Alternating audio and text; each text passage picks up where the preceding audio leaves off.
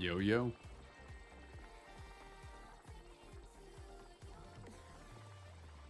Is he? Oh, he's DC'd, yeah. He's a gamer. Saving those tailoring buffs.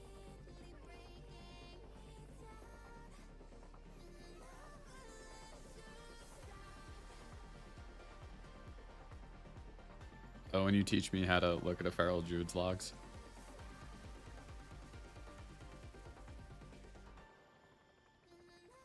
Wait, really? Is that true? Is that with like the new procs to get, was it Omen of Clarity or whatever? Gotcha, gotcha.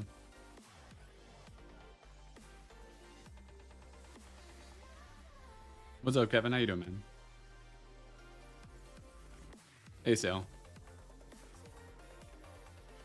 Gotcha, gotcha. Okay, you tell me how to evaluate that, or you give me a little tutorial and I got you.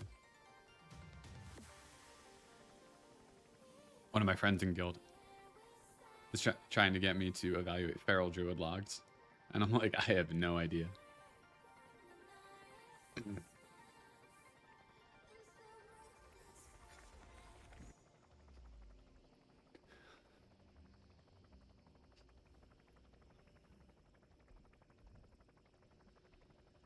Are you to soak on Twin Valks? Yeah.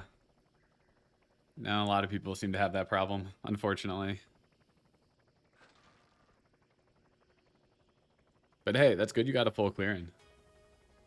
But yeah, I mean, if you're soaking, it's like not the worst thing in the world. I mean, once you get a lot of gear, you can definitely parse. I think it's pretty hard otherwise.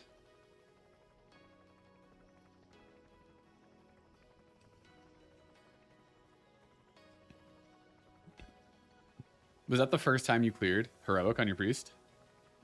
Oh, you got rank 1 US? Hell yeah. Congrats. Hold on 1 second.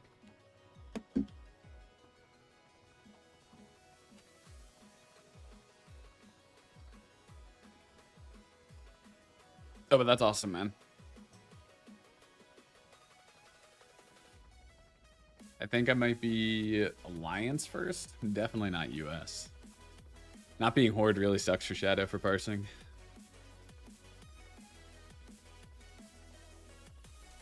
First time it's hella scuffed gear-wise. Well, hey, that's awesome. Congrats. But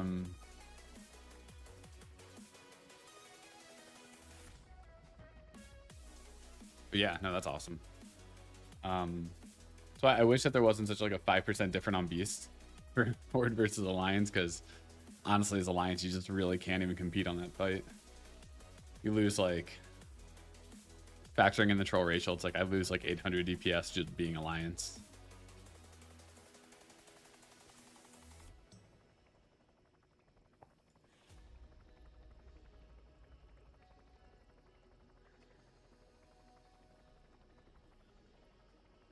In Discord, we're talking about ICC and how hard we think it's going to be. I'm super excited for it. Anything glaringly obvious? I haven't looked yet. We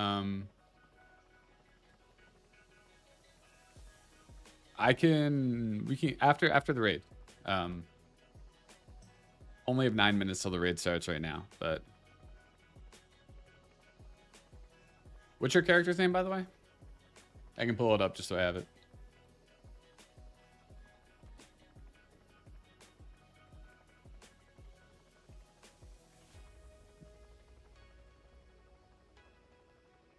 ICC is going to be hard. If you look back to the world first, like they staggered the raid release, and then they didn't kill Lich King until they had a 5% damage buff, and they were already in like 264 item level gear. Kev QT writes.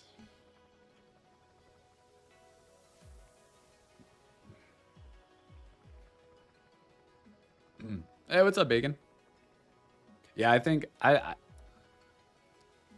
it'll be interesting if you do splits on, if we have to do like 10-man splits or something to gear up for 25-man. I don't know how to, especially because you have so many number of wipes on the end bosses plus Lich King. I think it's like 15 or 20 total or something.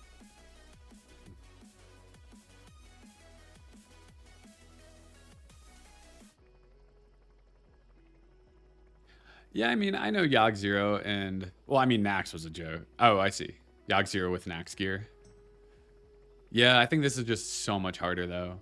I think we've been talking a lot. We think there's like 4 bosses in ICC that are going to be harder than Algalon. Yeah, I'm tired of TOGC too. It's been like a nice chill phase to not really care about too much, you know, hop in, hop out type of raid, but I'm really excited for a fun new raid that's not Old War, you know, like a real raid. Has multiple bosses, fun mechanics. Oh yeah, people totally have different strategies. We've been talking with like some other top guilds and like what their tanking setup's gonna be and stuff like that.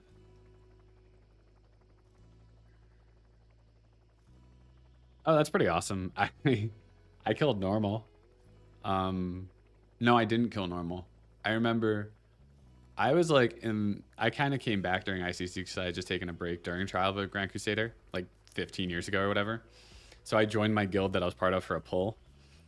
On like my first or second pull, I got Defile, blinked into the middle of the raid because I thought I was facing the opposite way. I thought I was facing towards the outside of the raid.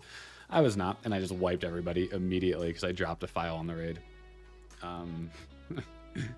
Needless to say, they didn't invite me back after that one.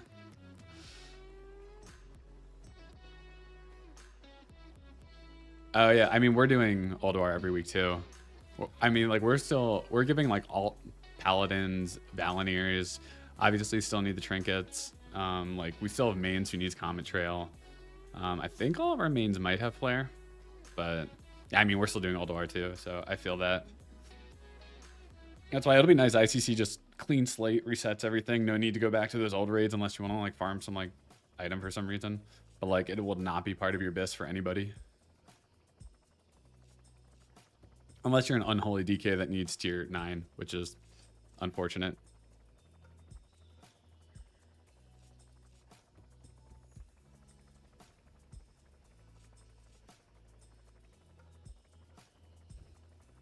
Oh, that sucks. It on your face. Dude, I'm so sorry. Oh, man. That's always how it works, right? That's so shitty. Well, yeah, we're definitely prop paladin. You absolutely need a prop paladin. Yeah, and then, you know, it's funny. This is like the same conversation we had. Warrior, Druid, Blood DK. There's some guild that's using a Blood DK. I forget which one. Or planning on it. Anyway. Oh, you're about to get Val'kyr on your Paladin? Hell yeah. We have somebody who's about to get on his 3rd character. It sucks because it's like as much as I want to get one on mine, it's like such a meme and it's like a DPS loss for me to use, which I would use it absolutely over this thing. But I don't see myself ever getting it unless people feel like going back to Old War and ICC, unfortunately.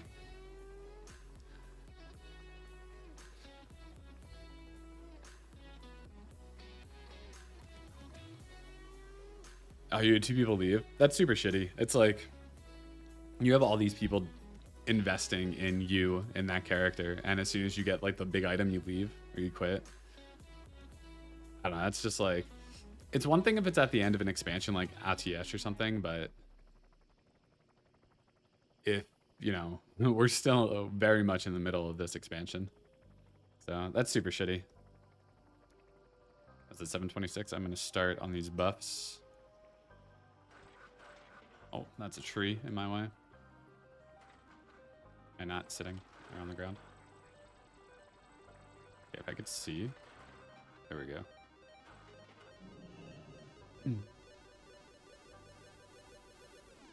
They wanted to get in GDKP because they weren't getting prioed for specific.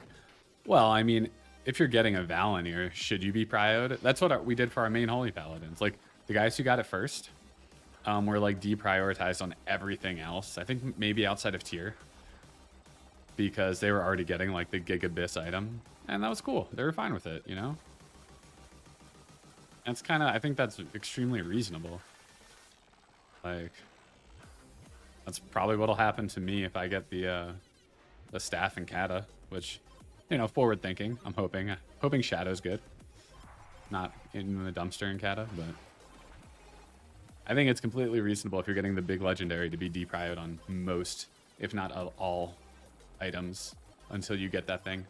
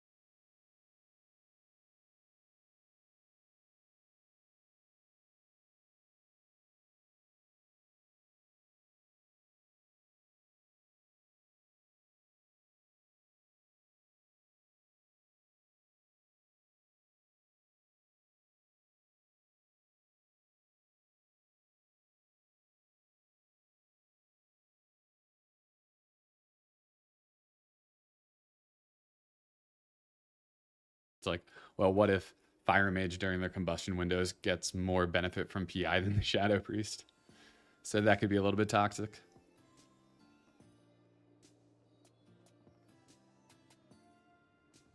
Oh, really? Kevin from Vodka? That's pretty cool.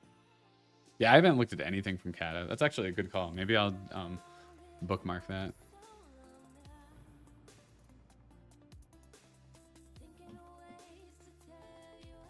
Kevin from Vodka. Making a note. Shadow Priest.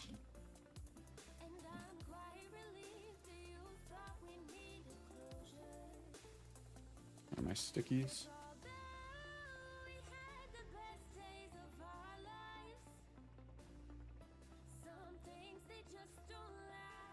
And coily. Is that how you say that? Coily. Okay, very cool. That's awesome. What do we have? We have 25 in Discord, so about ready to start.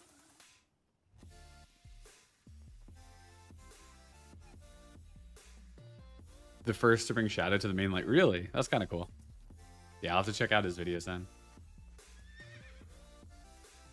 I wish I was a good player back in the day. I mean, I quit at the end of Wrath and didn't come back to Legion, but it would have been nice to have not been a garbage player and like to have been one of those guys that like made Shadow like, or like helped bring Shadow into like the real DPS conversation, you know?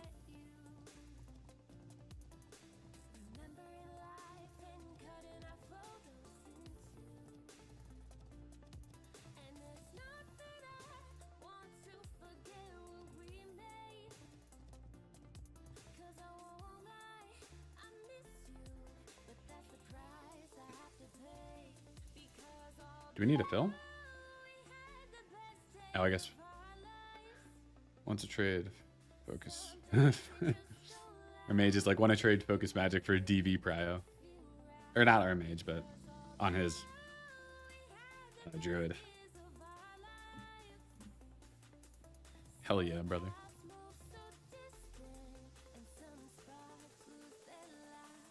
Yeah, I was on the way back machine looking at logs from like tier 11. That's kind of what I was talking about. It's like whatever website I was looking at, which it's like one of the first things if you Google like Kata tier 11 DPS tier list or something, had Shadow at the top, like top 3 or 5 on most encounters, and then like top overall. So that's pretty optimistic. Hold on 1 second. Hello?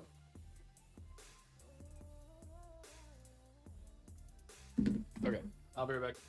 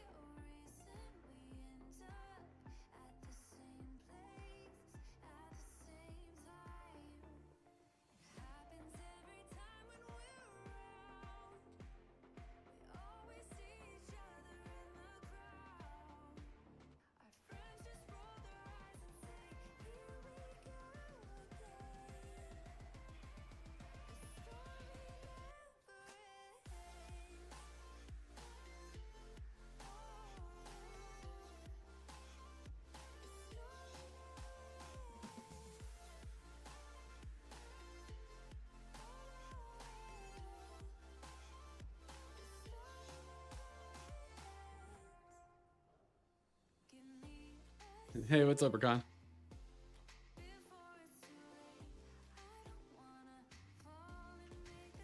I think we're still waiting on people.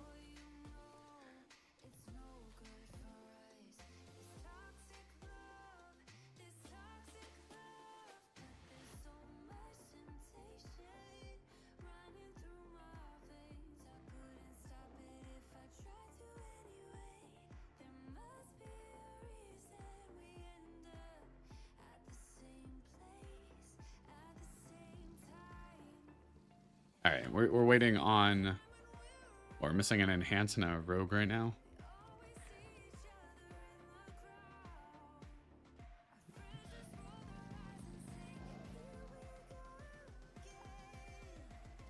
I don't know where these guys are.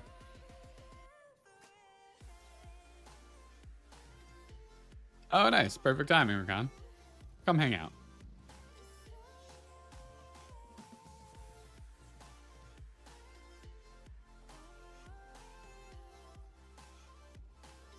Yeah, Kevin. That's cool. Thanks for letting me know, because I was not aware of that. Yeah, I wonder, with people being better players, will that be better for Shadow or worse for Shadow versus what happened in the past, you know? Obviously, it depends on how they tune it, too. Hey, what's up, the AZ? How are you doing? We're trying to get fills for our raid. Some people no-showed. So I'm just hanging out on my alt, trying to not waste my tailoring buffs right now.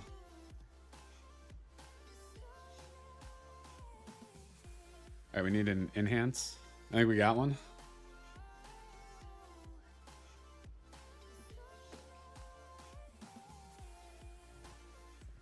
Oh, nice. That's awesome, AZ. Well, thanks for hanging out. Thanks for chilling with us. Should be a, a quick, nice raid. Some log reviews after. Oh, what's up, Dado? Yeah, the Shadow Priest community is really nice. Really good, really smart people. Really enjoy all of them. Time to blast.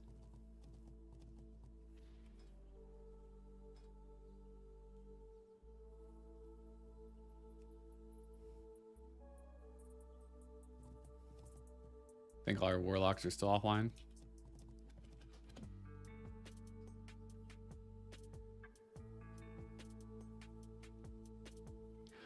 Oh, dude, the enhancement shaman community. Oh my god, one of the guild I was in before Welcome, I think the GM of it was like one of like the enhanced shaman like Discord people. That dude sucked. His name was Eben. He runs the guild Too High on Benediction. Oh my god, if you're ever searching for a guild, do not go to Too High. Oh, you recently got into WoW, AZ? That's awesome. Did you pick Shadow Priest as your first class to play?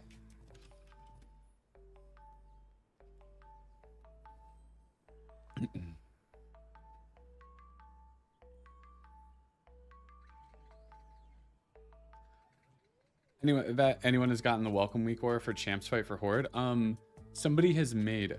Oh, you're playing Fire Mage, AZ? Okay, awesome, very cool. He's someone I'm talking to on Twitch, Rakan. So I'm multi-streaming on YouTube and Twitch. So that's why I have the chat box right here, so that people on either platform can see who's saying what if I'm talking to somebody from a different platform.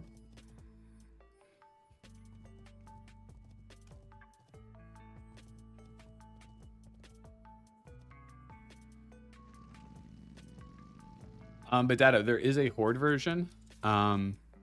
It's in the Shadow Priest Discord. I was meaning to put in the video description where I have some like different Weakauras and stuff. Let me see if I can find it for you real quick before the raid starts.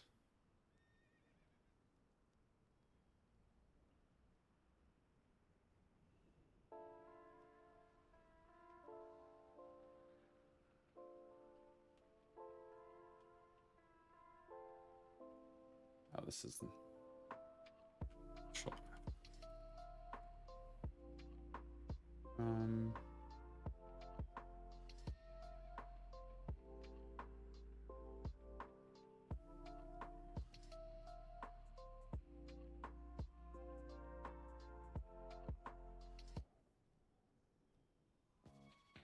I don't see it.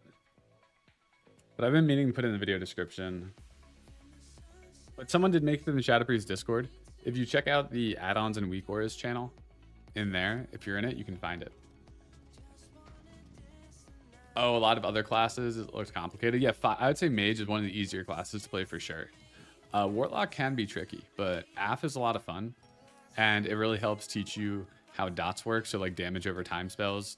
So that's like your Corruption, Curse of Agony, Unstable Affliction, which you might not have yet if you're still really low leveled. But yeah, it's a very good class. And then I would recommend Shadow Priest. A lot of fun. I'm a very big Shadow Priest fan. Yeah, I think Mage is the class that I first started with when I first started playing WoW, like years ago. So I can definitely recommend. It's a lot of fun, especially in this expansion. Today will be the day, Freddy. Hopefully today will be the day.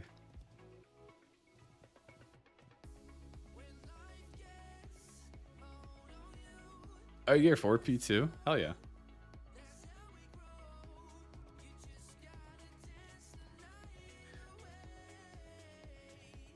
Yeah, I've never played Paladin. Well, not true. I played Paladin in Wrath 15 years ago during the original expansion. I had a Ret Pally level 80, but I'm not a melee fan. I really like casters in this game. Are you so Kevin?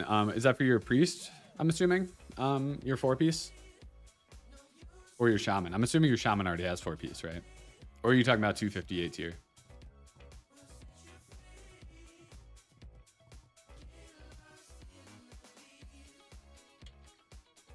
Okay, cool.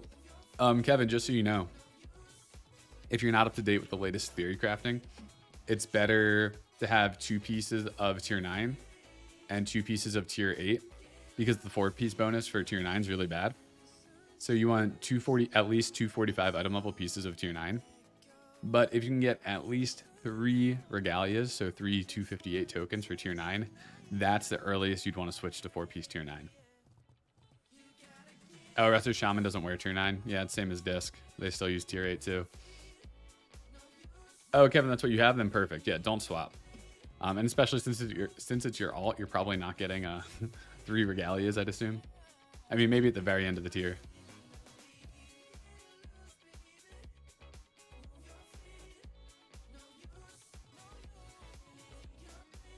What is this?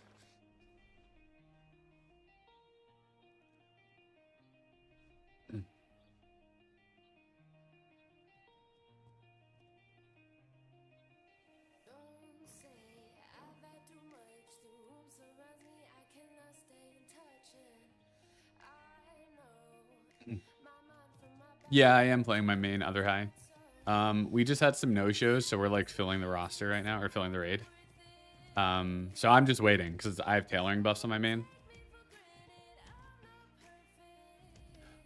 So if you're going for healing, Rakan, Disc Priest uses tier 8 still because the tier 9 bonuses, it like bonuses to like renew or something. Like, I don't know. It's basically, it's bonuses to spells that Disc doesn't use whatsoever. So they still use tier 8.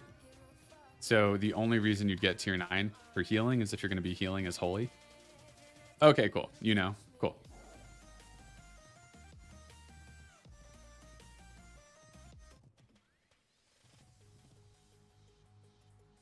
Yeah. Yeah, the power word shield spell power is really good for Disc. Actually, I've been meaning to get tier 8 on my main priest. Because... Actually, no. Never mind. Ignore that. Yeah, AZ, Shadow Priest is DPS. If you hang out for like another 10 minutes, you'll watch me play it, so you can see how it works. It's kind of similar. It's almost like a combination of Fire Mage and Affliction Warlock, where we have dots like Affliction does, but we also have some like pretty strong single target spells. But what makes Shadow unique is that instead of having like a casted spell like Fireball or Shadow Bolt. Oh, welcome to being a pants supporter, Freddy. Welcome to the pants party. With the pants. We have Mind Flay, which is a channeled spell. So it works differently than other spells that you cast since it's a channel. So you can see how it plays once we fill the raid in a little bit. Hopefully in like 5 minutes.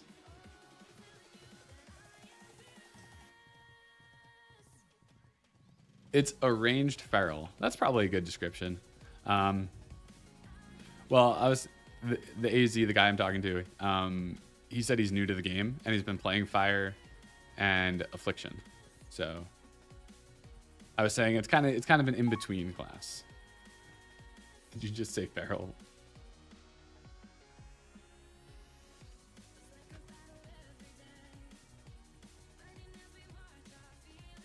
You run holy with the guild when you pug with who has a disc pro. Oh, I see. I thought I was gonna play holy for the first time in our old war, but then our healer showed up. I was actually kind of excited because I've played disc in like 5-mans, but I've never played holy in my life.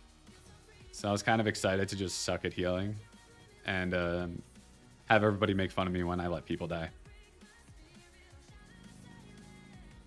Mind Flay over Mind Spike? What do you mean by that? It hits.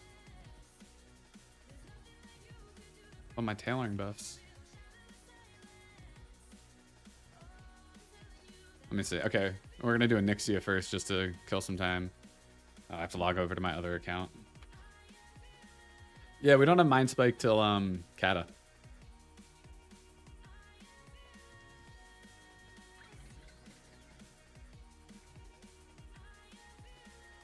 Oh yeah, Freddy, I'll totally have time for logs. Since it's just the one raid, I'll have more time than yesterday. Yeah, we're Shadow Priest. It is like Drain Soul. It's faster than Drain Soul. It doesn't quite hit as hard. We are running Heroic TOC. We just had some no-shows for our raid. So we're waiting for people to come. So while we're waiting, we're just gonna go do Onyxia real quick, which means this guy's saved and I don't want to log into my other priest. So I need to log into my other account real quick.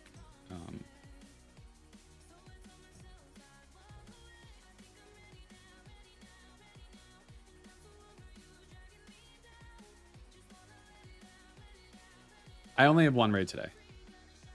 Oh, I'm so looking forward to Shadow Priest Pump. It's gonna be a ton of fun.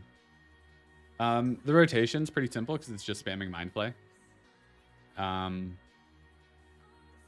I'm just gonna leave this one in the background while I log into my other account. Major Warlock. Do I need anything from Onyxia on these characters? That's kind of the question. I don't think so. They're both pretty geared. We'll go. I'll go Warlock. Why not?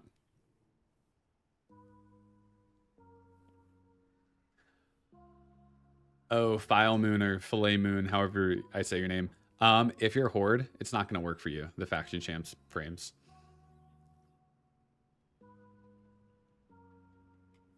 Oh, you thought we were talking about Dragonflight? It's you might be gone, but if you're looking for a Dragonflight Shadow Priest streamer, go check out Temper. Dude's really smart, has a lot of good guides and videos. I played Dragonflight for a bit and used his guides, so dude's really smart.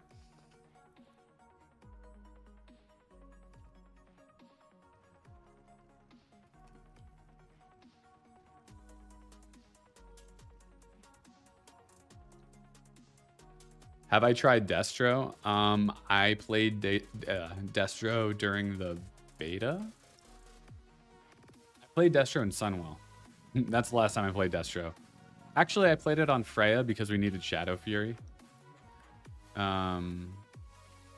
wanted this for the stun. For the ads. So I played it on Freya a few times. Oh, you're Alliance? File, or if you want to tell me how to say your name, that'd be great.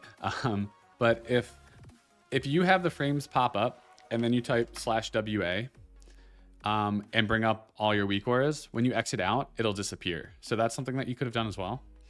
It starts on the voice line that, like, after you talk to the main guy at the front and he does some RP and introduces like the faction champions or whatever, that's what starts the Weakaura. Yes, the AZ. I only play Alliance. My guild's probably swapping to Horde for Kata because Horde is better for their racials, and it's just a more competitive side, I guess, faction. That's the word, unfortunately. So I only play Alliance now, but probably switching for Kata.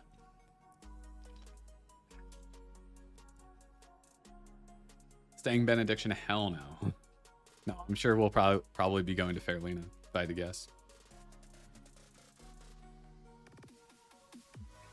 I don't know that for certain. I'm just assuming we'd want to go to the biggest realm. It makes recruiting a lot easier. Because if you're on the smaller realms, it's just a smaller pool of people to pick from. Philae. Oh, a nickname for Philip? And moon like a moon. Okay, cool. I got you. Is it like Philae? Sorry, I'm really bad at reading things and like pronouncing, and I just want to make sure I get it right. White man is popping. Yeah, I think we'll probably evaluate. Like if we do decide to switch, we'll probably take a look. What server population is like at the end of ICC. I'd assume we do it during / just before pre-patch probably.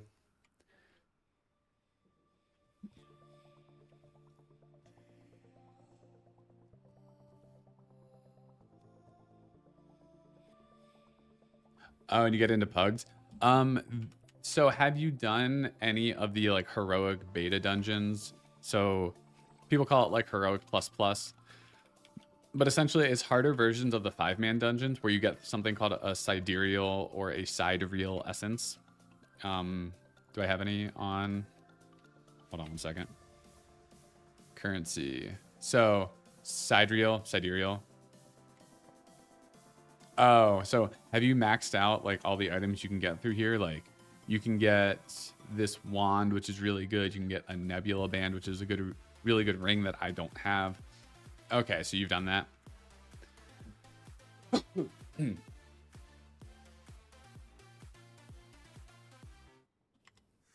Then I would say, yeah, you do start getting into raids, unfortunately. Especially if you've maxed out that. It shouldn't be too hard though, because your item level should be pretty high. Did you get crafted gear? Like these bracers are insanely good, Bejeweled Wizard's bracers. Merlin's robe is also really good. If you can afford those. But if you're new, you might not have the gold for it.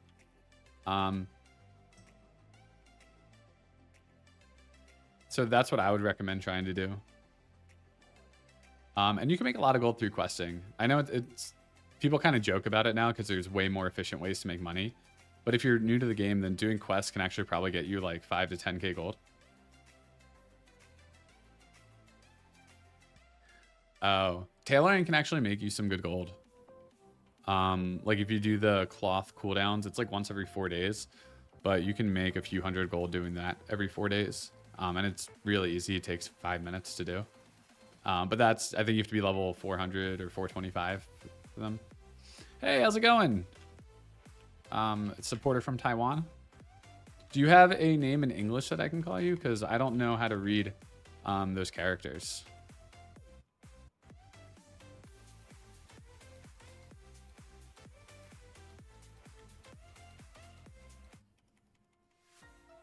Oh, you're 400 tailoring? Oh, if you're 400 tailoring, then try to get it. I think it's 420 or 425, maybe 415. It's somewhere in that area. So that you can make like the Ebon Weave, Spell Weave, Moon Shroud. Because that's like free gold every 4 days. You just need to go to the shrines in Dragonblight. And it'll probably get you like 500 gold every time you do it. Oh, is it 420? Okay, so it's level 420 for him. So if you get 20 more levels.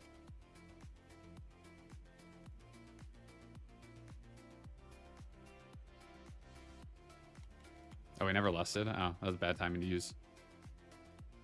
Metamorphosis, I guess. Whatever.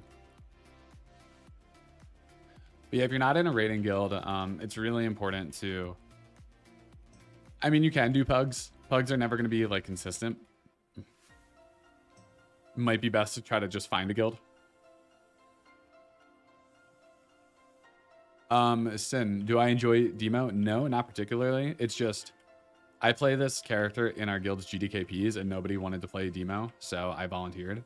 And unfortunately, that was in February and I haven't played Affliction since.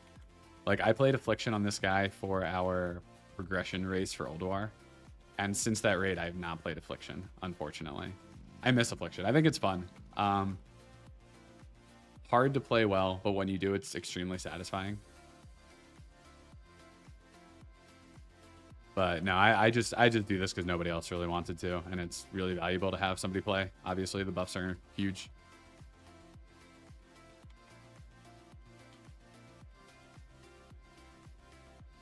Oh. Oh, I'm gonna get tail whipped here, aren't I? Oh, nice, I didn't.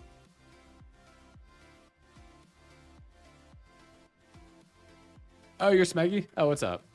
No, I don't particularly enjoy Demo. I just do it. But no, I would prefer to play Affliction. Just because, I mean, it's nice to see your damage higher. I guess mine's not too bad here. I feel like if you play Demo well, you do some pretty good damage. It's just, it's not as high as Affliction. Like right now, Demo pretty much does the same amount of damage as Shadow Priest, I feel. A little less on some fights, a little bit more on others. Oh, I'm not going to get Doom. 1 second. Oh, I can try to get the bag. I guess that's a bright side.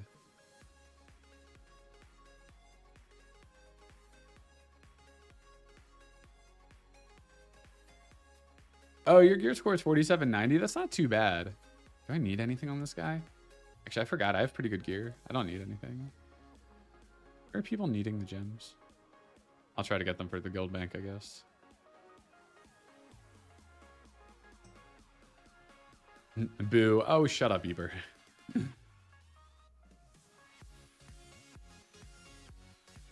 I mean, Demo's, it's not bad. Like, I love Metamorphosis. It's really fun cooldown. And I think they are really good, like insane AoE in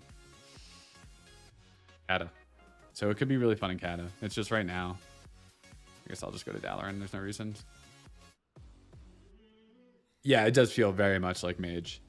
I think I might prefer Demo to Mage. Just because, like, you really just have Combustion and then you're just relying on crits. Like, I don't like the relying on crits aspect of Mage, which is why I play Shadow Priest to begin with. Because it's a very, like, the rotation doesn't change based on procs. Your damage doesn't really change. Like, obviously, if you get a lot of crits, your damage will be higher, but it's very stable and static pull to pull. And I really enjoy that. When I played Mage in original Wrath, and I was like a really bad player then, but I hated the RNG tied to hot streak procs. So that's why I made Shadow my main in ICC like 15 years ago, and it's been my main ever since.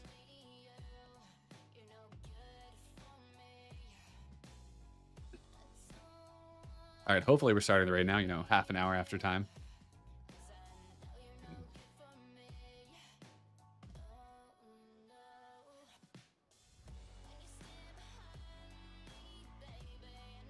Do we have a full raid now?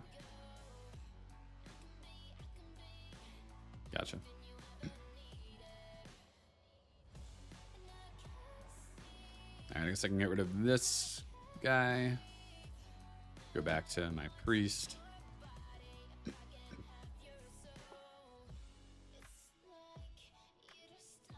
Oh, in Mop is Demo really good? Oh, you're talking about Mage. Oh, I did. I just logged out. Whoops. I won. Oh, did I get it? Oh, cool. I got the bag on my lock. I didn't even realize it.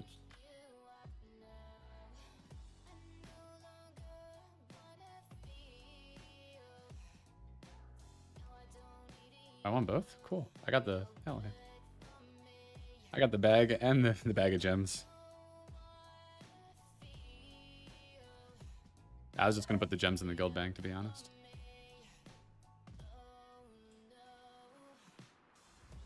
Oh, I do have them. Hell yeah.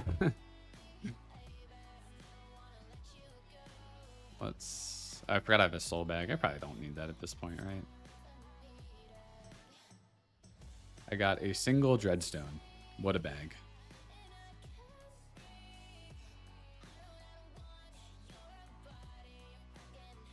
All right. I'm coming over.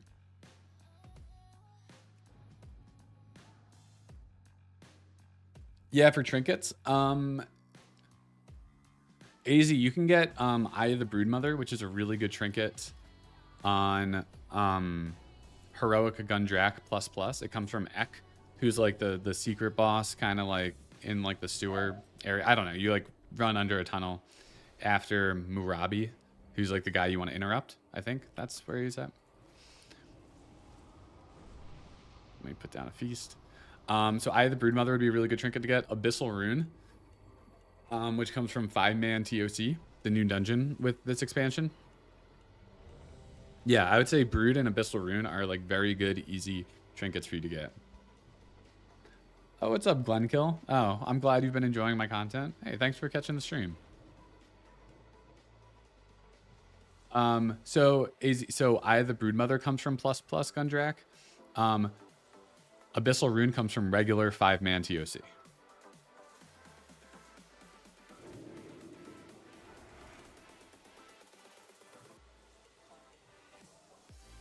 Flask up.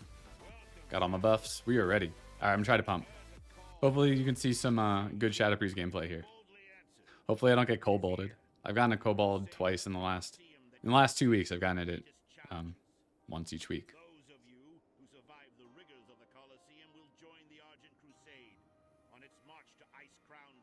The LC, baby. S-Priest pump.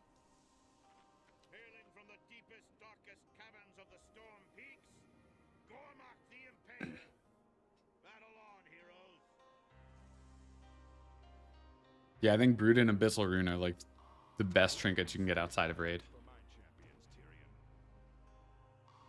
Hey, don't make fun of Shadow. Shadow is a lot of fun. I mean, I have 2 of them. It's my favorite class in the game by far.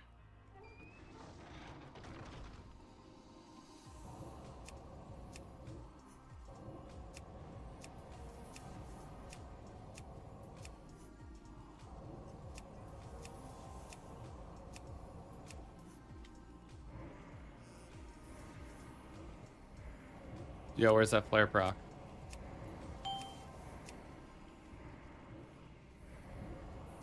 There it is.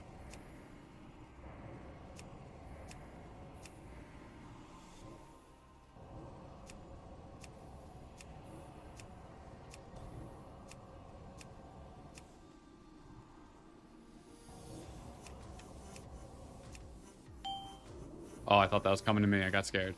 I just clipped that. VT, unfortunately.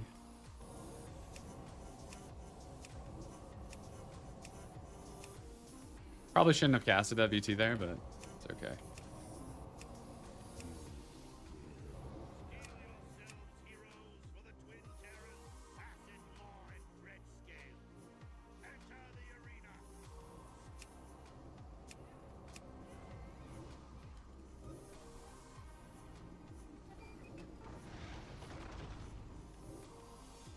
I need to get out of this stack. Shit, I'm totally gonna get the debuff if I can't move.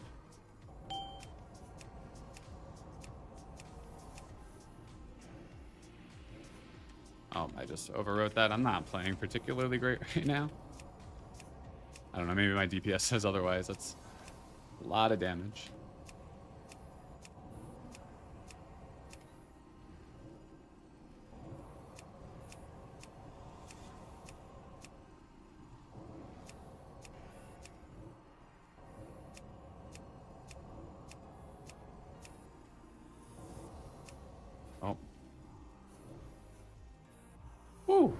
Okay, that's a fuck ton of damage. Let's go. What makes Shadow my favorite? I can answer that in a second.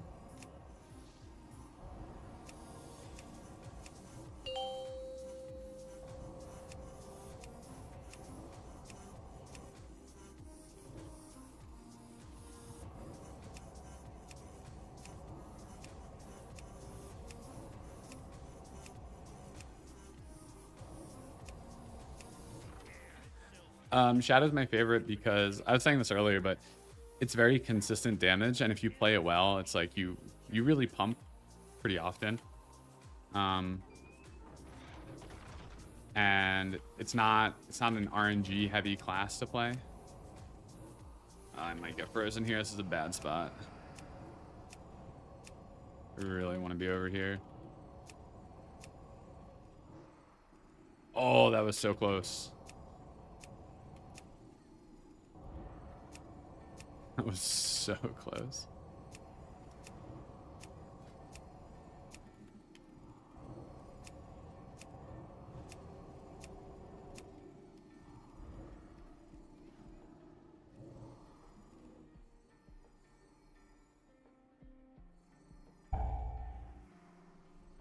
Okay.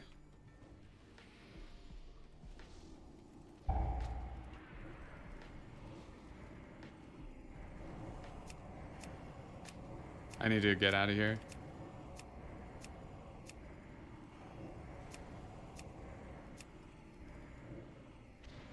No, I tried to. Shit. I should have moved earlier. There's so many people over here. Just gonna run a...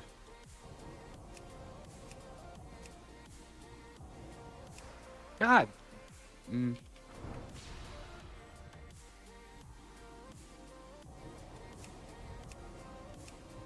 Oh my god. That just killed my parse. That's so sad. And then he'll get frozen before he even dies.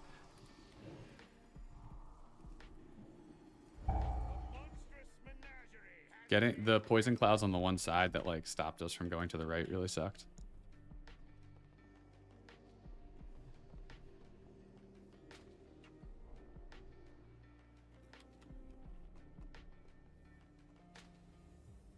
There is 2 poison clouds.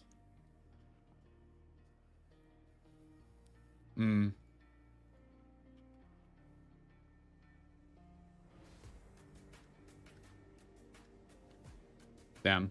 Well, that would have been... I probably lost like 400, 500 DPS there. No, you cannot. You can't snapshot Shadow Word Pain. It doesn't work like that. Only Devouring Plague. By the way. Probably Torment the Weak. I think all of our mages, if they're fire, are Torment the Weak. I don't think anybody goes FFB unless they need hit. Because you get the extra 3% hit from the Frost talent. I think everybody is Torment the Weak. Let's see. Torment the Weak. Ugh. Torment the Weak. Torment the Weak. Torment the Weak. Yep, all 4 of them. Was that a good ring? What was the ring? Oh, Violent Temperament? Yeah.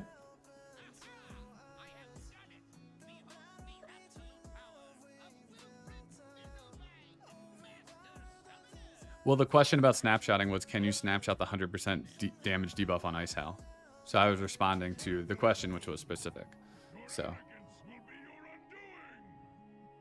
I mean, yes, you can snapshot other things, but that debuff doesn't do anything because it's on the enemy, not your character.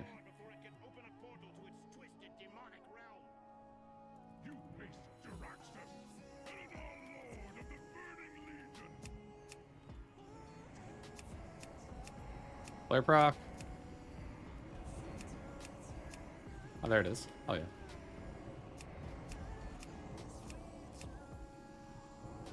Yep, no problem, Glenn. Portal.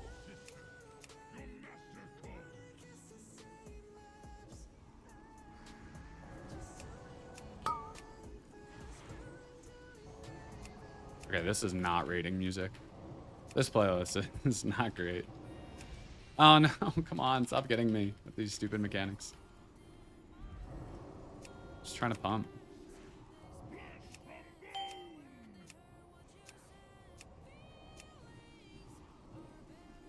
That hurt. Even just losing like a cast or 2 really sucks.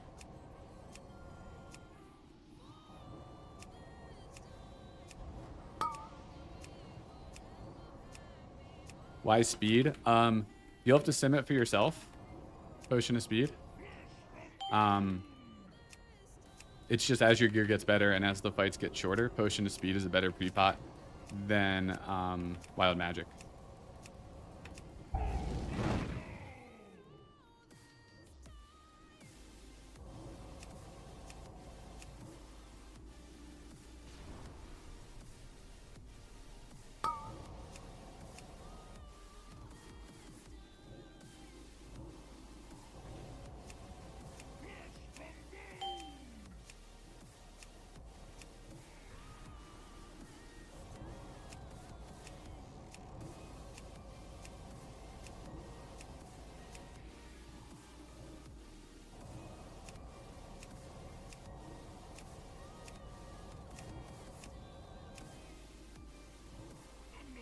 Oh, 11-5. That's about my best. If I didn't get grabbed, that would have been a really good parse. Is it better to use scale during lust or before or after lust? You always want to use your cooldowns together. It's just like compounds the effect. So you want to use scale with lust and your gloves if you're an what's it called? Engineer. But getting like all of your effects tied together onto your same spells is much more powerful than using them individually. And there's like no haste cap or anything. It could potentially come into a play if you're a troll with berserking when we get tier 10 for Mind Flay, but I think you need like 1400 haste or something for that to happen. But nothing to worry about now. Just pop everything together. But yeah, you should totally sim your character. Like, I mean, I'm super geared. Like, I'm very close to phase 3 bis at this point. I'm missing like 4 items. But as the fights get shorter and as your gear gets better, you want to start switching to potion of speed. But I think for me, this is like a 20 DPS gain over wild magic on a single target fight. So it's like barely better, but they're just cheaper. So I think these are 3 gold and these are 5. So, you know, I save 2 gold per potion. I still use these though. Like, I'll use this on twins.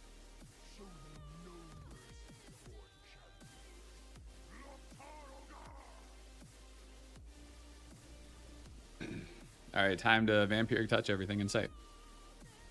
But to this Weakaura, if I open up my Weakaura menu right now, then this will disappear. So make sure you don't do that after this appears. And obviously I'm not going to show you because I don't want it to disappear, but I've done it before.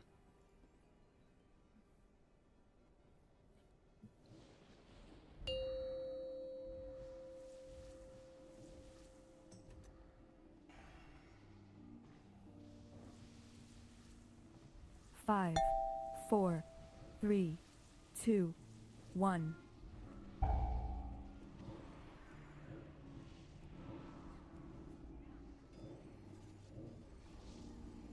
Now I always do a few instant casts before I go into T'ing everything. Because, oh, where are you, dude? Because I don't want to get interrupted. Dispel.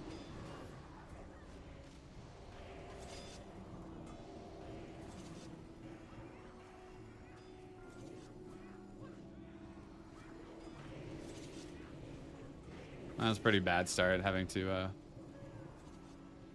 Focus. double mass spell is going to really hurt my mana, unfortunately.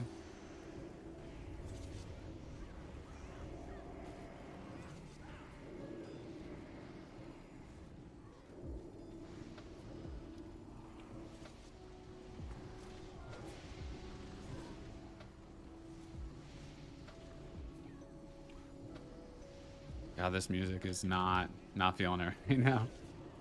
Focus.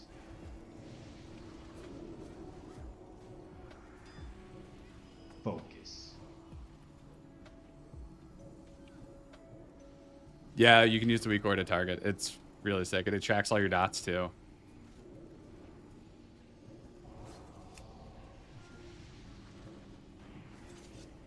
Dispel. I can't dispel. I'm so out of mana. I'm gonna have to disperse for mana, unfortunately.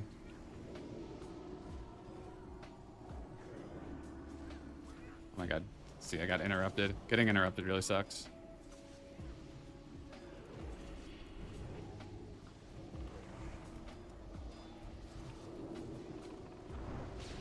Gotta get some mana back. Bro, get away from me.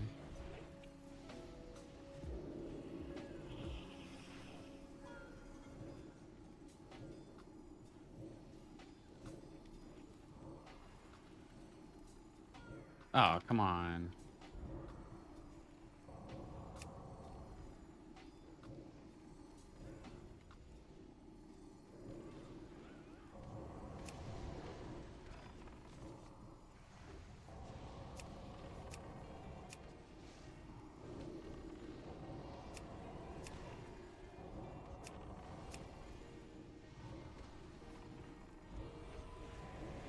Yeah. Not my highest damage, but it was fine. Shallow and tragic victory. We are weaker as a whole from the losses suffered today. Why wild magic over speed? Because you're getting 2 snapshots with it. Great warriors Because with 1 snapshot, it's already pretty close. So with 2, it's like just feel scrap, but I'm assuming it has to be better for wild magic for twins. Yeah, no worries. I mean, it's not much. It's not much. It's like, as you said, 30 DPS. But that gap gets bigger. So no sub button on Twitch because so I'm multi-streaming on YouTube and they don't allow affiliates or partners to multi-stream onto YouTube. So you can become a member on YouTube instead of subscribing on Twitch. Same thing, and it's cheaper. Like the cheapest option's $1.99, because like I especially since you can't use like a Twitch Prime thing or whatever. I figure this way, you know, anybody can support if they want to, and they don't need to pay $5 for it. If I need to set this guy as my focus to get my buttons.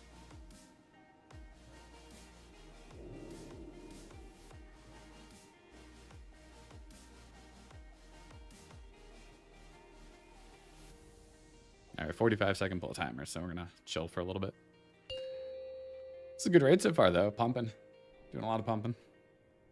See, I feel like this raid we never have live logs going. Yeah, no, unfortunately not.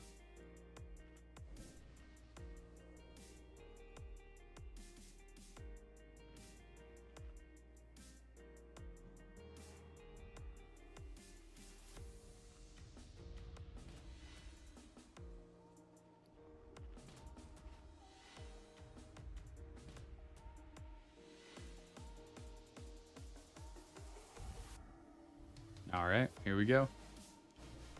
See if we can do some big damage here. 5, 4, 3, 2, 1.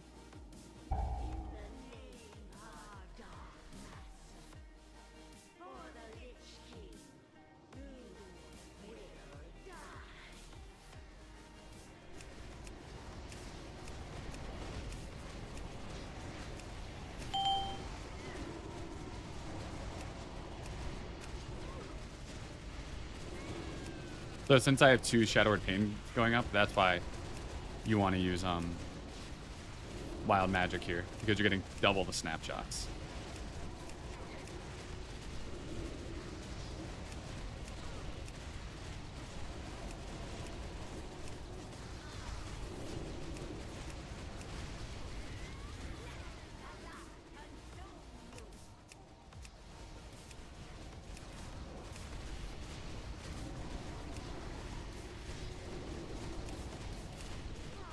I clipped that one. Unfortunate. Oh man, my damage is low. Unfortunate.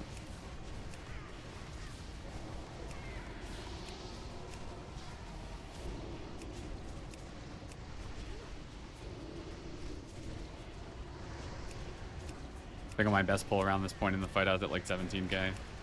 Not quite there, unfortunately.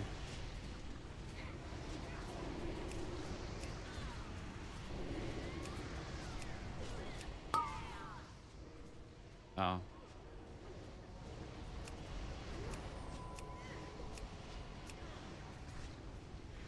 Interrupt.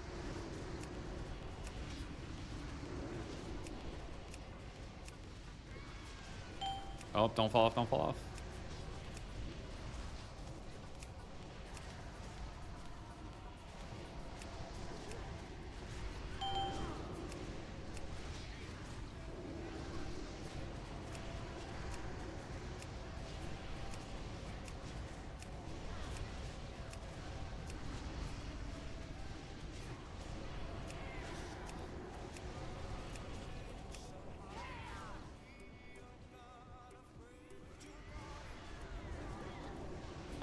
Whatever.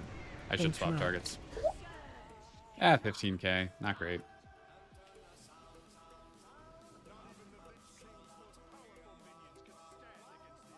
So I added the Vampiric Touch myself. Hey, sorry, Naruto. This is classic WoW, not Dragonflight. So I would say, you know, Shadow Priest and Mythic Plus. I'm not sure after the nerfs, but Shadow Priest is insanely strong.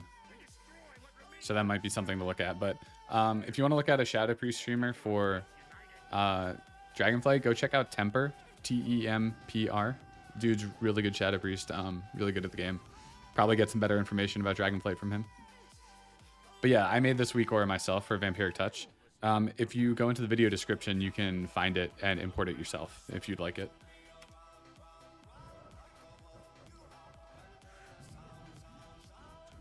Why was the Druid soaking with white? Was he our tank?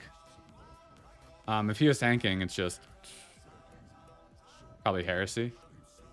I guess he's also Resto. I know, is he Boomy? Is he Boomy on that fight? I don't know. He was just soaking.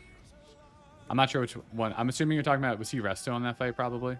We just have our Resto Druid soak because they're pretty mobile. You know, all their hots are instant cast. Yeah. Right, what Mythonium said. But Resto Druid's a really good class to soak. Disc Priest, Hunters. That's pretty much what we use in addition to our 2 tanks.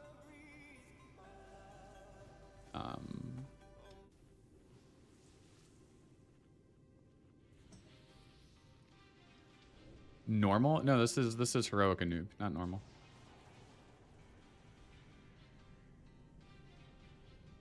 Oh no, I reloaded to get rid of the Weakauras. I just did a / reload. We didn't change the instance. It's still heroic. Just those Weakauras, the Vampiric Touch and Shadow Word Pain will stay on my screen if I don't do a / reload. Why do we tank them there? It's a hotly debated topic. We do it so that we don't have to change colors, but it does pose problems with orbs that could spawn right on the raid.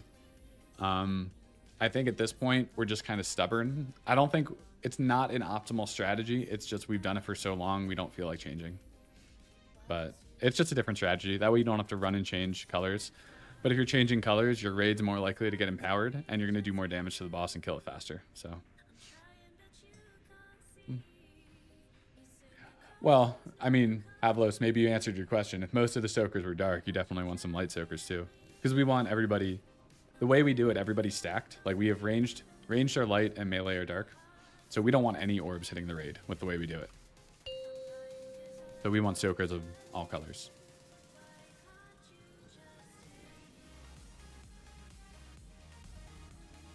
Five, 4, 3, All right, let's get it. 1.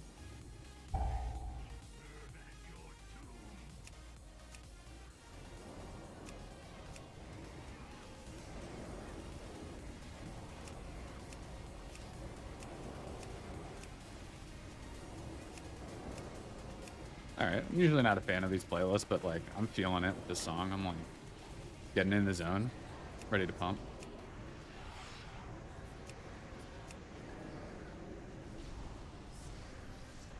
Interrupt.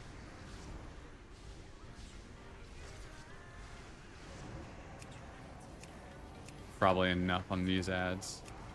Basically, I want to make it so I only need to AoE 3 sets of ads to hit the damage cap. So it's like 2 Mind Flays per pack.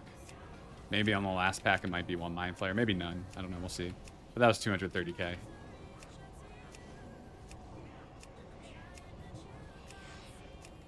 Focus.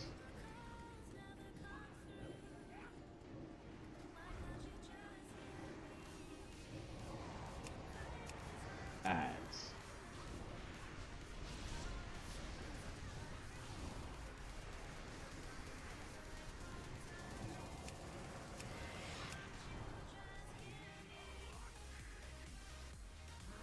Oh, I'm already like at the cap. That was a lot of damage to the ads. All right, so now I'll still VT the next set of ads, but I'm not going to Mind Sear at all. Mind Sear is fun. I have the glyph, which increases the range of it.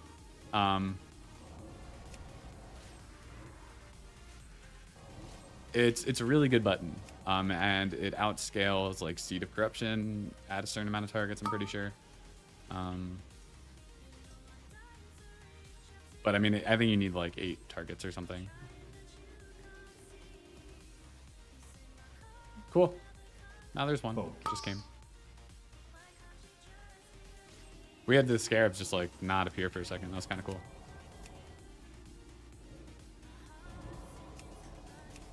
I should have waited. Getting a flare proc now kind of sucks. Oh, it's not like I'm not going to kill these things, so whatever.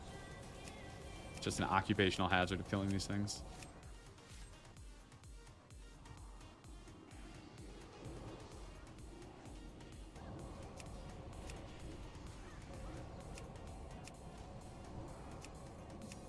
So I'm going to VT these and then just not touch them. And just single target a noob from here on out.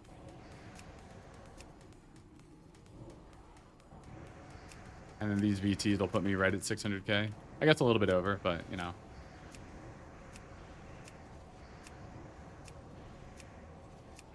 Cancel health buffs. Interrupt.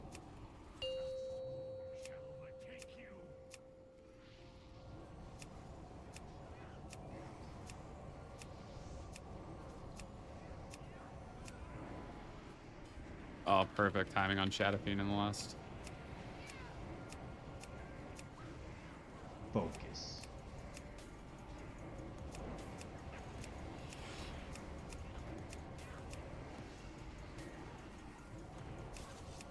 Interrupt.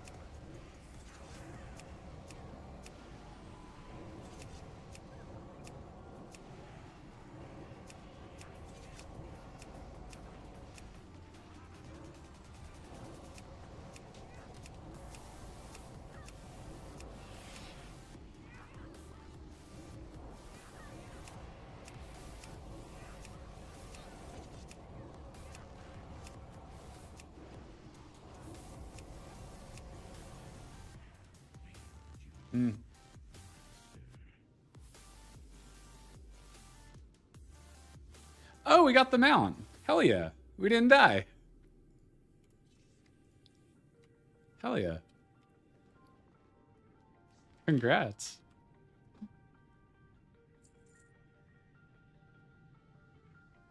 Hell yeah, we got the horse.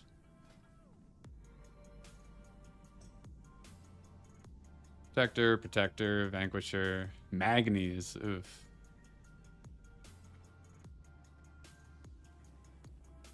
We got the horse. Which mounts?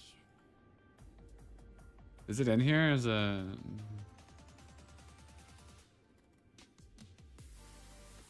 It is a mount. Oh, it's in our mailbox. Yeah, I put one down. Haha, Crusader's White Warhorse. Hell yeah, that's cool. Yeah, it comes in the mail. Yeah.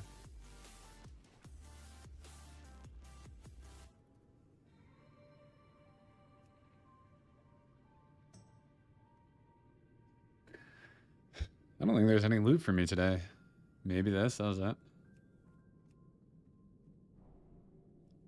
Dude, we have not seen like any offhands. I need the offhand. I don't really need the ring. I need the boots. I need the bracers. Yeah, that was no loot for me, but still a good raid. Kind of cool. Where's this mount? Which one is it? I already forgot what it looks like. That's kind of cool. I'll go mount up. So we're going to do loot and stuff. I'm going to put on like a VOD or something, and then I'll be back in like 10 minutes. And then we can do like log reviews and stuff after. So if you want to hang out, feel free to. Otherwise, thanks for joining today.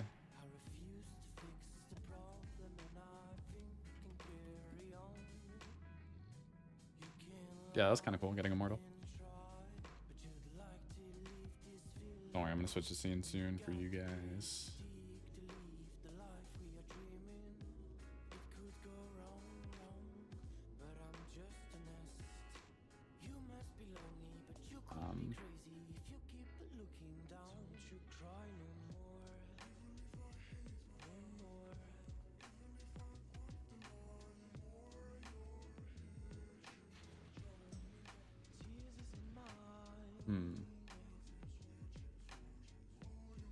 I'll just put up the race for our race for TOGC before, or for the raid when it launched.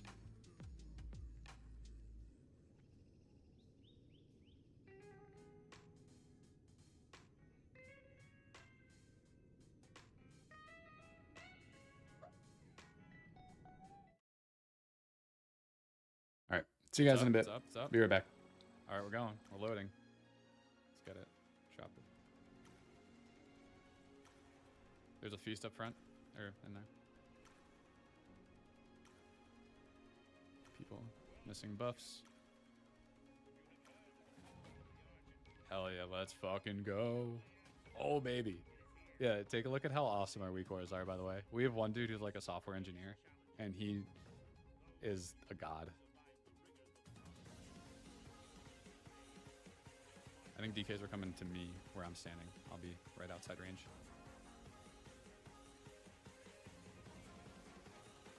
Oh, I'm not even going to worry about pre-potting on this fight. It's just not worth it.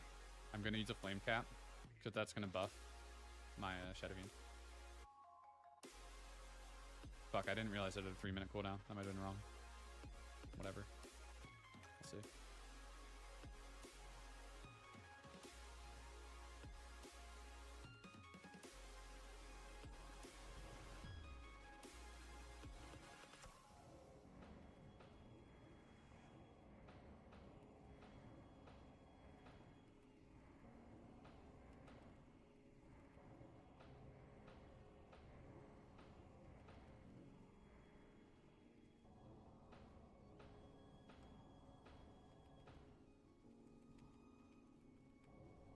Bounty.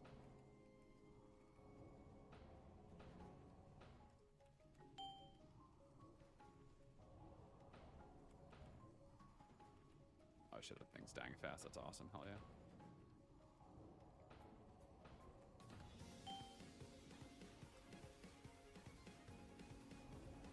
On melee.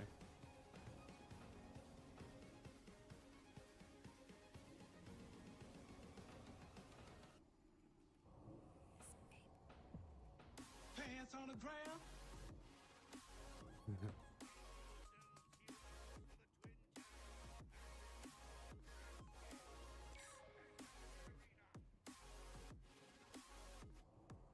Remember, spread ranged.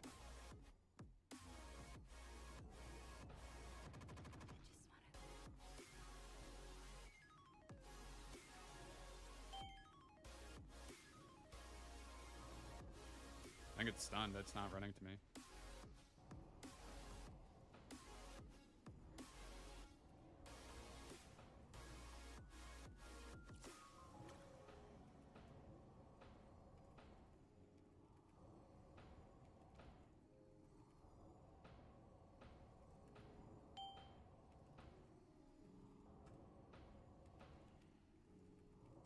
Submerge in 10. Pop off.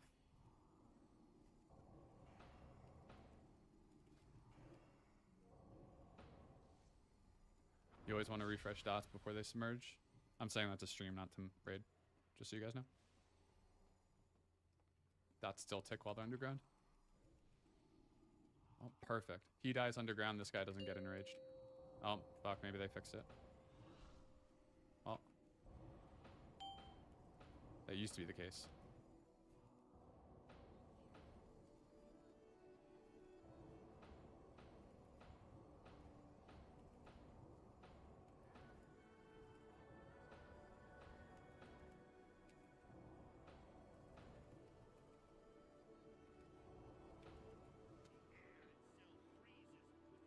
All right.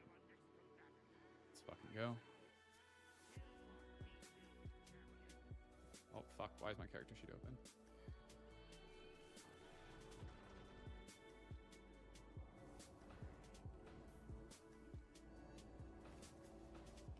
Range to spread out. Don't want to get frozen here. We don't want a lot of people frozen. I'm gonna refresh that in case I do get frozen. Purchase butt.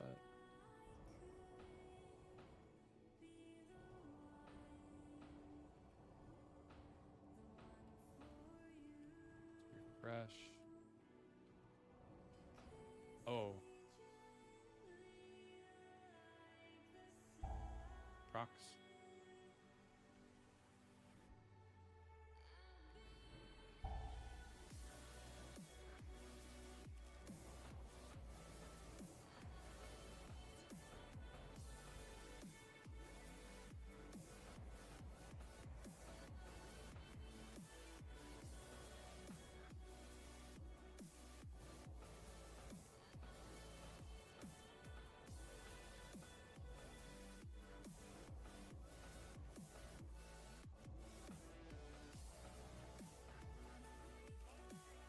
Fuck yeah, let's go.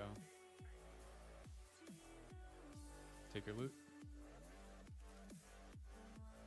Here be blue.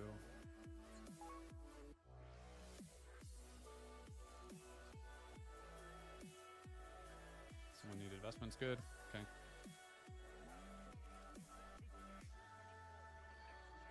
Okay. Alright, we got some time. That hero was on purpose. We found if we heroed after he charged, we would kill him with hero still on. So by doing it early, we just get a little bit extra time with hero. Like we would kill him with like 10 seconds left on hero. Yeah, the FPS drops, I have no idea. Like it's been in consistently in raids.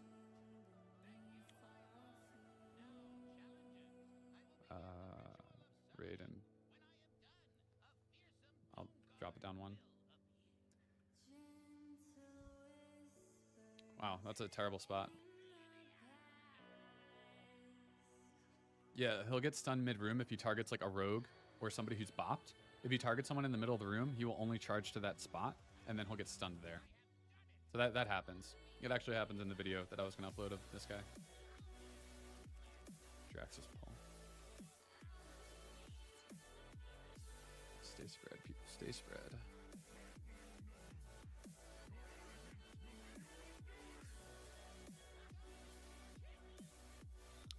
Might be a second early.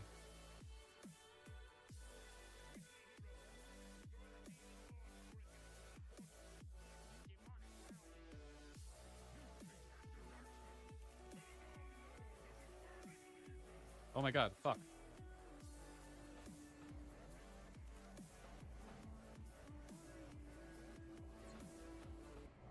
That range just...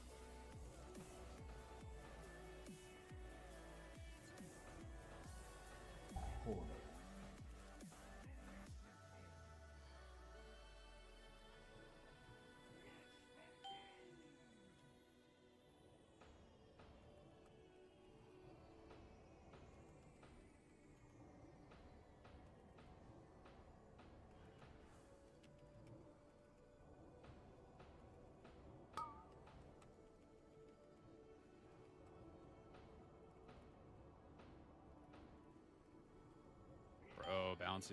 Fucking get it. Look at that damage.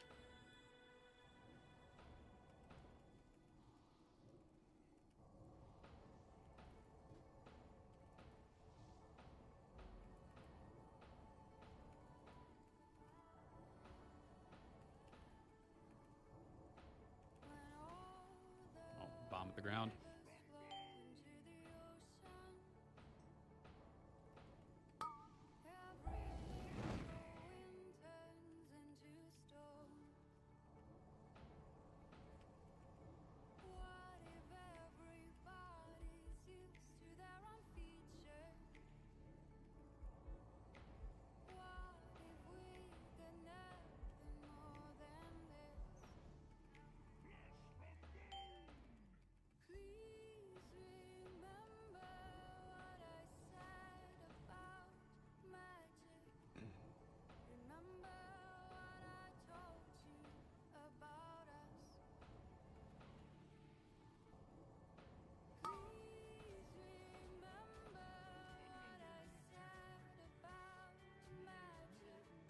PvP spec.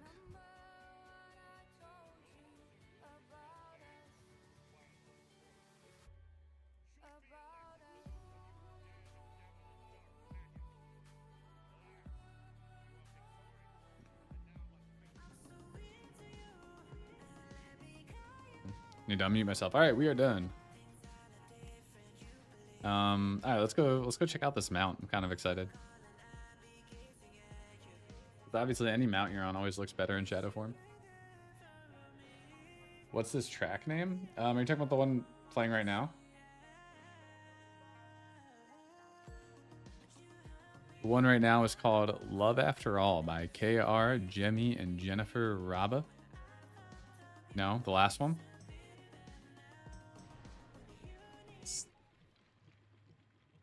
This one? I don't know which one the saddest one was. I don't know. Could you guys hear that? This one? This one is All Night by Digital Tech and George Cooksey. No? Okay. I don't know. Sorry. This is the one that was before that. Or wait, where's this mount? Grand Crusaders, White Warhorse, or just Crusaders? It's just a horse with a flag.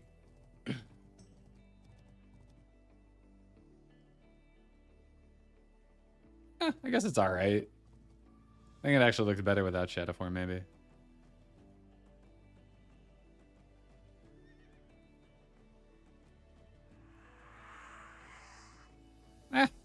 That's a horse. I don't know. I like my ZG mounts better. I can't say I'll get much juice out of this thing, but it's a nice, like, thing to have. All right, cool. Oh, with some check. Yeah, sorry. I don't know. Okay, let me get my screen set up, and then we can start log reviews in, like, a minute. I was just looking at logs. It was a decent log. It's top alliance overall. It was like 41st for Shadow Priest. It's just Horde has such an advantage. Unfortunately, I'm not getting PI or FM or anything. But not bad. I was really happy with my beast. I just wish I didn't get frozen twice. Oh, man.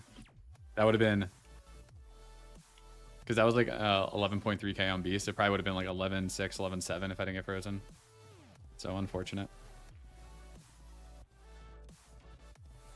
Yeah, it's super rare. That's like the only thing about the mount. Like it's fine. I wish there was a... No, I don't wish there was a title. What was I going to say? I forget. It doesn't matter. No. I mean, I guess it goes well with the Grand Crusader title, right? Crusaders, White Warhorse, Grand Crusader title.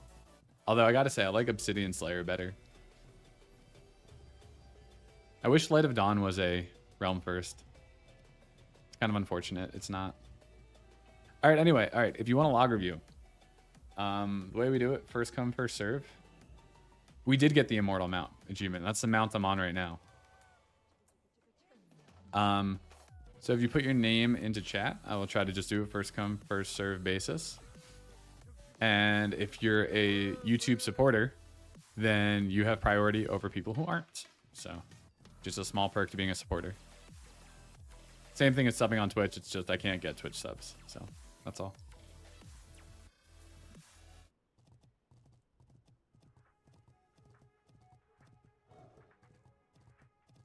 Gameaholic, if you want, I would prefer... Here, let's take a look. Oh, I see. A VOD review plus logs. Okay. That's cool. Oh, I see. Okay, cool. Very cool. All right, yeah, we can do you first.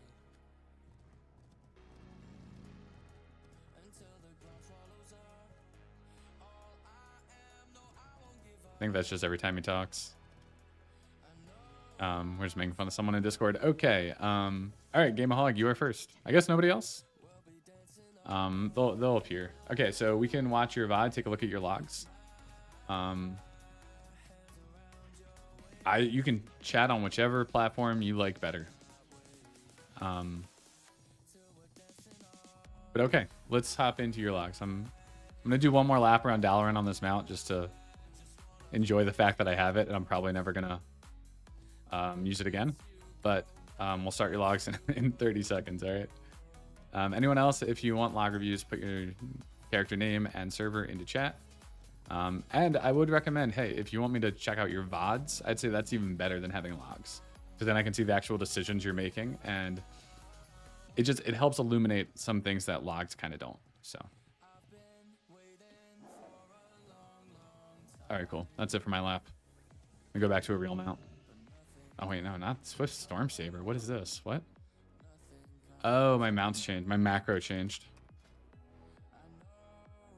Because the way my mount macro works is it's random based on the position of the mounts, but the position changed when I got a new mount. Okay. Go on the Raptor.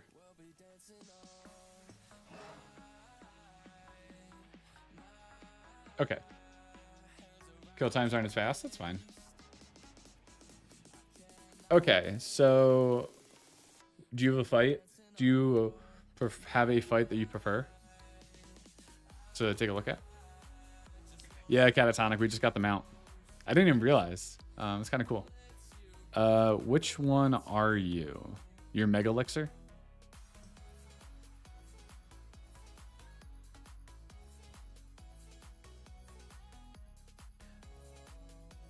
What realm are you on?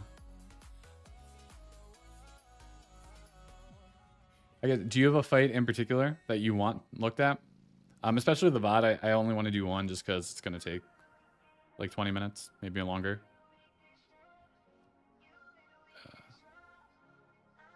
Northrend Beast? All right, cool. Let's do it.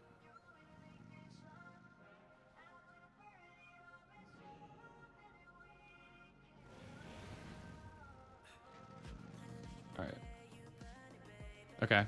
The first thing I want to do is just take a look at your gear. Just make sure there's nothing like obvious. Okay, your alliance, you have a lot of hit. So your hit cap is 262 and you're about 50 over that. So if you have a Draenei in your group, then you want 262 hit. If you don't have a Draenei, you want 289, which is the same thing for Horde. So I just say try to get rid of like 50 hit. No, I'm sorry. Get rid of like 70 hit. Oh, this isn't you? Who are you? Oh, Dersha. Sorry. I thought I clicked on Mega Elixir. Okay, cool. Sorry about that.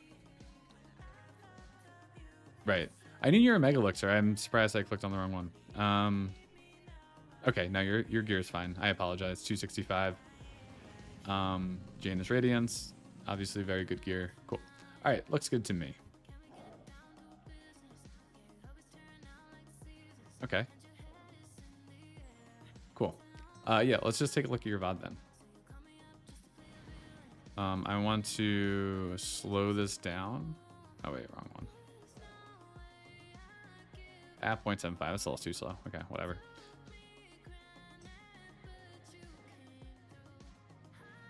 What's up, Rasmus? Hey, man, quick question about faction chance. Tried on 10-man, but my mouse over living bomb didn't work.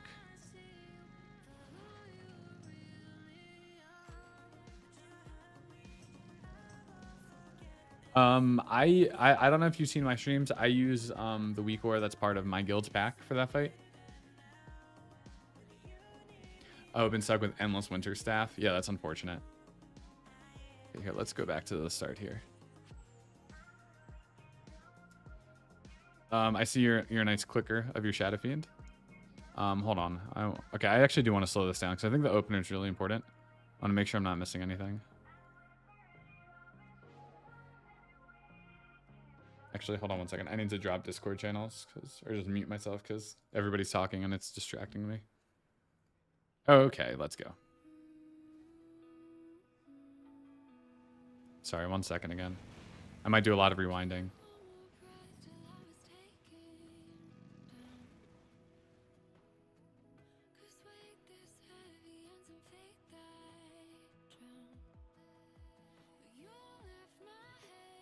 Okay, so right off the bat, you're wasting like 2 seconds, maybe like 1 second.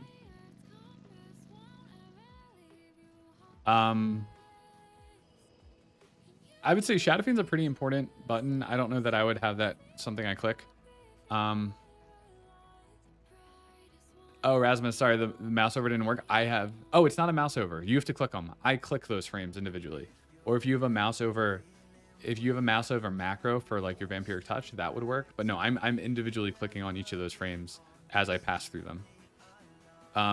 So you're wasting like a second. Like what you should be doing, even if you're clicking, it doesn't matter, is even before the fight starts, you have him targeted and you just spam click this button. Yeah, I would say don't macro things for your potions. Have individual binds for everything the best you can. Like it's simpler and easier to have everything bound together, but you don't always want to use everything together. And this is like an example of when you don't want to. The thing that I would say is like you're targeting him, you should just be spam clicking this button so that you don't need to find it after the fight starts. Like you should already be hitting this before combat starts. So that's one thing, because that's just, this is faster. You get into the rest of your cast faster and everything is just, you know, a global cooldown or two ahead of where you normally would be. So it's small, but it does make a difference. So that's one thing.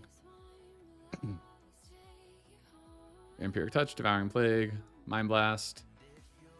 Okay, so I don't know if you queue spells. It didn't seem like you did. Like, look at when Mind Blast ends. And then nothing gets casted immediately. Are you waiting until after Mind Blast ends to hit Mind Flay? So obviously with Mind Flay, you can't queue a spell into it, but Mind Blast you can, and you should be hitting Mind Flay before Mind Blast cast is ended. Yeah, that floating combat text. There are weak auras, and you can just turn off healing for VE, but oh, that's a lot.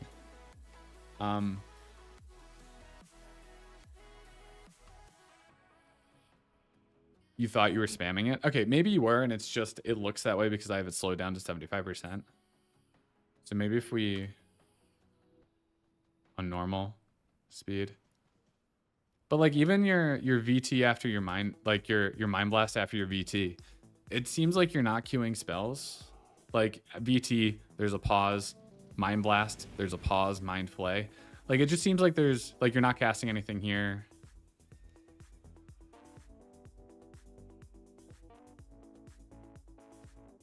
So I think you're doing a lot of moving. I guess the one thing that's hard, hold on, I want to, okay.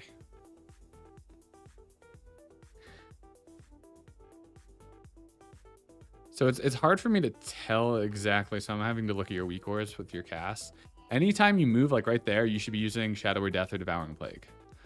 You should always, like, even, like... Oh, you should hear the keyboard spam. I have your sound off. You might want to check out your spell queue window. So... That's a setting you can set. And if your window is really small, you might be missing it.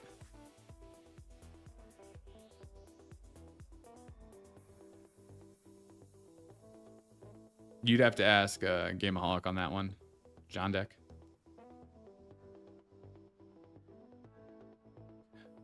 Okay, let's go back for a second.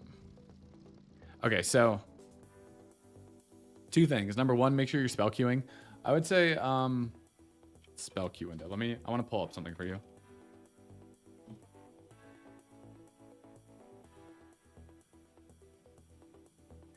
So this is how the spell queue window works. And essentially what happens is if we look at this Frostbolt cast, your spell queue window is a certain duration. The default is 400 milliseconds, which means 400 milliseconds before the end of a cast, you can press the next spell you want to cast, which in this case is a Frostbolt, and it will queue it, which means you push it when your cast is like going, when it's here. Then as soon as this cast finishes, you will then start casting another Frostbolt. So that's true for any spell that's not a channeled spell. So you can do this with any spell that's basically not Mind Flay as a Shadow Priest. So your cast should just be seamlessly going from one to the next. I mean, you can spam it. It kind of depends on you and your own timing. But this is something you should figure out is how quickly before the end of your cast do you want to push your button? Like, so if you use this /dump, let me put this into chat for you. If you, oh, hold on. If you put that into your game, so like here, let me put it into mine real quick. So you see my spell queue window is 200. I've set this manually because the default is 400. I just like the way 200 feels better. So using this will tell you what it is, and then using / console spell queue window and then a number after will let you set it. And obviously the smaller it is, the shorter the window. So the shorter time you have before your cast finishes that you can queue a spell into your next spell. You don't want it to be 0. You absolutely do not want it to be 0. You absolutely 100% want to be able to queue a spell. Because if you, no spell queue window is essentially what you have to do with Mind Flay. You have to wait until the cast finishes before you can cast your next spell, which really sucks. Okay, it's at 100. So what I would do is maybe set that to like 200 or 250. I think what's happening is your window is so small that you're probably hitting the button before that window approaches. And then you're not hitting it within the window, which means your spell's not casting. So you should probably, I have it at 200. I think the recommendation is supposed to be, it's like 100 plus your latency. So even if your latency is like 10 or 20, I think minimum I would go if I were you is 150. Try 200 because that's what I use. I really like it. I would say try bigger, and you might hate it. You might hate 400. I know I did. That's why I changed it. But I think 100 is too small for you. Okay. So, okay, let's go back to your VOD. I would say, so, okay, so casting issues aside, like in terms of spell queuing, the other thing is you do a lot of small movements. Always, number one, try to minimize those. Don't move as much as you do. Like once you're out of the fire, stay put. You don't need to keep wandering around this little area right here. The other thing is, if you do have to move, make sure you're using Shadow or Death, which doesn't go on cooldown, so I know you're not using it, or Devouring Plague, and your Devouring Plague doesn't get refreshed either. So we can see when you move, you're not using either of those spells, so you're just losing damage during your movement. When you do lose some damage because you're not doing your full single target rotation. But like we'll see as you move, your Devouring Plague doesn't get refreshed and you don't use Shadow or Death. So you can see these times when you're moving, you didn't do either of those. Like you did the Devouring Plague once you basically stopped moving there. So that's something you want to switch to the snowballs immediately. So especially, okay. So that snowball came right at you and you still didn't switch to it even when it was right here. You want your dots up on this ASAP. So what I would recommend is you're going to see the snowball appear near Gormak in a second. Right here. It's right there. You should be targeting it and putting dots on it already. As soon as it's in his hand, you should have put up dots already. So you're just a little bit slow to put up dots on the snowball. And then obviously go back to Gormak. I can't really see your dot timer, so I don't know if anything fell off. But like don't Mind Flay. I couldn't tell if you were. I think that might have been the other Shadow Priest. Don't Mind Flay the Vassal. Just put your dots up. Mind Flay to refresh Shadow or Pain. Like don't Mind Flay here. Unless your raid leader is specifically calling for you to kill them. Because this probably won't have all the same debuffs, at least initially. It seems like you guys are killing it pretty quickly. So your Mind Flay is going to tick for less damage than it would on Gormak since he's fully debuffed. Oh, it's on the boss frame to the left. Gotcha. Okay, let's go back to when these snowballs came out.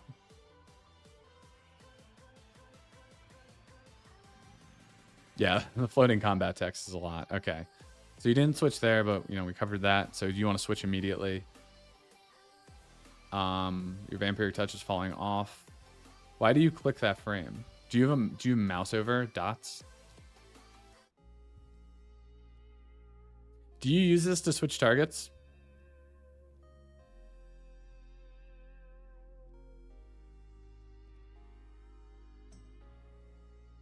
Okay. Do you ever use tab targeting? I would recommend not doing this. Or, you know, click the name. Like, you have to go so far over here. Like, if you're going to be clicking these frames, you should put them, like, right here in the center of your screen. This is a lot of distance to cover in your screen. Just to target them. Like, you can hit tab, which is, you know, your, like, ring finger on your or your pinky even on your left hand should be able to hit tab very easily to just cycle between these. I would highly recommend doing that. You should not be clicking these frames whatsoever. The only time I would say to use these frames, which I don't think you should, is if you have mouse over macros. So you can just put your mouse over, you cast VT, and then you just kind of go back. You shouldn't be going over here to click. You need to figure out how to tab target just to make cycling through your enemies easier. Like, I rarely ever click unless there's like 8 things on the screen, and it's kind of hard to get the one that I want.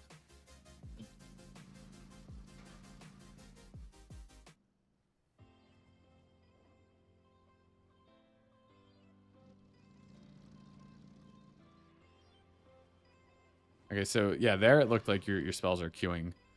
So you should just have a bigger queue on your window. So your Devouring Plague just fell off Gormak. Oh, okay, you put it on the Vassal. And that's fine because Gormak's about to die, so I kind of agree with that, to be honest. Okay, so something you should do, hold on, is as soon as these Vassals come out, you should be dotting them up. So basically, right when this one comes in the back, you should put a VT on it immediately. VTs are strongest dot. It's where we get the most value on this fight. You want to have that up on every enemy as soon as possible. And you have no Devouring Plague right now. There you go. But that was it had 30% HP at that point. So you want to be maximizing your dots a lot more than you are. Okay, you are too far from him. Do you multi-dot here? Oh wait, you do. Never mind. Let me look at your cast again. All right, so you get Dread Scale, then you go to Acid Maw. You guys kill Acid Maw first. Cool. Okay, you're doing, what's this movement? Are you casting a spell when you're moving here? I don't think you are. Why are you like, so these like little movements right here, you shouldn't really be doing that, especially if you're not casting a spell. Like if you're refreshing Devouring Plague or Shadow Word Pain or something, if you're hard casting an instant spell, that's a fine time to move. You shouldn't just move randomly. Okay, so here your dots fall off of Dread Scale. Do you put them back on? So you should be standing like over here so that you can multi-dot both of these guys. You're losing a lot of damage by not multi-dotting Dread Scale. Got it. You didn't expect that. I would just always say this. So even if you didn't expect it, just being in the middle area around here is probably just better. I think you just kind of came over too much to Acid Maw's side here. Especially as a dot class, you pretty much always want to be in the middle of enemies so that you can reach them. So that's just something for the future is positioning. Positioning is really important. And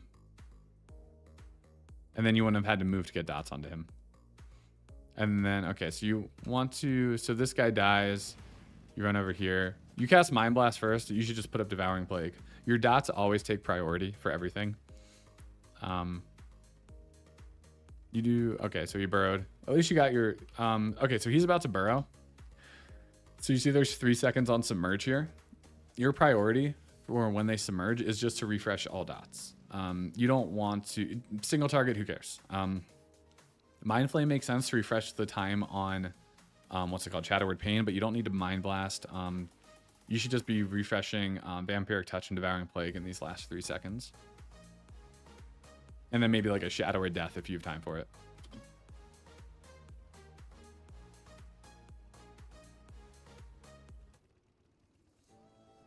All right, he comes back up. Vampiric Touch, Devouring Plague.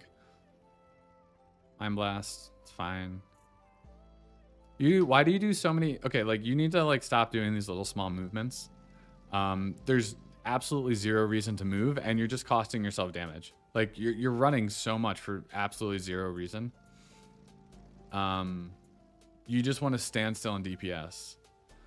And if you do have to move, if you are moving, DBM's range. Yeah, but you can do that, but you should still be casting while you're moving. Like it's fine to have quick little movements, but you don't want to, you're losing a lot of damage by making them. And yeah, since you guys did Acid Maw first, Dreadscale has the AoE fire that can hit you guys now, which kind of sucks. But you had plenty of time to spread out during the burrow, right? Like you shouldn't be spreading out when the boss is active. You should already be spread before this happens. So you should be better at pre-planning your positioning. So you should think about where other people are, where they might be, and just try to find a spot open for yourself where you can hit your targets. You can multi-dot the Drummongers. You can, what's it called? Like make sure you're not near anybody for any AoE.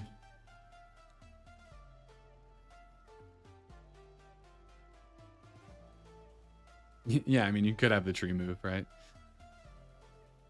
Healer's moving, you don't lose damage, and like he's just spamming his dots or his hots anyway. Okay, so another thing here about movement.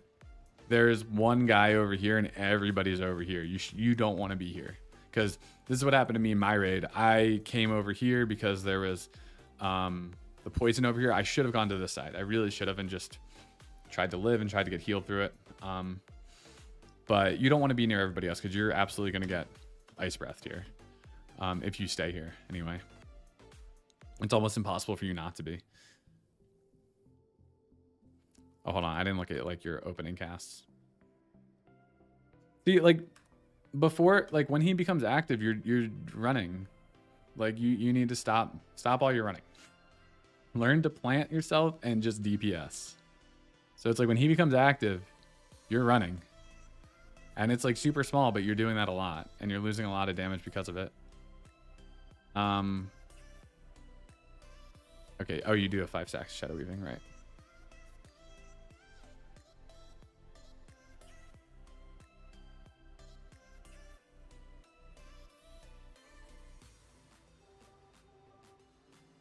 Oh, wow. Okay. So they all got frozen. That's good. Still, it'd be better to be over here. You can get lucky, but your luck increases by being away from everybody. That's kind of the whole point.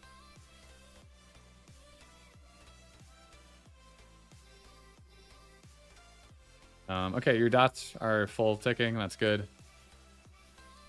So now here you want to not disperse here. So, okay. So that disperse. One wasn't really...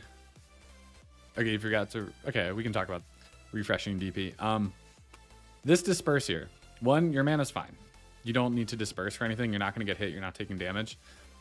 Even if you wanted to disperse, you should have done it earlier when you were stuck on the wall, not when you're free. You can disperse when you're stunned. So you should have done it when you're on the wall. And then the other problem is like right here, if you were not dispersed, you could start casting Vampiric Touch, which is what I do because you want Devouring Plague to be your first cast as soon as he hits the wall and crashes. But here you can refresh Vampiric Touch, which has 3 seconds on it, because once he's stunned and taking 100% increased damage, you don't want to be casting your dots onto him. You want to be using all of your single target to take advantage of that 100% upfront damage. So what you should be doing here is casting Vampiric Touch, and then as he's running, and then as he hits the wall, you cast Devouring Plague, and then go into your single target rotation. Maybe start with Mind Flay instead of Mind Blast to refresh your Shadow Word Pain. So it's like here you recast Vampiric Touch. You see, and your Shadow Word Pain fell off. Again, you do some movement, not necessary. Right, yeah, your Shadow Word Pain fell off.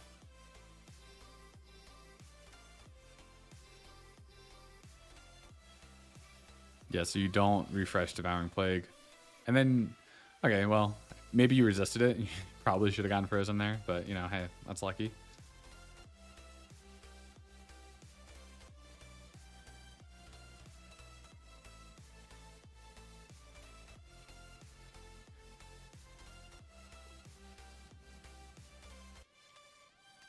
Yeah, like, you have the fundamentals of the rotation down. It's like the small stuff, but that small stuff, with how often you're doing it, really adds up to a lot of DPS that you're losing. Like, you need to stop moving so much. You need to be positioned better, and you should pre-plan that positioning. Pre-plan where you want to go before you actually do it. I hope you hit somebody, but it doesn't matter. The fight's over. Okay. Gameaholic. Sorry, I got into it a little bit there. But I guess, do you have any questions about what I went over there? I think rotationally, you look good. No issues there. I think for you, it's there's no reason to move around. Like, once you find a spot, you know, stay there, and you can do that early. Like, you have time with the intermissions between fights to set yourself up away from other people. So for the Germongers, you know, you want to be in the middle-ish, away from everybody. As much as you can be away from everybody, like just minimize the amount of people you're near, but so that you can dot both of them. Oh, thanks for becoming a supporter. I appreciate you. Welcome to the pants party.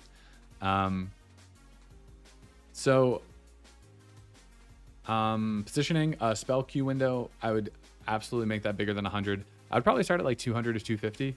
And then if you want it smaller from there, you can lower it. And then again, positioning with, you know, here you're just, you want to be over here if you can get there. Thank you. I appreciate it. Yeah, if you can get over here, that's huge. If you can minimize your really small movements, and then like, where was that disperse? So this disperse right here. Oh, there it is. There's the announcement.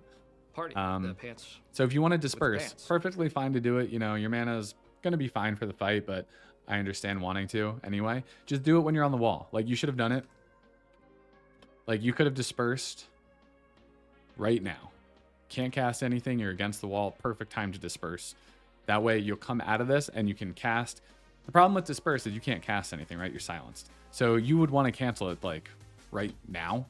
And even then it's like, okay, and then you want to cue Vampiric Touch as he's running. So you do have a cancel aura. Obviously you canceled it 2 seconds there, but you could just be casting a lot earlier on him. So just make sure you're minimizing those small movements. You update your spell queue window and you're positioning yourself. I think positioning is kind of the most important thing for you. Yeah, I saw that cancel disperse, but you still wanted to be out of this disperse sooner. You pretty much didn't want to use disperse there whatsoever. There was not really a reason to. But yeah, I think overall your rotation's good. I think you have some practice with like movement and stuff. And then, oh, make sure if you do have to move for something, you're using Shadow or Death followed by Devouring Plague. So if you do like one movement, Shadow or Death, do another movement, Devouring Plague, because Shadow or Death is on cooldown. So never, like, there's no reason to kind of dance around the way you were. So if you look at, I need to remember to go put myself near a target dummy or something. But like when you cast a spell, you have the global cooldown. An instant spell. You have the global cooldown until you can cast another spell. Now that's 1.5 seconds before haste. Oh, this is not the city I wanted to go to. I meant to go to Ironforge. But you have 1.5 seconds before haste, which essentially now it's going to be like 1.2 seconds. Basically the same time as your Vampiric Touch cast. But when you cast Devouring Plague, Shadow Word Death, Shadow Word Pain, you then have to wait the global until you can cast another spell, even though that spell is already applied. So you can move during that time. I wanted to go to a dummy to demonstrate this, but now I'm just too far. But cool. Yeah, let me know. If you have any questions, let me know. Otherwise, if anybody else wants a log review, we can get started on you. But if not, then, you know, that might just be the stream today. Nobody else wants a log review. Oh, wait, Kevin. Sorry, you said you wanted a log review earlier. I'm sorry, I totally forgot. I still have your logs up on my other browser. Kevin, are you still here? I can totally look at yours now.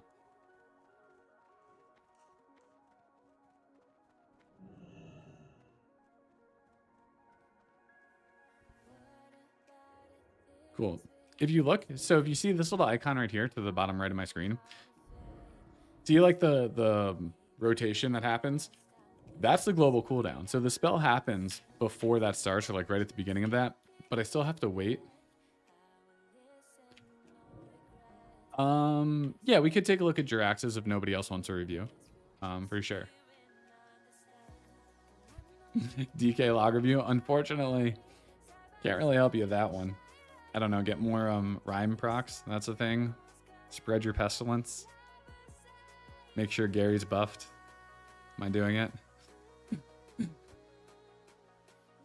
I can't help you with your DK, unfortunately. But yeah, so yeah, Rakan, I can take a look at yours. But so essentially I have this time to move, like that rotation. So if you use Devouring Plague, move, cast your next spell. So essentially that rotation is what you want to take advantage of with instant cast spells. So it's like if I'm going to move, Shadow or Death. Oh, I guess it doesn't work with Shadow or Death since that has a cooldown. At least it doesn't show it right there. But like if we just use Devouring Plague, move, Mind Flay. Devouring Plague, move, Mind Flay. Like make sure that you're casting a spell as soon as you can after, but you can take advantage of this free time to move because you casted an instant spell.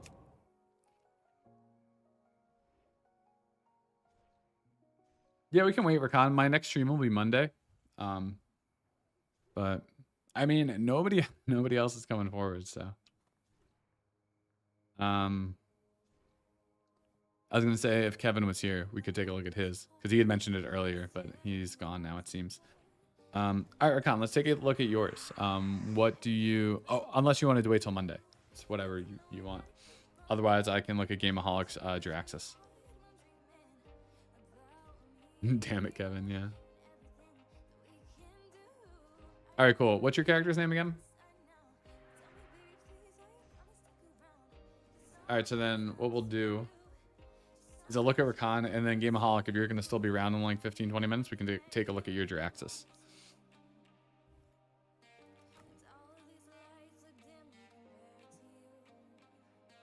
But yeah, that's the queue. So if anybody wants one, feel free to let me know. Let me just make a little tracker for myself real quick. So Recon and Gameaholic. At no point am I trying to be mean with what I'm saying. I hope you understand that. I'm just trying to be very honest. So if at any point you thought I was being mean or getting frustrated, I think that's just the level to, I guess the more frustrated I was is just the more important that thing is to make sure you're doing right. Okay, cool. Just glad we're on the same page. Yeah. I'm trying to be honest and fair. That's all. All right, Gameaholic, Draxus. Nasty pants. I'm not trying to be. I'm trying to be helpful pants, you know? Sauce XX. Got it. Yes. Great name. Any fight in particular for you? Sorry, I can't remember what we looked at before.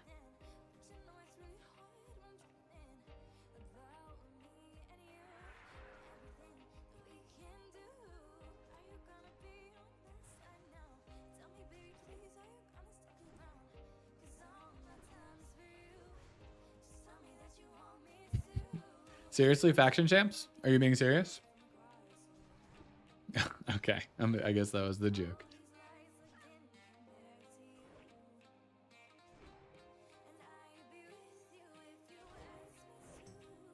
I think the 100 plus your ping, I think it was just like a general recommendation. I don't know. I didn't write that. I just read that somewhere. I find that to be a little low for my liking personally for your spell key window. I like 200. I think if you have a bigger, it feels weird because especially if you're deciding what spell to cast and you're like, oh, I want to cast Mind Blast. And then right before your current spell is over, you're like, oh, wait, I want to cast Vampiric Touch instead. It's going to take the first spell you queued. So if you have a 400 millisecond window, that Mind Blast is what's going to cast and not your Vampiric Touch, even though you then pressed it to queue it. Oh, is there a video from an Echo Raider? Oh, that would be probably the best source. That would probably be better than I could explain it. Yeah, maybe I don't. Jacob, do you happen to know what that video is called, or at least who it's by?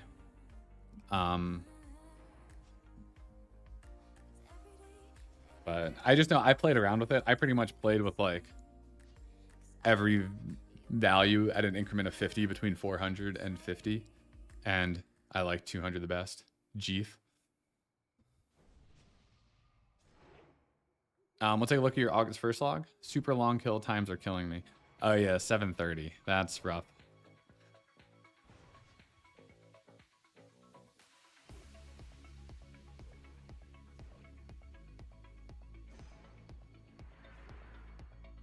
The GCD add-on, it's called Nug something.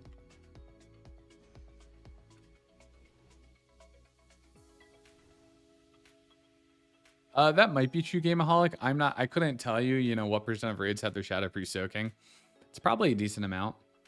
But it could make Shadow Priest, I'd say it probably makes Shadow Priest look worse around the like 75th percentile. Probably somewhere between like the 90th, 95th percentile to like 50th percentile are lower for Shadow Priest because they're soaking. I would say for 95th and above, obviously not true. You can totally get a 99 while not soaking.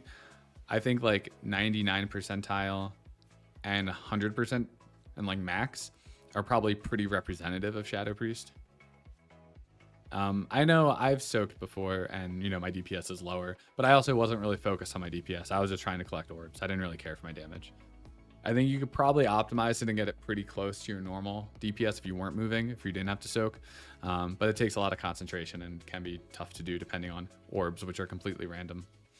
Oh, sorry. It is Nug. I know it's Nug something. Nug key feedback is this right here. I really like it, especially like when I'm streaming. You can also see like what cast I'm doing next to it, which that's just part of Details streamer, but I like these two combined. All right, sorry, Rakan, we can get back to your log, which we hadn't started yet. All right, so I know I probably looked at your gear before. It's just how I like to start these. Yeah, no problem, the ZL. 284 hits. Your horde, so you're a little bit under, but that's probably fine. I think 5 hit rating is, that's probably the threshold where if you use a veiled gem, which is the hit, versus a haste gem, it's probably about the same DPS. Okay, so you're using a Mies as your off piece, which is fine. It's not bad.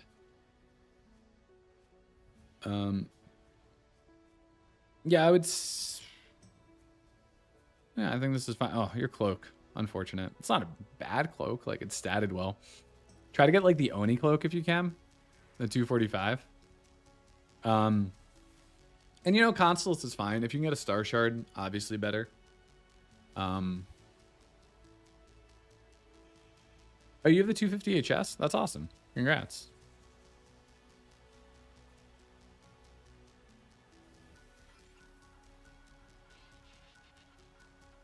Oh, I see what you're saying. That would probably be a better set. Skyweavers. Oh yeah, Skyweavers is insane. The only thing is that's going to give you a lot of hit. Because Skyweavers is the one that mages and warlocks use. I wouldn't worry about losing the haste. There's not like there's no haste value or anything you're aiming for. That would probably be a better off piece. You would just need to lose some hit somewhere. So it might be, what's like your worst hit item? Probably these boots. I would say you should swap and then probably get rid of these boots. They're not that good. I mean, the wand's really good. If you have the 245 wand from 10-man heroic, that could be a good replacement. Honestly, the answer is Simmet. I can't tell just from looking at your gear, but it's probably an upgrade. Yeah, I mean, the 232 haste boots might be better if you get hit from the chest. I thought you said you did have it. Oh, you don't have the wand. Okay. Yeah, I would just sim. Play around with the sim. I can't really tell you just by looking at your gear, unfortunately. Right. The wand. Okay, cool. Let's get into it. Okay, so your Shadow Fiend timing's good. Maybe a little bit early on this guy, but like not the biggest deal in the world.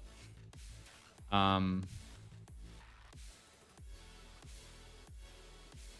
wow, you guys got 3 crashes. I'm like, why are there 3 massive spikes here? So you know what's interesting on your log? Let me think about this. Since your kills are so long, what I would actually do with your Shadow Fiend is I would just use it on, actually if you use it, yeah, I would use it on cooldown. Because you can use it here, right on pull at 0. You could use it again at 3 minutes. And then you could use it again at 6:30. So you could use it at the end of this window or at the beginning of this one.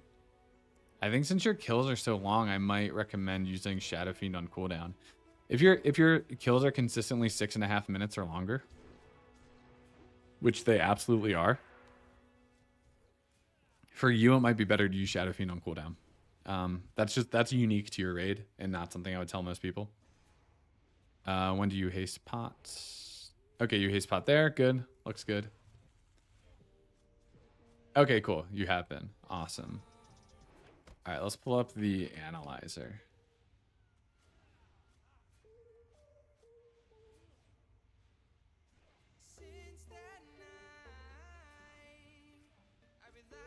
Sure. What's up?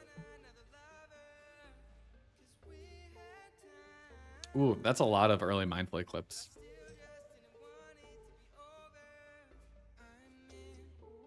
No, it's not always haste over wild magic for potions.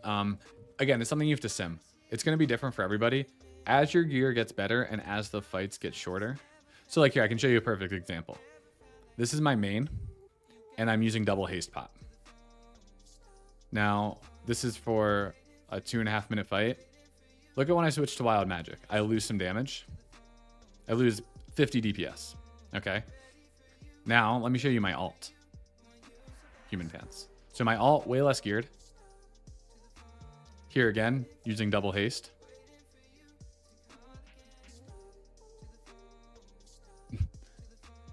Oh, he deleted the video? I wonder why. Yeah, you should be able to link it. I don't. Twitch should let you. I don't. I've never set any rules for people to link things, so I think you should. Now on my alt, who's significantly lesser geared, you can see it's very slightly an upgrade to use Potion of Wild Magic. But yeah, Gameaholic, it might be worth you watching that video. Or really, anyway, I guess we could just watch it too. To see what he says about the spell queue window. But so you can see, like, as your gear improves,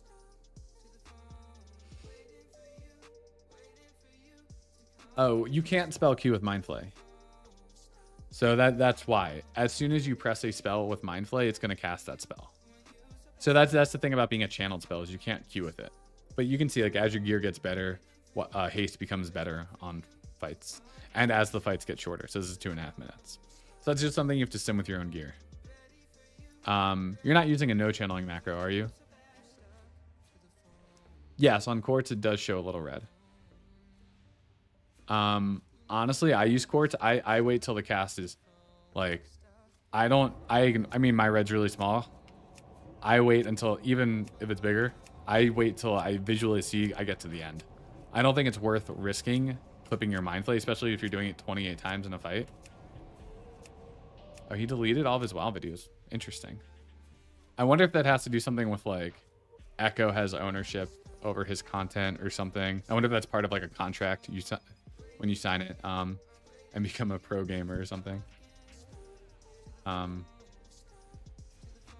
Here, let's see if this loads. How you're losing throughput, spell queue window. If you aren't doing this, you're literally missing globals, failing to cast priority spells on time, and losing output. To fix, all you need to do is... Hello everyone, I'm Jeeth, and today I'm going to talk about one of the most important mechanics in Warcraft that has a huge impact on your performance, but which the vast majority of players don't understand. The spell queue window.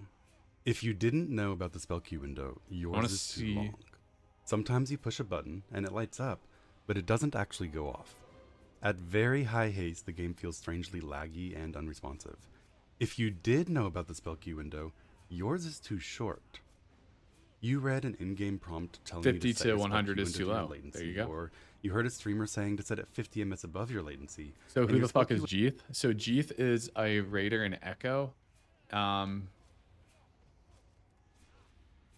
which is like one of the premier raiding guilds in retail, and he's been around the game forever. But essentially, Echo was formerly part of Method. Then Method had some drama, so Echo was a lot of people who were like really good in Method left to form Echo, and they've been competing with Liquid, who used to be Limit. So if you're familiar with Max, Limit, Maximum, then he's the leader of Limit, and their main competition is Echo. I don't know what class he 50 plays. or 100 ms. Probably multiple, if Your not game all of feels them. amazingly responsive, but you are losing throughput every encounter. Just as a quick footnote, I'll be talking about MS a lot in this video. MS stands for milliseconds. If I say something takes 400 ms, that's 400 milliseconds, which is 0.4 seconds. Oh, that's Similarly, 100 ms is 100 milliseconds or 0.1 seconds. The spell queue window, no, your also language doesn't sometimes offend called anyone. custom lag tolerance, Don't worry.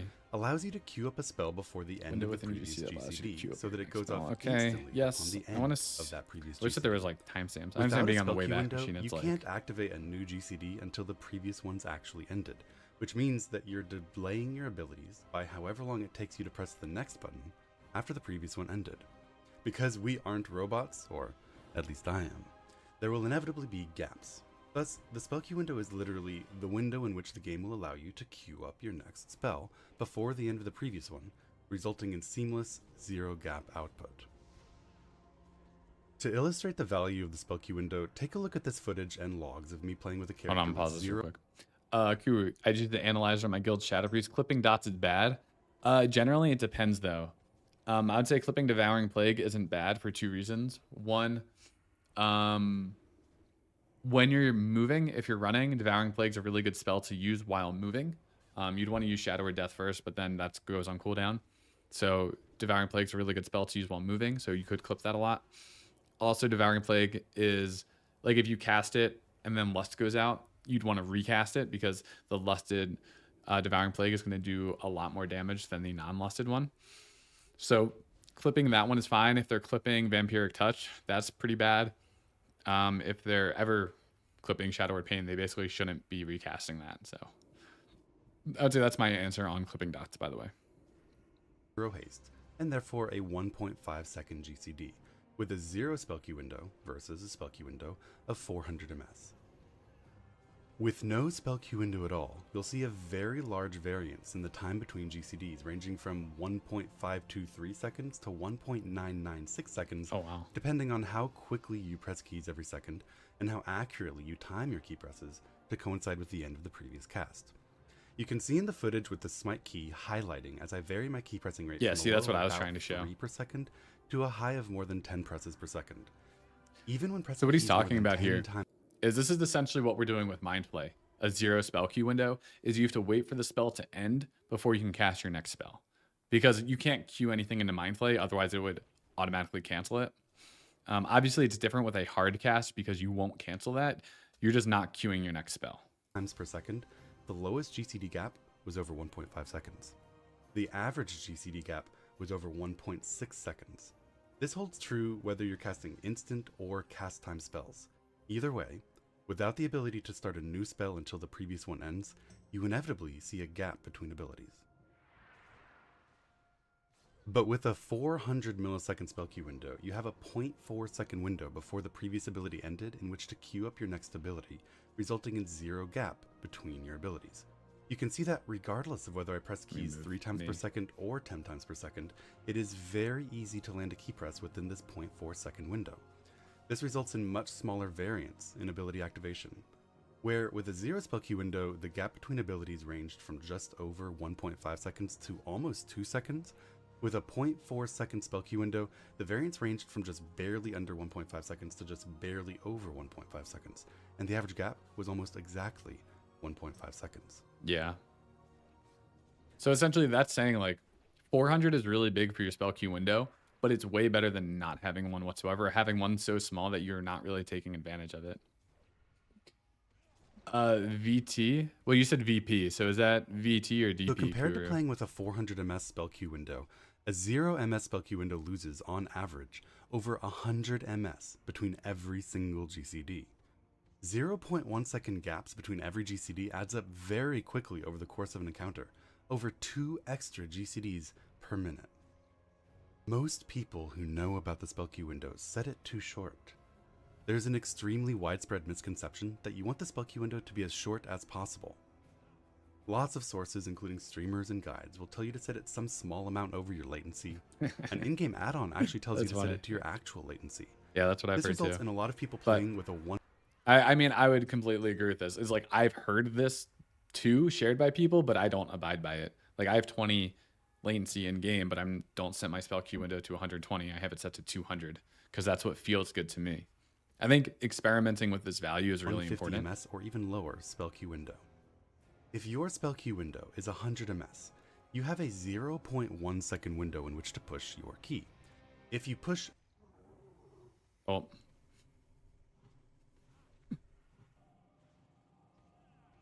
maybe the way before back that window machine. comes up, the game won't accept it. You're outside the spell queue window. It won't get queued up to go off after the next GCD. If you push it after that window, the previous GCD Gameaholic, that's because your queue is too short. So I think you're having the same problem right here. You have a 0.1 second window to queue your spell and not have a gap between your globals. I think that's too small for you. You need something bigger. Because it doesn't matter if you're spamming like crazy. You need to spam it like crazy 0.1 second before your cast finish, which is a really small window. So I think that's the point he's getting at is here. already finished. You're wasting time and losing output. Yeah, doubling Every time it it takes feels you better. 110 ms between key presses, or even 101 ms between key presses, you miss that window and lose output. Right. So do you see his point? And 1 ms between. So if it's 0.1, which is what yours was, if you hit a 0.101 before your cast, that doesn't get queued. Basically, that button press was worthless because it does nothing. Key presses, you miss that window I mean, the same's true if you have a bigger window, but it's a lot harder to miss it when you have more time. and lose output. So you need to press keys with less than 100 ms between presses, less than 0. Oh, Kuru, you meant VT? Yeah, I would say that's pretty bad. You really never want to clip VT. Basically, for clipping a VT to be worth it, your first cast, like if you cast VT, you would then need to have Bloodlust plus a really strong trinket proc like Flare of the Heavens. Those two things combined is like the smallest amount that makes it worth it to recast a Vampiric Touch over your previous one, which basically means that's like almost never going to happen, or very infrequently. So you don't want to clip Vampiric Touch ever. You want to make sure you wait for it to fall off and then recast. 1 seconds. Rakan, I'll show you how to That change means it you in a have to second. spam your buttons more than 10 times per second, every single second of every single minute of every encounter. And if you'll forgive my K-Kona moment, ain't none of y'all doing that. You're losing lots of MS between GCDs throughout the encounter, adding up to several lost GCDs over the course of a fight.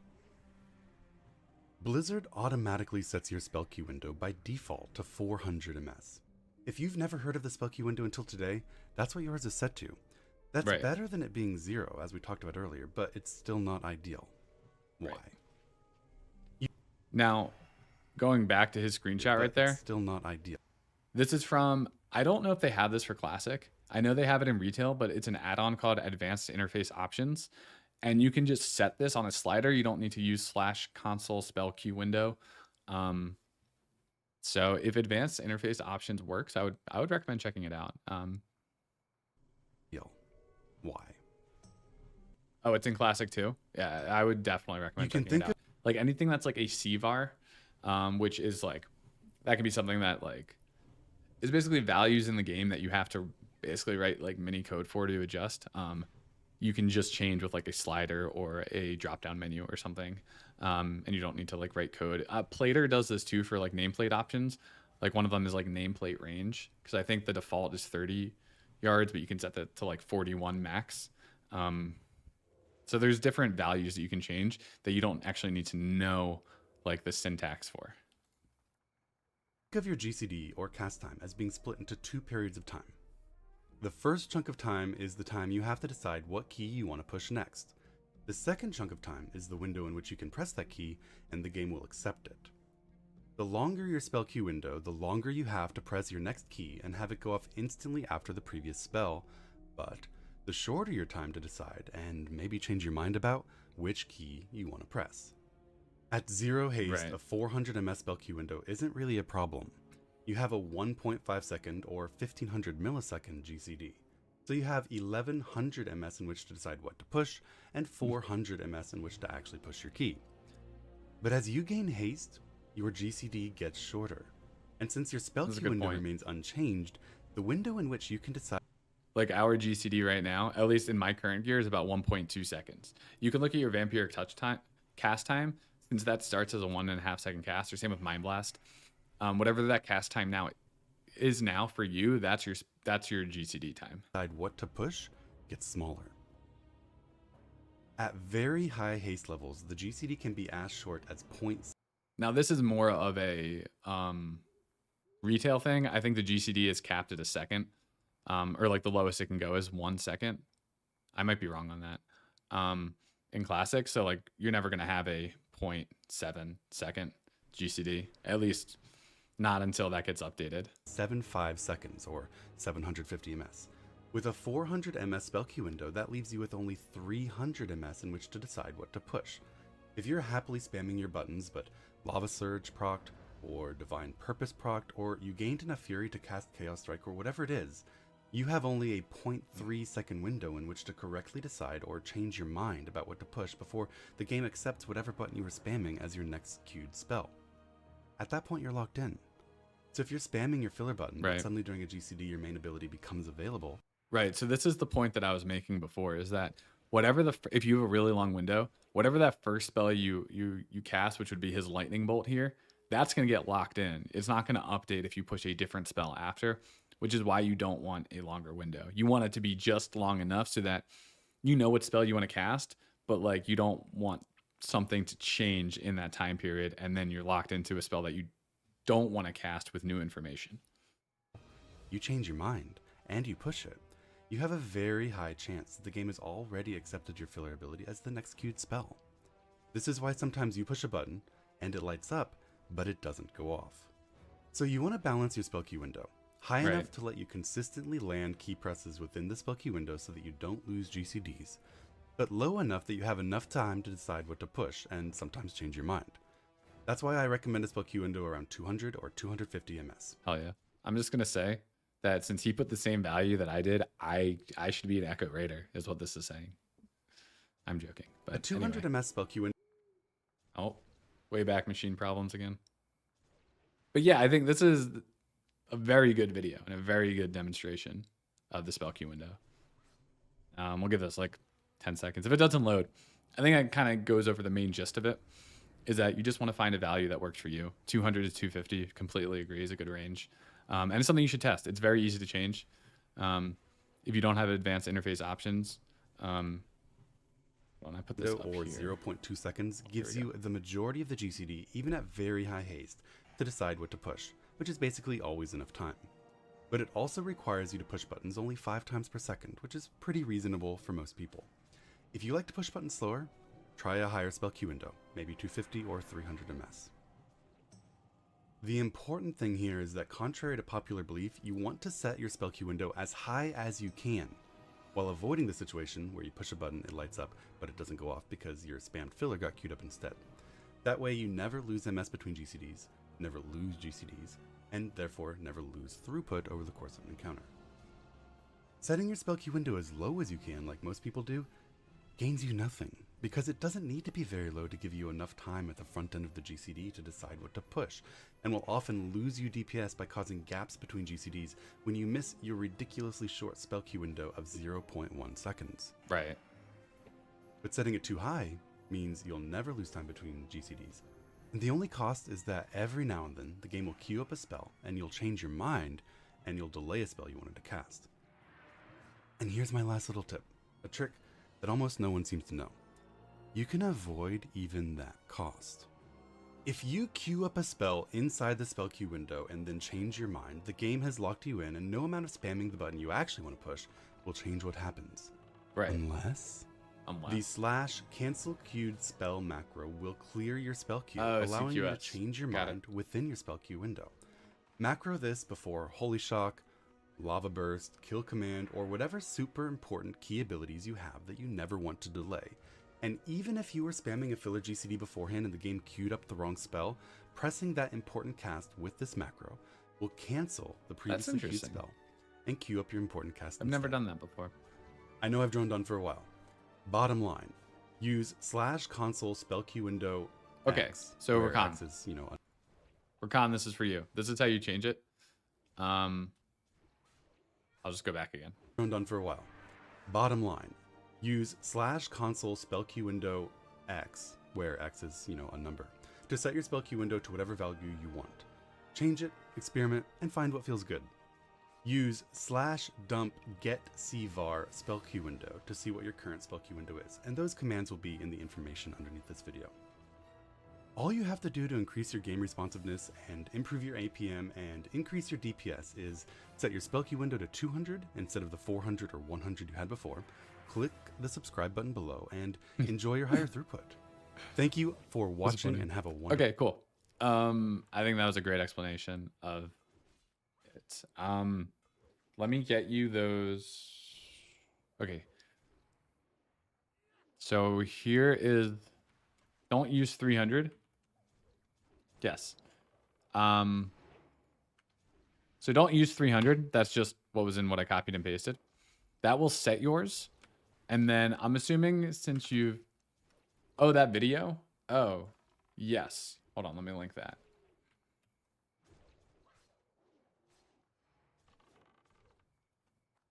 Okay, you're on mobile. Just let me pull up Discord.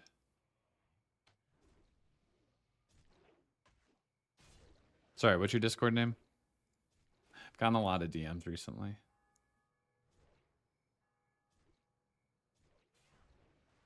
I do. I don't know the name offhand.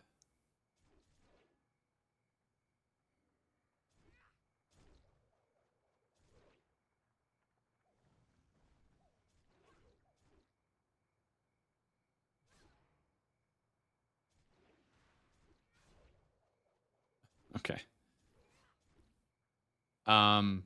Cool. Okay, so that was spell queue window. Really important. So if that's something you haven't messed around with, I think it'll be super helpful. All right, we can pull your logs back up. That was quite the detour. Okay, there you go. Here you go, Rakan.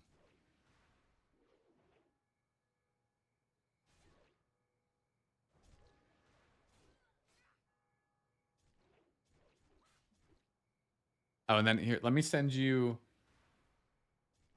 Oh, I just got rid of it. I was gonna say, let me send you that.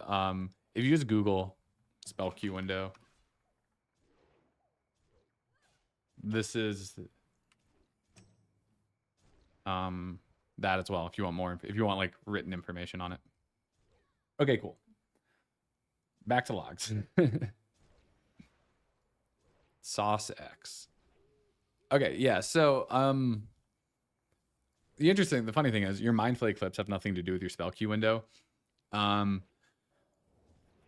like, so like I was saying is like on your target dummy, yes, the red does signify like your latency. Honestly, I would ignore it unless your latency is super high. I would just basically either use the sound if you do that, or just like visually just wait for your Mind Flay to reach the end. Like I always just look at the end of the bar. I never pay attention to the red. And like my latency is always pretty low, so it's not like very minimal impact. But that's something that I would say there. Because 28 clips, I mean, it's over a 7.5 minute fight because your fight's extremely long, so that's why it's not a ton of DPS. But if this was like a 2-minute fight, then this would be like 700 DPS. So that's something to keep in mind. If it happens to be a shorter fight and you have the same amount of clips, you just want to really prevent that. Oh no, Jacob, you didn't take the conversation sideways at all. I think that was a great video. That was an awesome video. I had never seen that. I think it's funny that at the time he had like 500 subs because dude's obviously super smart at the game.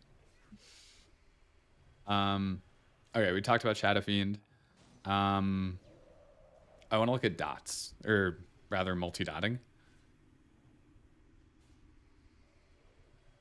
Just download the video. Oh, I can put it into, I guess he already put it into, I mean, I guess it is kind of perma archived in a Wayback Machine. Let's look at snowballs.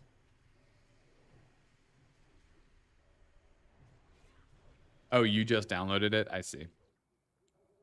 Okay, this already looks pretty good. Here, let's zoom in to this portion. So this guy spawns at 25. This guy spawns at 58. I just want to make sure that your dots are getting up as soon as resources, hit points, enemies, snowballs. So 25. Okay, so you dotted him up immediately. 105. I thought it was 50 something. 105. Oh, no. Oh, okay, so you got him immediately too. Cool. So both these snowballs you dotted up immediately. Looks like your snowballs just die super fast. You were single targeting here a bit, but so while you're doing that, I mean, your Gormok looks pretty consistent. I think I kind of want to go back here, go to Gormok. The dot downtime is super weird on here. Like obviously you didn't have 6 seconds of, oh, it's because of, I don't think it takes into account the 2-piece bonus. I think that's why I think you had 5 seconds of downtime. Hey, what's up, Blake? Yeah, lead was calling for a single target. Yeah, I mean, that makes sense. And that was after Gormok died. So I was just saying, like, you didn't do a ton of damage to it, but that was just because it died fast, not because you did anything wrong. Okay, so like I think Gormok and like what you did here looks really good. Dot downtime here is a little bit, I mean, 3 seconds. This was right as you know, that snowball came out at like 1 minute 105. So just make sure you're refreshing Devouring Plague when it falls off. 1 second.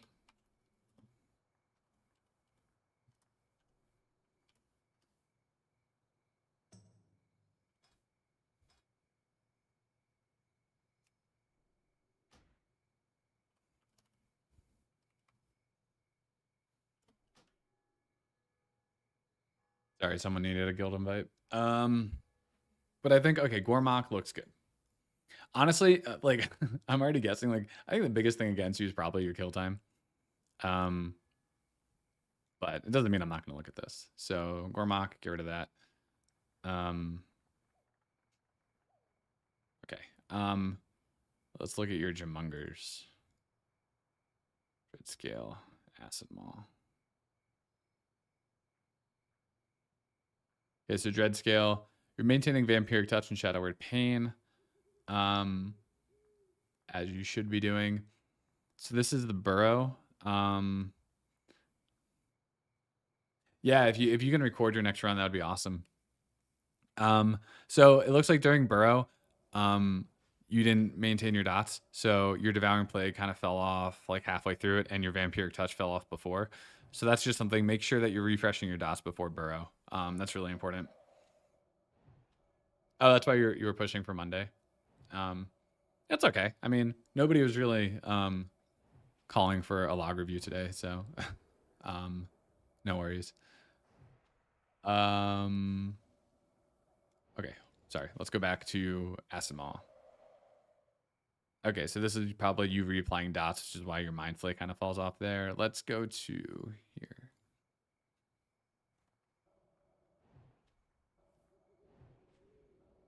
Um,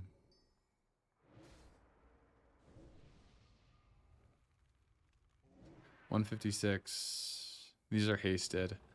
Yeah, the downtime's wrong. It's really annoying. It doesn't take into account the 2 piece bonus.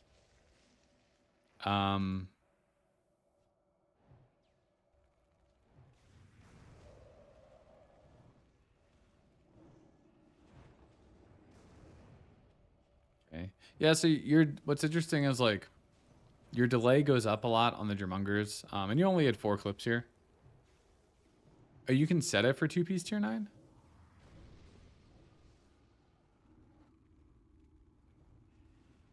Oh, I didn't know that there were settings. I always just, oh, okay. Hey, thanks for letting me know that. I had no idea. I should probably check out settings of things more. Okay, cool. Thanks for pointing that out. Yeah, definitely pay attention to the submerge cooldown because it's free damage. While everybody else is doing nothing, you get 3 dots ticking during that like 10 seconds. So it's just free damage. Okay, so let's go back to VT on Red Scale. You guys kill, sorry, I already forget which one you killed first. You kill Acid Maw first, right? I could have just figured that out. Okay, so your downtime's like 2 seconds. It's not bad. It's not great. It could be better. Your downtime on Dread Scale is pretty bad. So this is a multi-dotting thing. You had 9 seconds of downtime. I'm assuming that's because this was in between, what's it called, the burrow. So really, so I don't know if you saw the last review when I was talking about positioning. You want to make sure that we go to replay and we look at when the Drummongers are out. Oh, no worries, Blake. Yeah, we can do you next. You're a supporter. You have priority. So here are your Drummongers.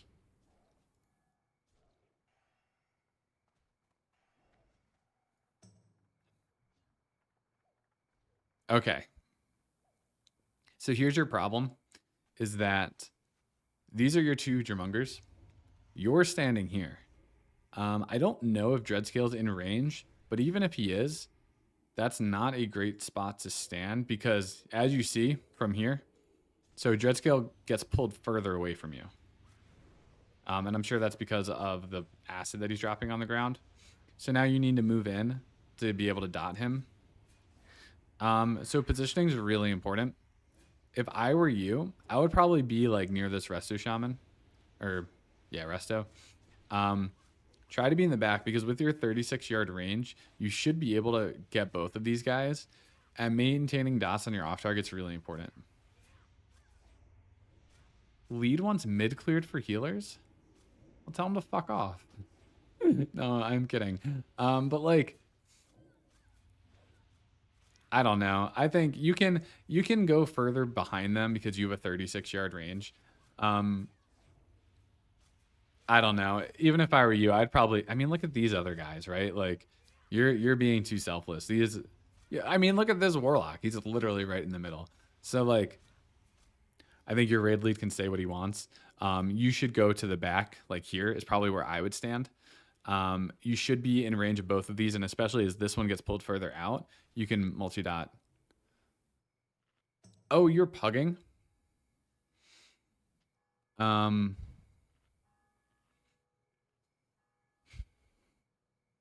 I mean, still, just go stand here. You'll be fine. Yeah, I would say get a guild. That's really unfortunate. I know not everybody likes guilds, and like sometimes pugs are better from like time commitments. But if you plan on playing consistently and around the same time each week, I would highly recommend a guild. Just offers stability, offers probably a better raid environment, but you know, they're not for everybody, so maybe not for you. But yeah, so positioning here is just really important. It's going to allow you to maintain dots better on these two. And then again, we talked about the submerge. Where do you run? Is this you? I mean, you're still like, see how far you are here, and you're probably still in range of these guys.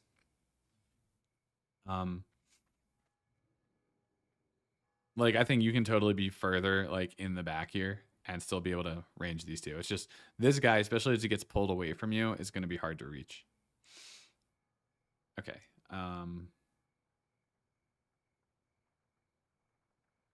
So I think that's really it. I think for you, it's positioning and maintaining dots on your off target. That's kind of the really important thing there. And then Ice Hal, you know, the fact that you get 3 crashes is just kind of insane. Like honestly, what's your DPS here? That might be, oh, it's 8.6k. What was your DPS here? 6.7. So I mean, I think the 3 crashes is actually beneficial for you. Like your damage here is actually pretty good. But that being said, that's just a very long kill time.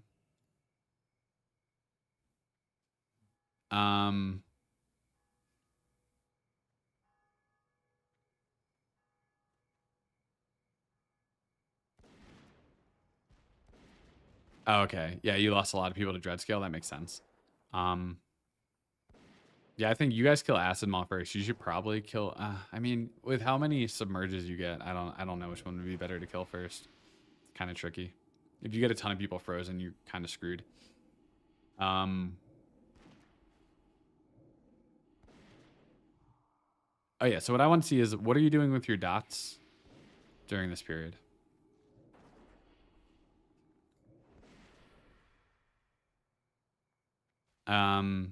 So this is like the start of the crash and this is the end of it.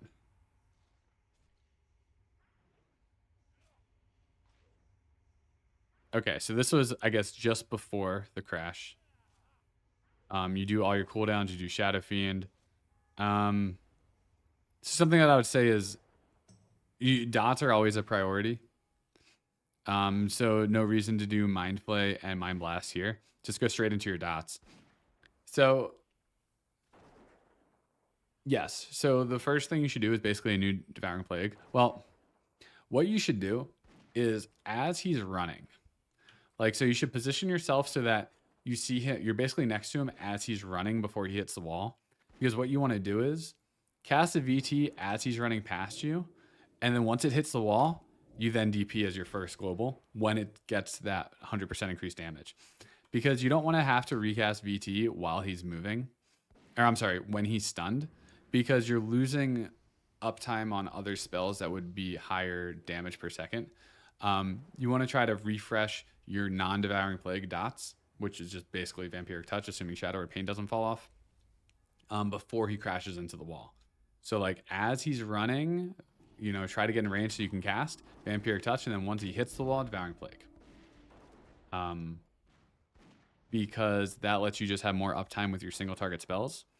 But after he hits the wall, you know, you do your Shadow Fiend. Your first cast should essentially be a vampiric touch as he's running, and then devouring plague. I usually use my Fiend like just before he crashes. His shadow crawl ability is kind of like a shadow step, where it'll like teleport him behind. So even if he's like a little bit away from Ice Howl, like he'll hit him on the first hit. He'll then use shadow crawl and get like right next to him. So it's not a big deal. I wouldn't do it when he's like in the middle of the room. Maybe when he's like a quarter, he's 75% of the run. So he's like almost about to hit the wall, but he hasn't yet, is probably when I would use it. That's about when I use it. Yeah, and so like this is really bad. The fact that your Shadow Word Pain fell off, like what was the point of this? The only way I would say this Mind Flay makes sense is if you're refreshing Shadow Word Pain, but the fact that you had to cast it on him again means your Shadow Word Pain had already fallen off. So this is just something where you want to make sure that your Shadow Word Pain doesn't fall off in that transition, like when you get hit against the wall and then when you're waiting for him to run. Like you're losing uptime on other spells, casting dots that should already be on the boss, if that makes sense. And then I guess you got frozen here, which is why you go 5 seconds without casting anything. Let's go to a replay of 520.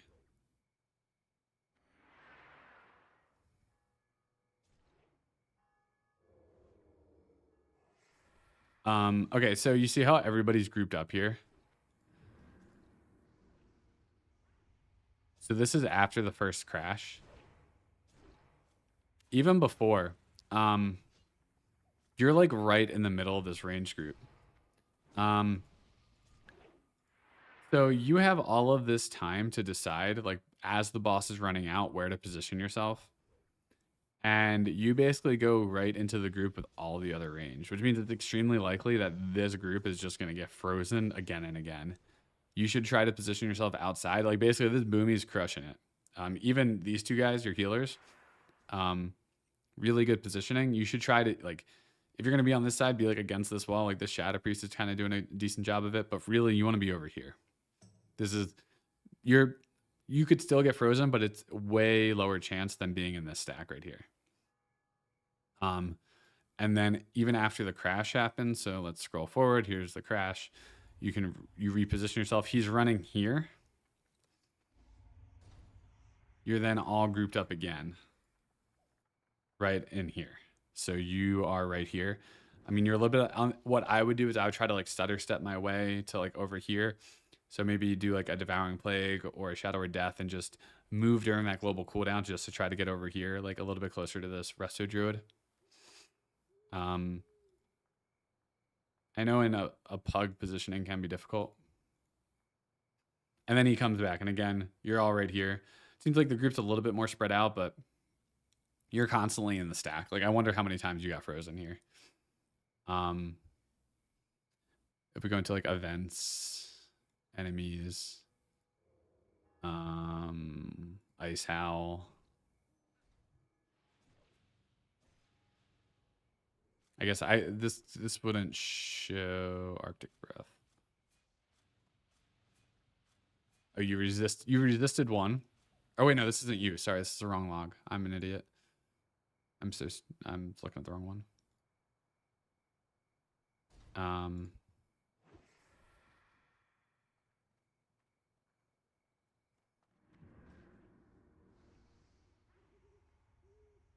Arctic Breath. Wait, what's it called again?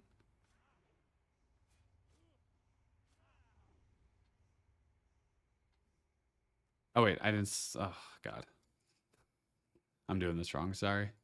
Enemies. There we go. Arctic Breath. Okay, so like yeah, so you got frozen the first one.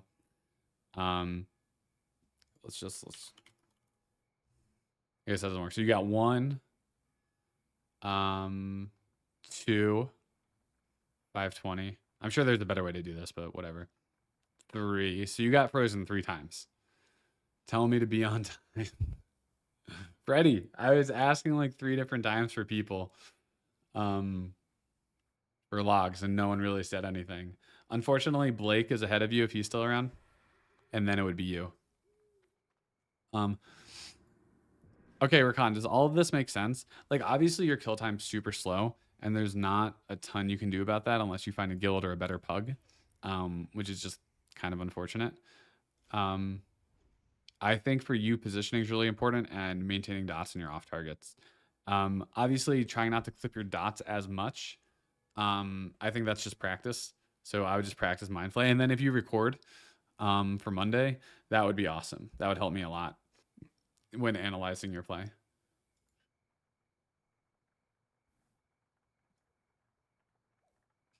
All right. All right, Blake's still here. Cool.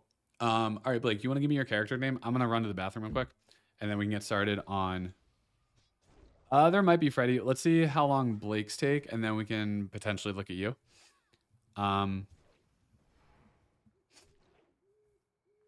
Okay, your work schedule doesn't allow for it. Yeah, no, I mean, I get it. It's hard to find time, especially consistently every week, where you can say like, oh, I'm dedicating this time to it. So, yeah, just, I mean, obviously your logs are always going to suffer because of that. And there's not a ton you can do about it. Just try to play better than everybody else in your raid, unfortunately. All right, I'll be right back. Give me like a minute.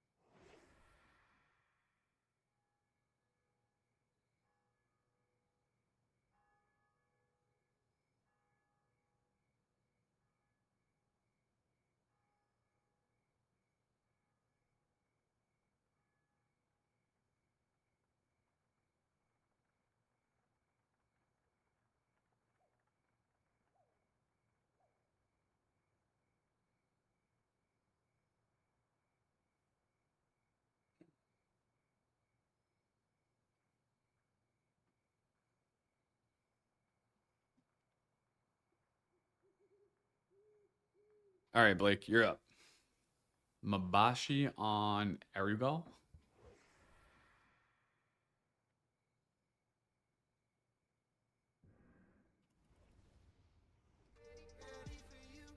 All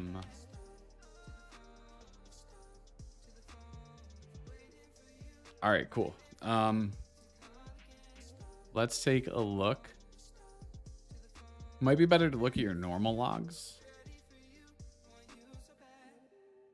Preparing to get roasted. Well, your heroic kills, I mean, similar to Rakan, you know, you have a 7.5 minute North Run Beast.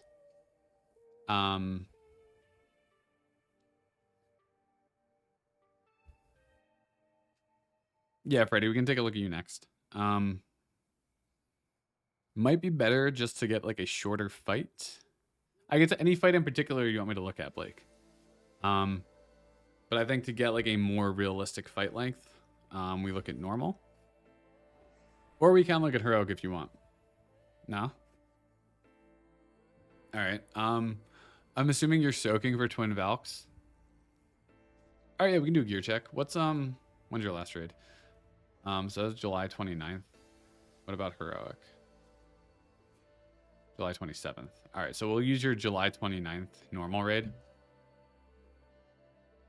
Skippy, probably don't have time. I think I'm going to be doing Blake and Freddie today and then call it a night. But if you come by next week, could totally get you in. Okay, so your normal raid, July 29th. Let's see. I just kind of want to go through your kills here. Oh, your beast is not bad.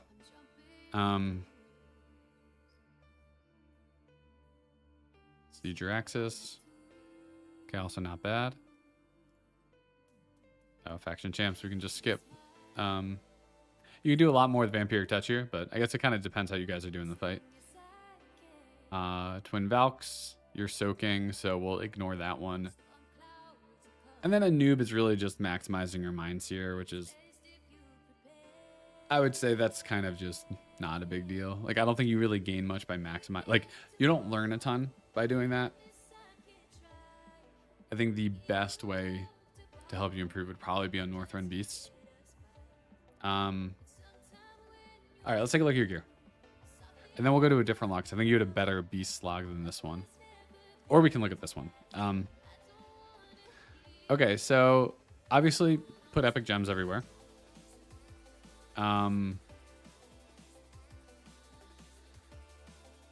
You're Alliance, aren't you? Oh, you didn't know about Mind Searing on a noob until this week? Okay. Okay, so... Okay, you're Horde. Okay, so a few things here. For your gems. You basically never want to use a 20 hit rating or a 20 haste gem.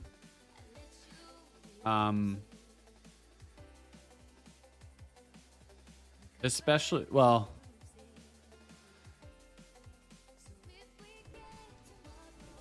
Okay, so... You don't have one here. Okay, so let me show you something on my character. So you're using a, I mean, your hit's not bad. You want 289 and you're 298, so you're within reason. But the thing I want to show you is, what's a P? Okay. So this gem, 12 spell power and 10 haste. And if it was hit, it would be 12 spell power and 10 hit. Now, if you use one epic gem for 20 haste or 20 hit, you can do that. But think about it this way. I have here a red and an orange. So essentially this is 12 spell power and 10 haste and 23 spell power. Now, the thing that I'm saying is, imagine I had a 20 haste gem in here.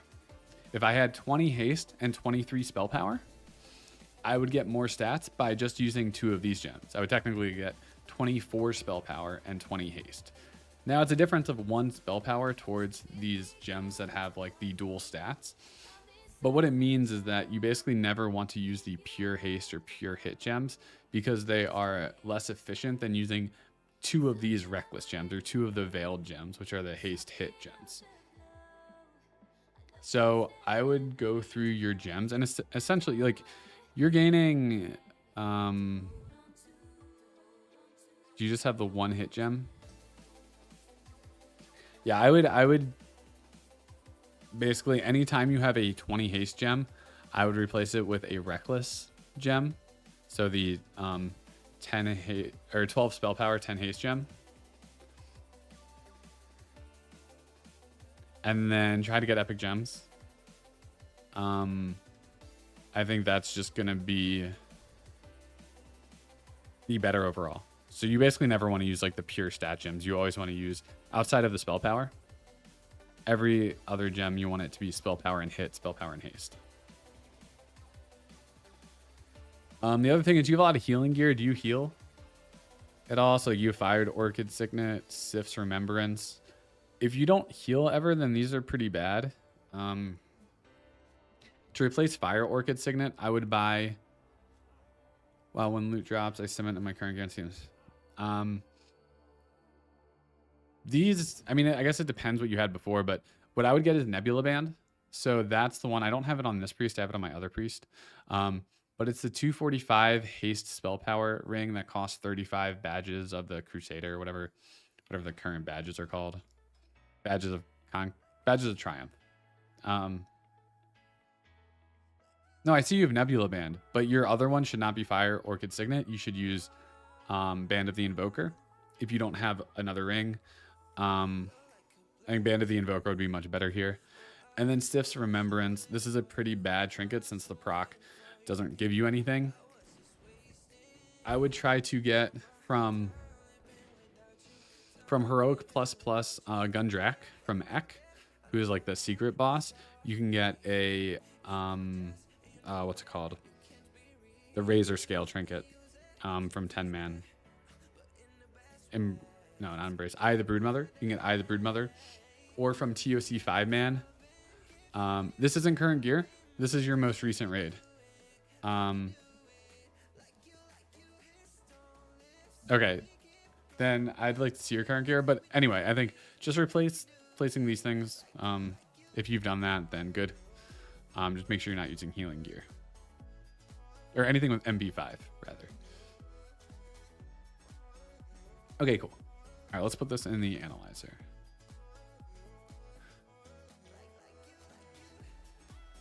Okay, Dying Curse and Scale. Oh, that's awesome. Okay, that's great. You are Mabashi, and we're going to look at Northrend Beasts. Right, this is your most recent raid, Thursday, June 29th. I don't think this is your best one. Hold on.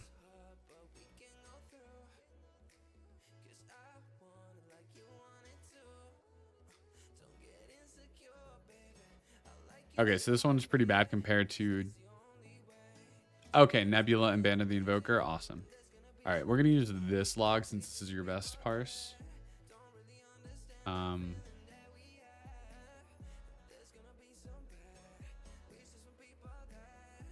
Beast. All right, cool. And now that I know, we can actually select that.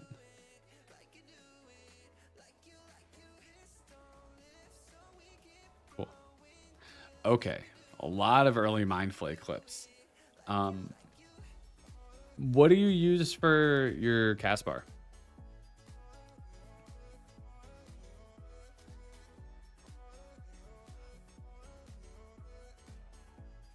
Wait, what? Why is this? Is Wild Magic bugged? It's saying it's applying for the whole fight.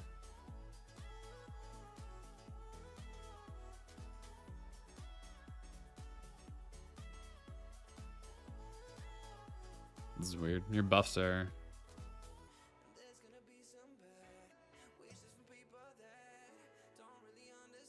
Okay, this is weird.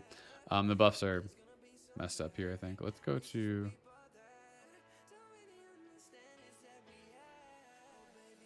Obviously, you didn't use...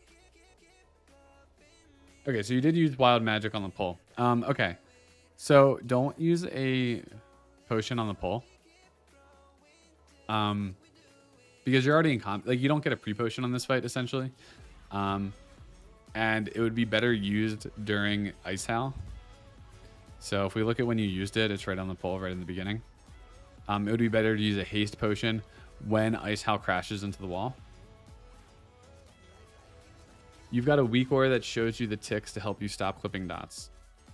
I guess you mean clipping Mind Flay, because this is a lot of clips. You lost 400 DPS just from clipping your Mind Flay. That is a lot of clips. You might want to... I've never been a fan of Weakauras, personally, for cast bars. Yeah, I had no idea, Jacob, either about that setting. That's so funny. And it's funny because I always see this pop up and I always click dismiss. So I'm an idiot for doing that. Yeah, so Blake, what I would do, I mean, I've said this to kind of everybody who has a problem with clipping, come to a dummy. Just try to just get it right after. Try to figure out the timing. Like the visual indicator might not be representative of what you're of when you need to push the button. So you might need to do it earlier, you might need to do it later. I don't think you ever have to do it later, but like you should just get used to trying to get it as close as you can, or even just like getting to the point where you know it happens and then push it. Like I'm intentionally doing it late here, but just so I know the third tick happens and then I do my timing. And what you can do is do it late like this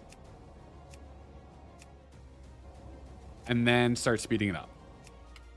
So now I'm going to do it a little bit faster. a little bit closer to that third tick. And then I'm going to try to do it like right after. And if you do something like this, you can just get like a better feel for it. Like there, I just did it too early. But I think it would help you get a feel. Yeah, I wouldn't use no channeling macro. I never recommend that to anybody, but also I don't think it's going to help you with anything. So that's something to keep in mind. Or just to try to practice, I think. Oh, I didn't mean to hit my rocket boots. That can help you with your clips. I mean, your delay is pretty low because you're clipping. Like, I'm sure if you factor in these clips, it's probably like 200 to 300. So that's just something to keep in mind. Try to practice.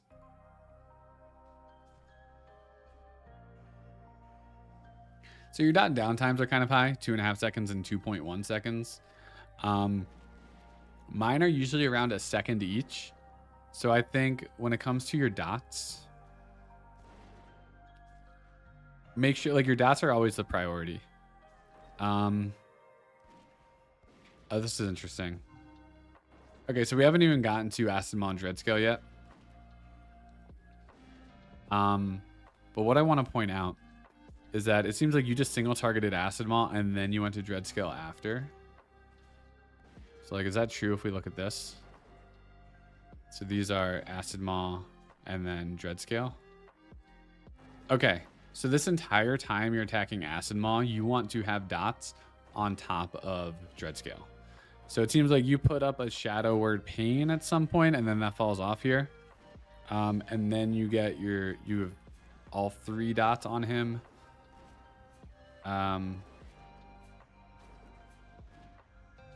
Pretty much once Acid Maw dies. So this entire time, I want to see where you're standing.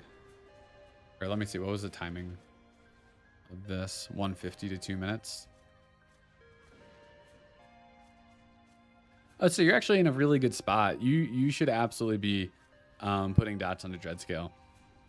So you're perfectly able to reach both of these guys. You're actually positioned well because you're not near too many people. This is like the range stack and you're back here. You should make sure you're maintaining dots on Dread Scale. That's losing you a lot of damage because it's free damage essentially. You just put them up and they start ticking and you can go back to Acid Maw.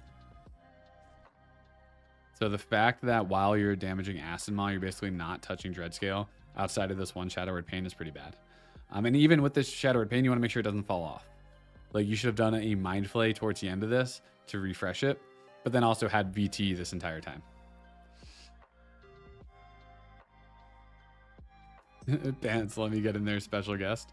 Do you want him, Moon? Moon's my GM.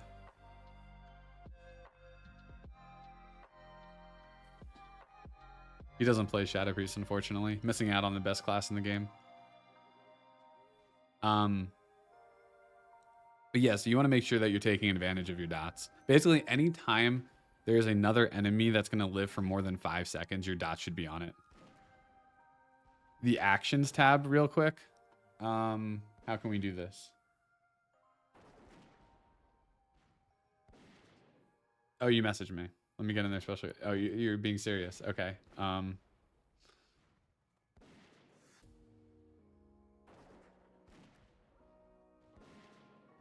Wait. All right. How can we do this? Do you want to share your screen? Or do you want me to send you this log? Yeah. All right, Mabashi, hold on one second. All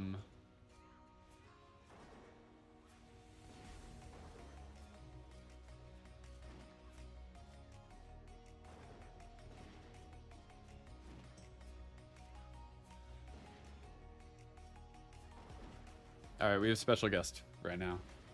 So he's really smart. He knows Warcraft logs better than I do, probably. He's also talking to somebody for 1 second, so we'll see what he... Oh, here we go.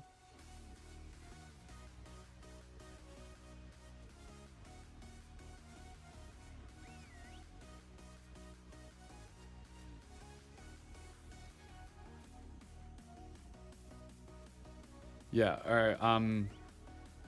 Do you want me to put on Discord so people can hear you? Because right now I have it muted. Oh wait, sorry.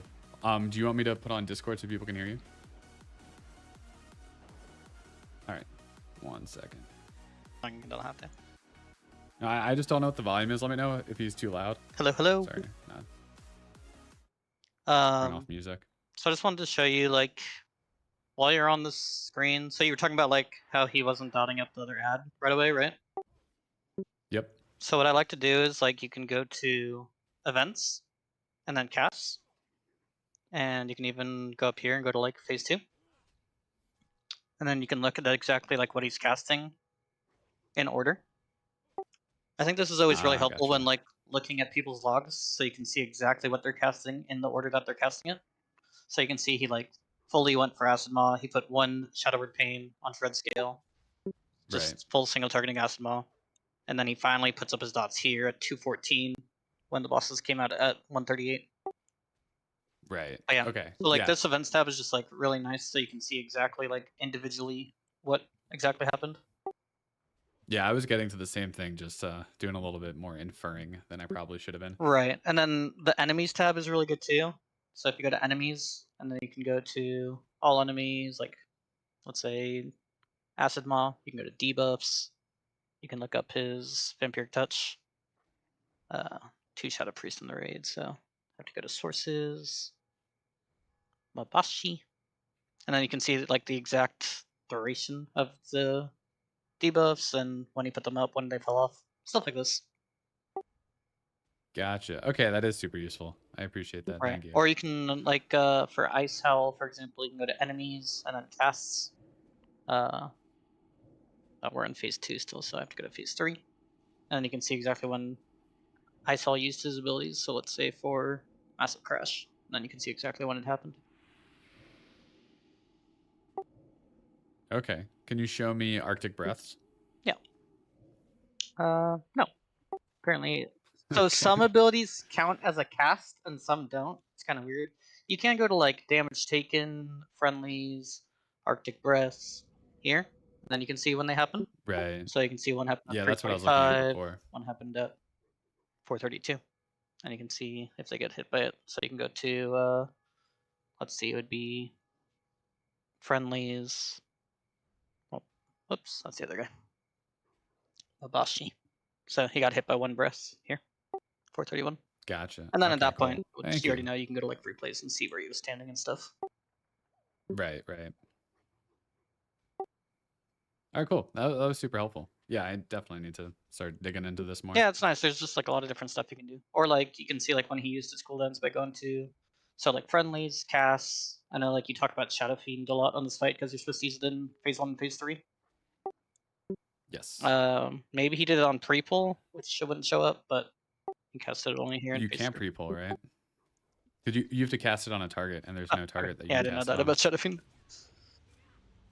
And of course, you can also just go Alright. damage done.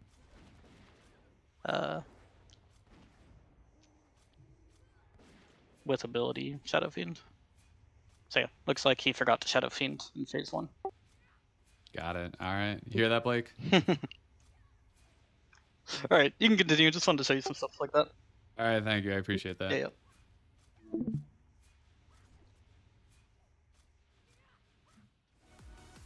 All right. Cool.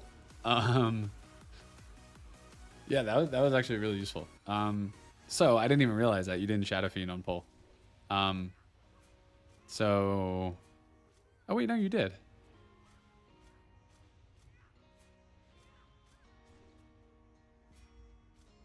Hold on. That's interesting.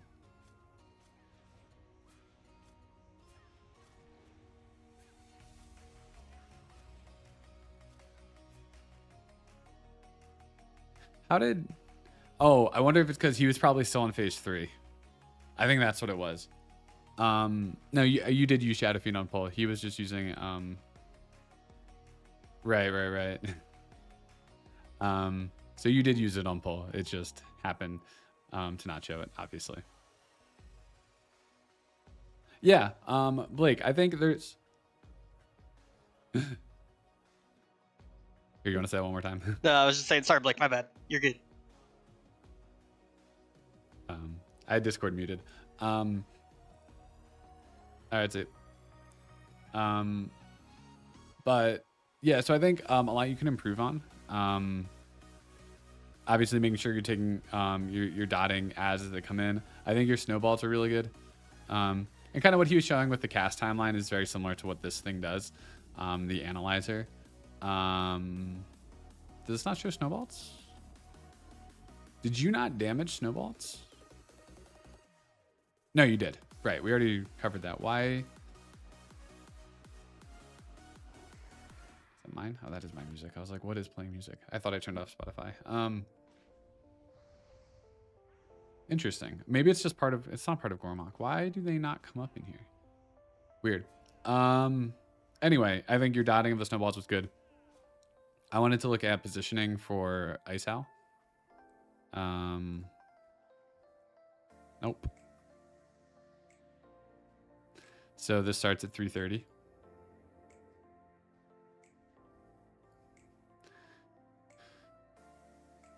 Okay, so again, similar to other people, you're really in the middle of the range stack here. Now everybody's fairly spread. Your raid actually does a really good job of spreading all around here. I would still probably just move a little bit closer to the wall.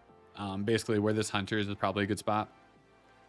You're kind of near this like stack right here, which just makes it more likely. And you've melee here, so I think it's kind of hard. There's a pretty decent even spread here. But I would just always say against the wall is pretty much a good spot to be. But like, I mean, your raid's actually doing a good job of using the whole room. I think even my raid does like a pretty bad job of spreading after the fact. But I mean, that happened to me today and it was really hard for me to get out without basically running for 5 seconds straight. So it can depend on your slime pools or like the acid pools before the boss comes out. Here at this point, yeah, I mean, wherever you are here is just kind of wherever you are. So the interesting thing is you move while he's running, you come over here. Oh, he's running against the wall. Oh, interesting. This shows. Oh, I see. He's jumping back and then running to here. Okay, cool. So what time is this? This is 4:15. So if we go to 4:15, I want to check out your cast on Ice Hal. Not to VT, just. Okay, so you do Shadow Fiend, Mind Blast, Vampiric Touch, Devouring Plague. Why did you recast Shadowward Pain? So did that fall off? So your Shadowward Pain didn't fall off. I would not have recasted it here. It doesn't, there's no snapshotting or anything. You don't want to recast it. That's just kind of a waste of a GCD. No, so you don't want to. Shadowward Pain doesn't snapshot spell power procs. It's going to well, technically, the way Shadowward Pain works the same as Vampiric Touch, whereas whatever buffs are on your character when you cast it will be applied to that dot. But the thing is, when you refresh with Mind Flay, most of your stats are updated. So your spell power is one of those stats that gets updated through Mind Flay. So if you have a Dying Curse proc, like right after you cast Shadow Fiend, whenever you Mind Flay at 4:18, it will then update your Shadowward Pain with that new spell power. Likewise, if it then falls off right after this Vampiric Touch, then when you Mind Flay here at 4:28, it will then refresh the spell power on your Shadowward Pain, assuming you didn't cast it here. It would then refresh your Shadowward Pain with that lower spell power. So you never need to recast it. The only time you recast Shadowward Pain is when you have a strong % damage or % crit buff on yourself. So % damage would be like the rune on Iron Council is a good example. Yeah, like so if you're standing in the rune, it's a good 50% damage increase on, I think it's 50% on your Shadowward Pain. Devouring Plague, on the other hand, does snapshot. So casting this as soon as he gets the stun applied to him is really good. And then casting it just before it falls off, also good. Doesn't matter if you clip the last one. You want to make sure that you're You cast it just before the debuff falls off, and you can maximize your time with it.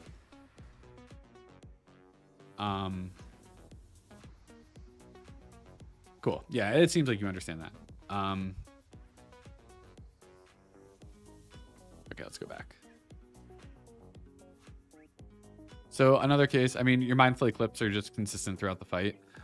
So your delay is low at 90, which is like what I do on my best fights. But when I do that, I tend to not have 15 Mind Flay clips. So the thing is, if it factored in these clips into your Mind Flay delay, it'd probably be closer to like 150 or 200. So it's just something to keep in mind. Your delay might be close. It might even be better for you to like just wait on your Mind Flays. So like how I said when I was just doing this, like waiting for it to be done before you cast your next spell. Like I'm not saying you should wait like half a second between Mind Flays, but you should like hear the tick or acknowledge that it's done. And I know this is harder in a fight, but you're losing a lot of DPS from clips that I think it would be better for you to wait an extra, I don't know, 30 to 40 milliseconds than it is for, I think that would be a lower DPS loss than the amount of clips that you have currently. VT and DP both worth recasting with a haste buff. Depends on the buff. So hold on, let me give you this Weakaura.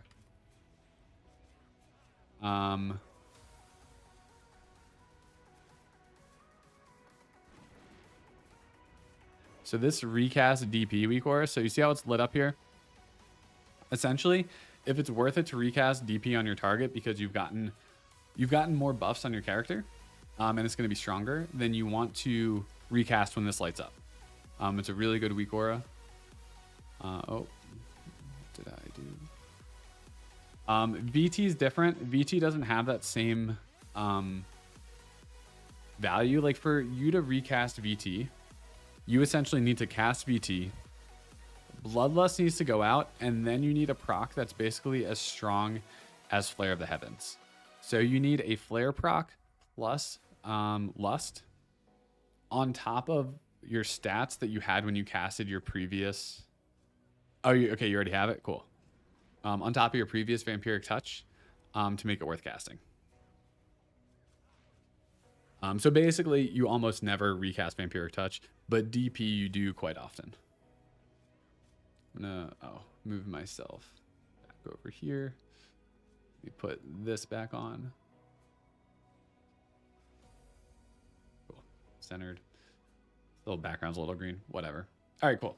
That makes sense. How long was your kill? 527. This was normal, right?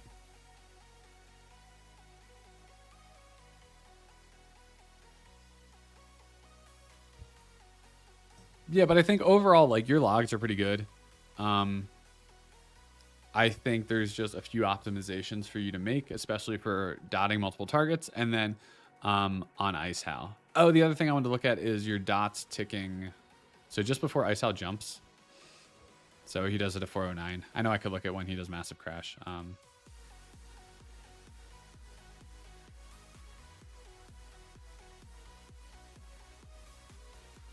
Oh, okay. So you had. Oh, okay. So this is bigger than I realized. You had 4 different casts of Shadow Word Pain on Ice Howl. You should only ever have the one. Obviously, we just talked about this. You don't need the other ones because it'll all update. So these 4 casts should have just been this first one. And then just before he jumps at 402, like before you Shadow Fiend, like you should have used a Devouring Plague and Vampiric Touch here. Because you last used them, they probably fell off at this point. Your Vampiric Touch probably did, and your Devouring Plague was probably just ending just before he jumped into the middle. So I would have recasted Vampiric Touch and Devouring Plague just before he jumps, and then you recast him again as soon as you can, as soon as you get in range. Your pants started playing my Shadow, also worth waiting for a 4-piece. No, Jared, it's never... That Mind Blast buff from 4-piece tier 8 is nice, but it doesn't affect your gameplay whatsoever. So just play the same way you normally would. Don't worry about the buff. If you get it onto your dots, it's nice, but it's not a big deal. It's just a nice benefit. Yep, no problem. Oh Okay, Blake, any questions with what I've gone through today? I want to move on to the next one, if that's all right with you. For Freddy, because I know Freddy's been waiting a while, and I'm getting a little bit tired, so I want to make sure that I can give him a good review. But we can totally take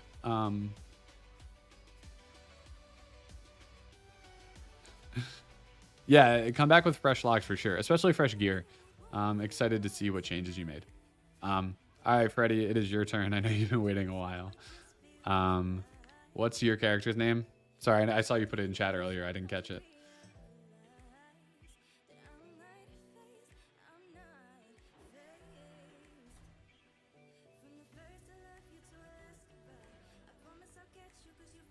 Yeah, Freddy, it's your turn.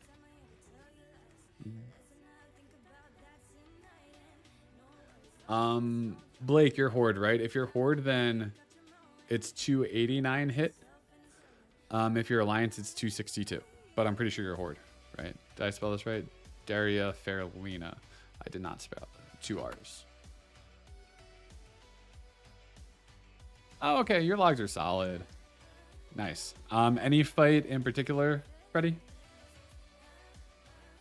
Yeah, your hit's really good. You're like right on track.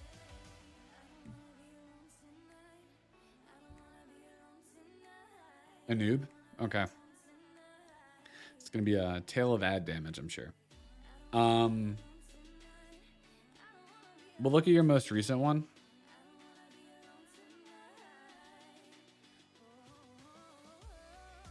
All right, so you're right at that 600k. Let's just do this. This will be fun.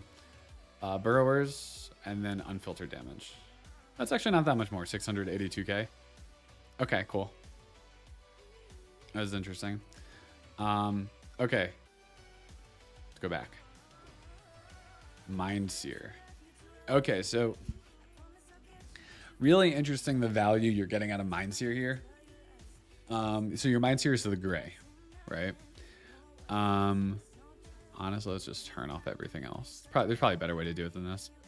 So this is your Mind Seer damage. So this is the first wave, this is the second wave, and this is probably the third wave of ads.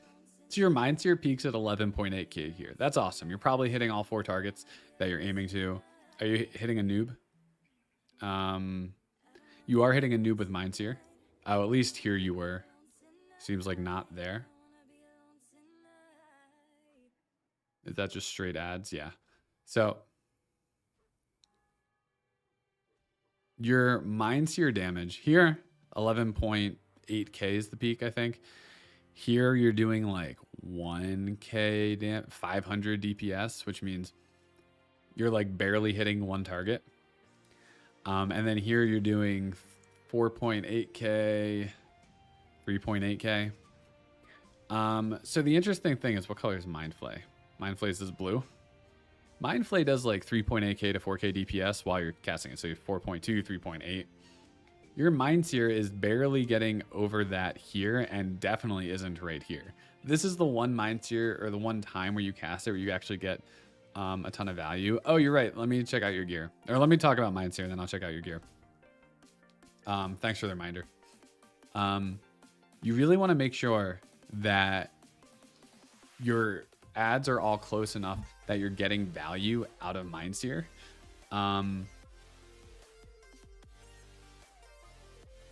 Damage done, Mind Seer events.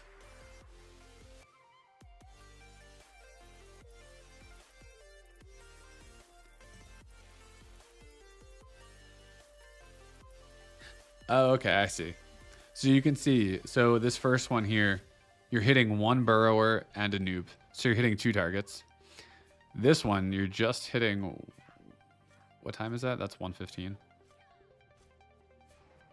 So once you got 2 ticks of Mind Seer on, oh, I see. You did 1 tick of Mind Seer onto 2 different targets. And then you just didn't. Then this Mind Seer here, you can see you're hitting all of the burrowers. So you're hitting, or you're just hitting 3 of them. You're hitting 9, 11, and 12. And then, oh, okay, 10. I lied.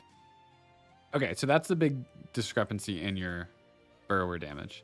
Is that here you're hitting 4 targets. Here you hit 1 for a single tick. And then here you were hitting 2. Right. Yeah. Thanks, Moon. Good call. So this is the thing about Mind Seer, is that its value really depends on how good your tanks are at ad placement. So the the tanks in my guild do a really good job of getting them close enough that, oh yeah, you absolutely want to be using Mind Seer Glyph on this fight. Will the Mind Seer only one target? What do you mean?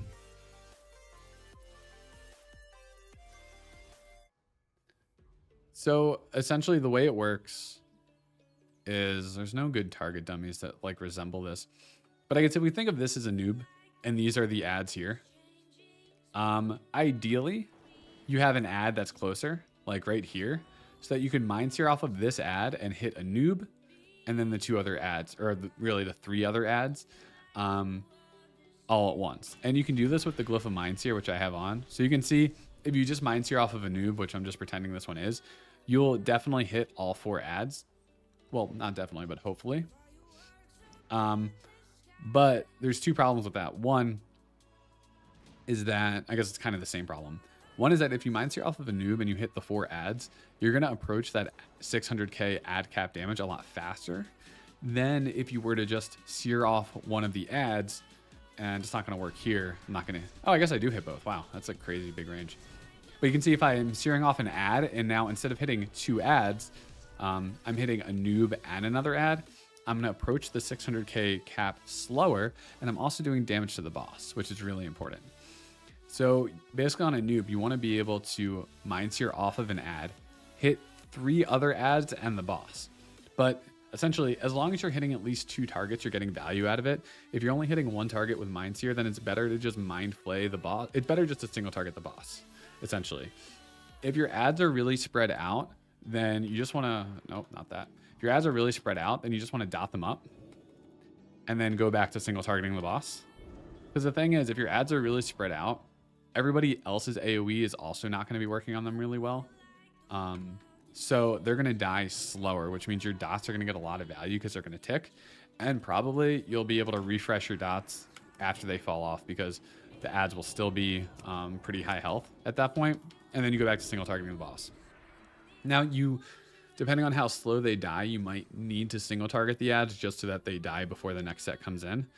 But it's something that you kind of need to figure out in the moment with your ad placement.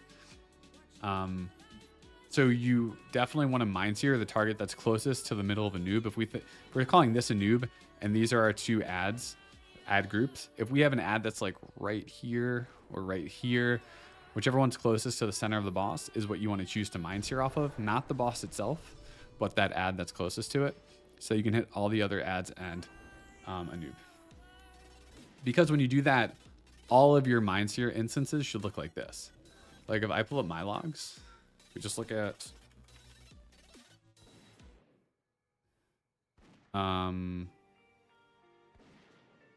this one and we look at Mind Seer. So I'm always Mind Seering an ad, but you can see that here I'm peaking at around 12.5k. Here is just under 10, so maybe like 9k total here, and then this is about 7.5k with Mind Seer, because I'm always hitting. Here I'm probably hitting 3 ads and the boss. Here I'm hitting maybe 2 ads in the boss, and this is probably 2 ads in the boss. So the value from Mind Seer is really high.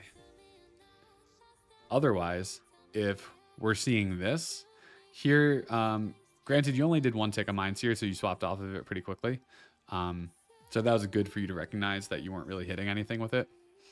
You want to make sure that you would just single target the boss instead. This is like the minimum amount of value that makes it kind of worth it. At 5k DPS, it's basically the same as Mind Flay. Like this Mind Seer could have been interchanged with a Mind Flay on the main boss, and it probably would have been more DPS, only because you would do less damage to the ads, which means if we go back, you did too much damage to the ads, right? Like, oh, wrong one, Burrower. See how we filtered damage? So you did 682k. if instead of mind searing here, where you didn't get a ton of value out of it, you were just single targeting the boss, then more of this damage that didn't count would have at the end. So that's something to really think about, is basically, is the cast that you're doing worth it? Like, a noob is all about optimizing and maximizing the efficiency of your casts. Obviously, VT is a ton of value, and you should be using that on all the ads as they run in. Once they're grouped, it's basically Mind Sear. And if Mind Sear doesn't get you value, then you single target the boss. As a Shadow Priest, you're going to hit the 600k cap very quickly. So you basically need to pick and choose the most optimal time to use Mind Sear in order to use it. Basically when you can hit 3 ads and the boss. And if you can't, then you just keep single targeting the boss. Does that make sense, Freddy?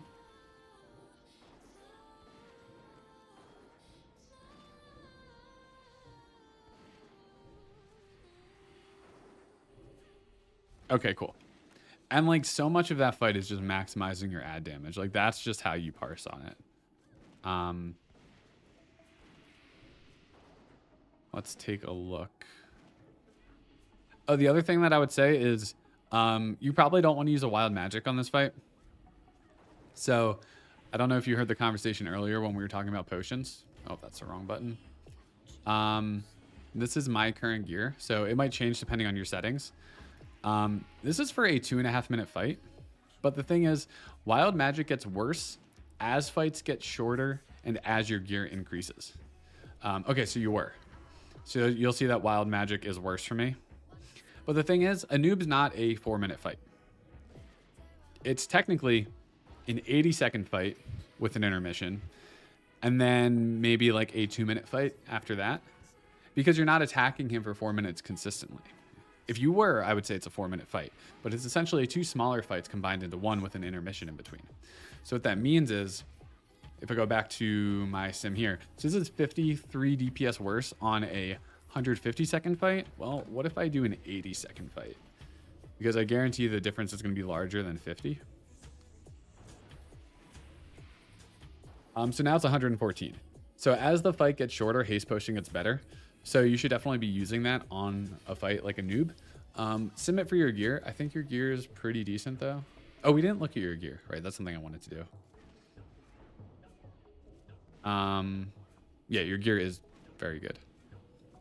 You're a little bit over hit cap, so you're horde, so you could drop like 27 hit rating. It's easier said than done though. That's not something I'd really worry about. Just, I'm sure you know this. Yeah, your gear is very good. I'd say these are pretty bad sandals. Obviously, if you didn't have them on, you'd be under hit cap, but it might be better if you could get better boots like that didn't have hit, and then just use 2 hit gems, 2 like of the veiled orange gems somewhere. That would probably be better for you. It's 2-piece tier 45, tier 9 worth breaking, tier 8. Wait, what? No. So Jared, you want to be using 2-piece tier 9, 2-piece tier 8. That's better than 4-piece tier 8, and it's better than 4-piece tier 9 unless you have 4 pieces of tier 9 at 258 item level. Yes, Freddy, you definitely want to use Potion of Speed. With your gear, it 100% has to be better. And then when do you use Potion? Oh, so interesting. You save your potion here for when you lust. You want to basically use all your cooldowns together. You'll always get more value out of using a potion during a lusted window than a non-lusted window. So just something to keep in mind. Jared, your sim settings are probably wrong, if that's what it's saying, or you're making like not ideal gear swaps. You want to be using tier 9 legs and chest and tier 8 helm and shoulders for the best setup. Okay, so potions, where did you Shadow Fiend? Okay, on pull and right there for lust. That's perfect. Let's go back here. So 197 delay, not the worst. You don't use no channeling, do you? No channeling macro. And your 8 clips, it's a little high, but I think I definitely have kills where I'm in like the 5 to 8 range. So it's not the worst thing in the world.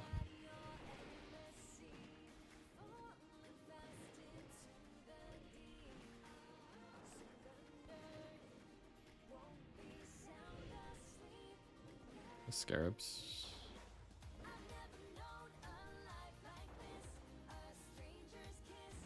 Why did you recast Shadow Word Pain on a noob? Ideally, you're never recasting Shadow Word Pain. And you just I'm assuming it didn't fall off. Oh, did your... never mind. Your Shadow Word Pain probably did fall off. Okay. Yeah, I'd say try to... No. Oh, you're a mind searing. It left? Okay. Yeah, try to be careful with that. Ideally, you don't want to recast your dots. Well, you don't want to recast Shadow Word Pain onto a noob.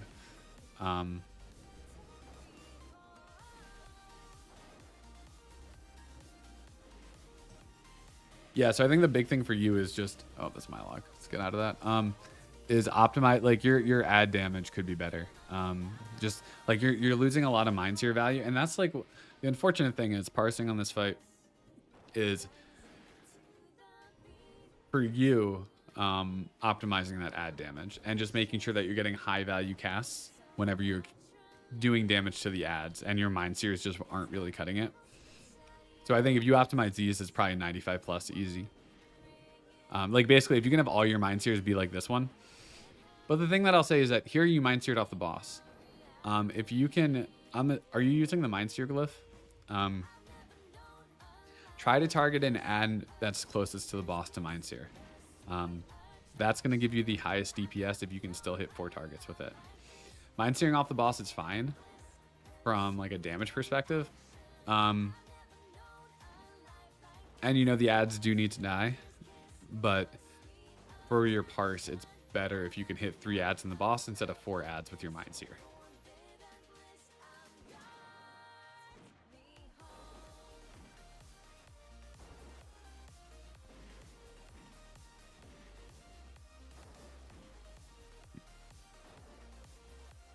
Do you have the Fojji Weakaura that tracks your ad damage?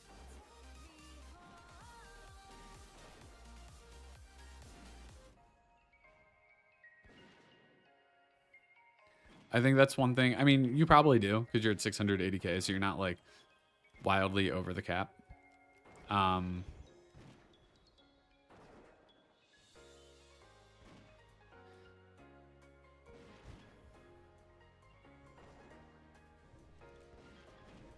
Yeah, I think overall for you, you really just you want to optimize where you're using Mind Seer because you're just not getting a ton of value out of it in this first half of the fight.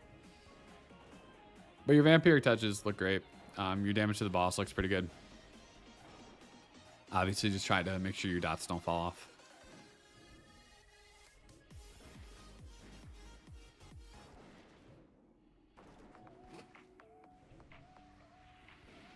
All right, Freddie, any questions about what I've gone through here? I think this fight's pretty simple. It's pretty simple in terms of the things that you need to adjust. But it's a lot easier said than done to adjust those, if that makes sense.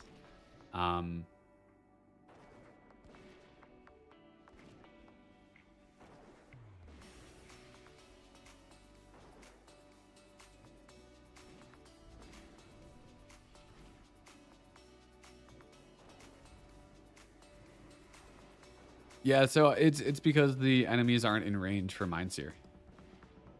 That's the reason. Take it off a noob. You just...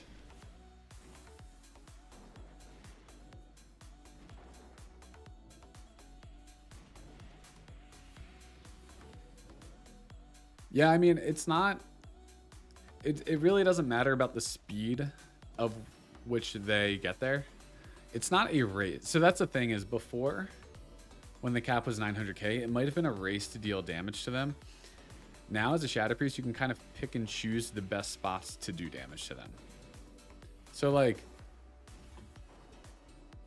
hold on. I don't know if I can watch the VOD of, can I watch this VOD even though I'm live right now? I want to go back to our kill. Oh, let me.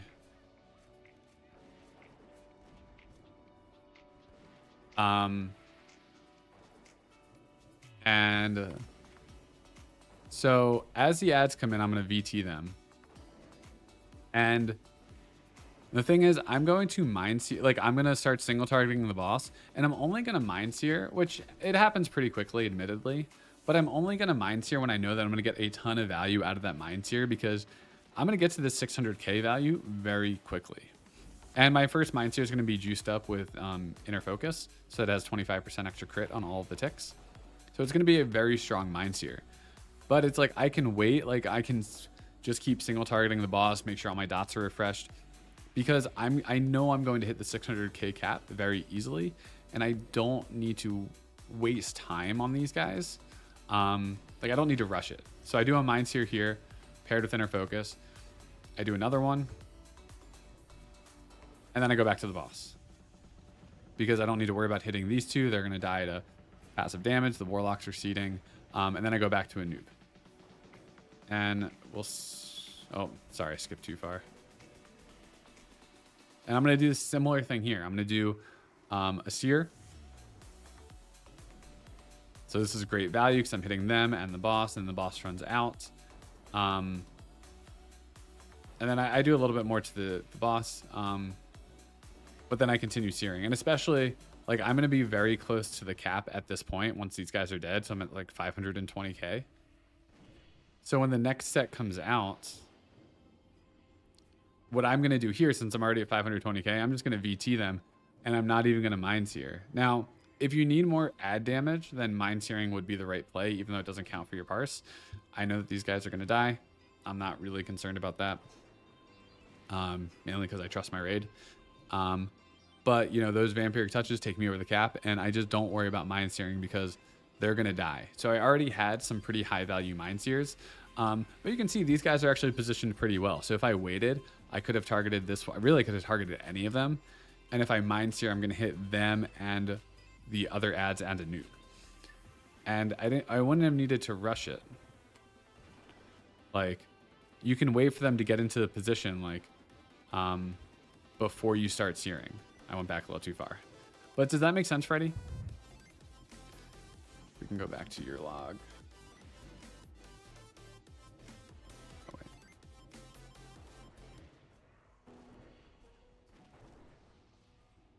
No, the only reason I was saying you could potentially renew your vampiric touch is if the ads are so far from the boss that your mind seer is getting 0 value and they're not really dying. So like if the ads have like 40% HP or more when your first vampiric touch falls off, you could probably put another one on them. I'm not saying it's the best strategy, but it's a way for you to get more ad damage. That's probably more efficient than mind searing and only hitting like one ad.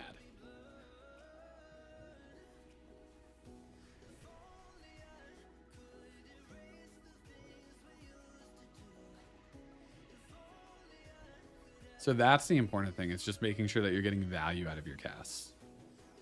And then you're just single targeting the boss otherwise.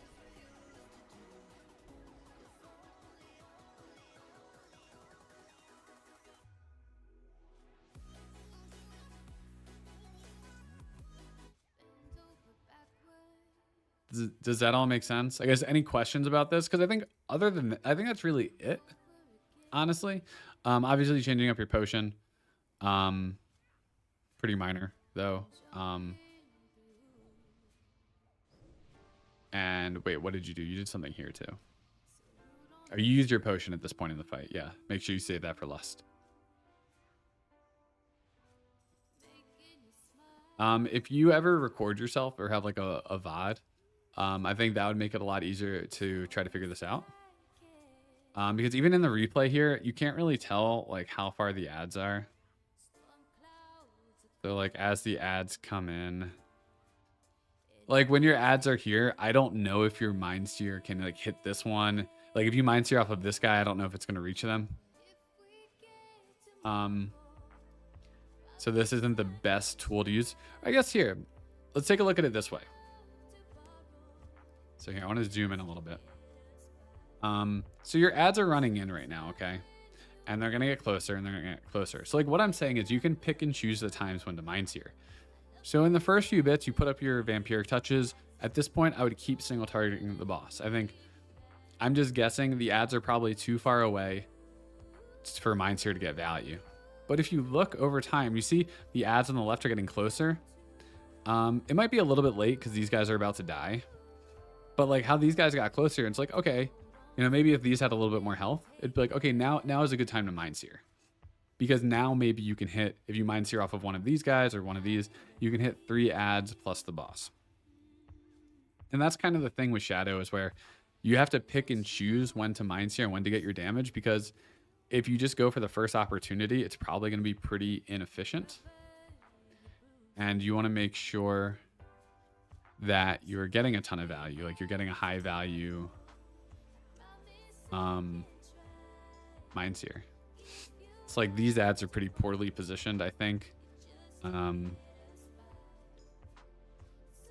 Drag the boss away. Go to the third set. The third set is where you got really good value, but you Mind Seared off of the boss.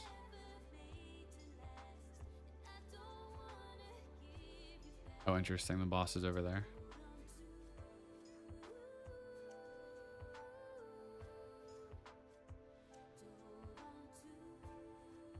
Or wait, no. Okay. So now you have the boss here and you have your ads here, so you just Mind Seared off the boss, which works. If you don't think you can get value off of Mind Searing an ad, which, again, this view doesn't really tell me how far away they are. Like what I see here is maybe, see, it's like at this point you could maybe Mind Sear off of this ad and hit everything. It's kind of hard to tell. Anyway, if you ever record yourself, it would be a lot easier for me to try to figure out like what's worth doing and what isn't, because this doesn't really tell the whole story, unfortunately. But I think that's all I got for you, Freddie. It's really just maximizing your efficiency on the ads.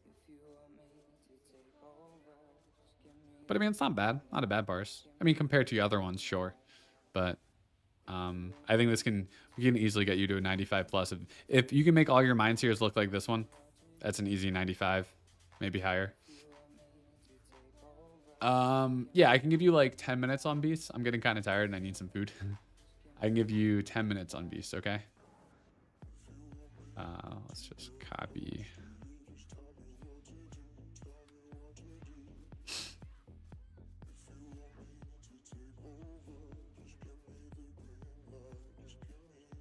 So I'm assuming you got like Cobalt or you died or something here. We'll look at your July 25th. So this is from 2 weeks ago.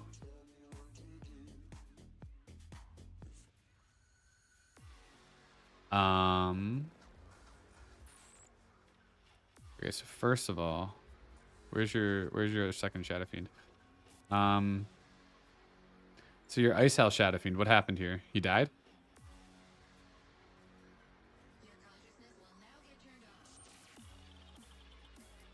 Oh,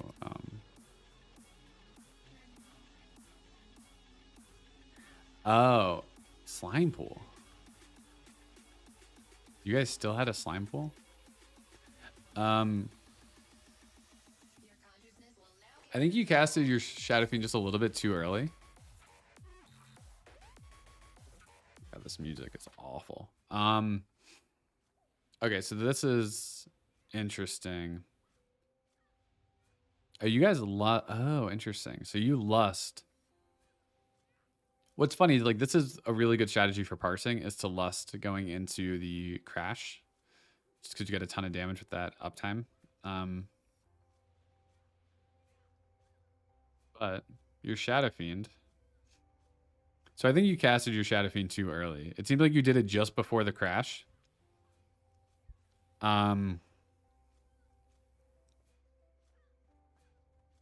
So it seems like you sent out your Shadow Fiend here.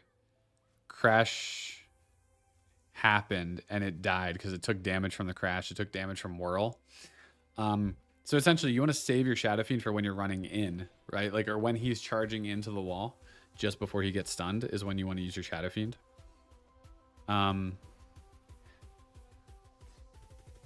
Yeah, your Shadow Fiend died. Like your two Shadow Fiends combined did less than what like one of mine did. So not only did this guy die, this other one here didn't really do a ton of damage either. So like, did he take? Is that you or your Shadow Fiend that got hit by Firebomb? Oh, okay. So this was bad timing. Your Shadow Fiend also died here to Staggering Stomp and Firebombs. So there must have been a Firebomb in melee that hit your Shadow Fiend. Because, so here, look. Let me pull up my logs again.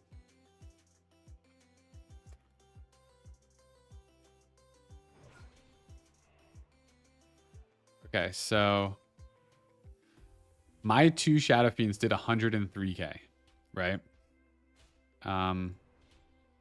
My first one did 35, my second one did 68. Yours combined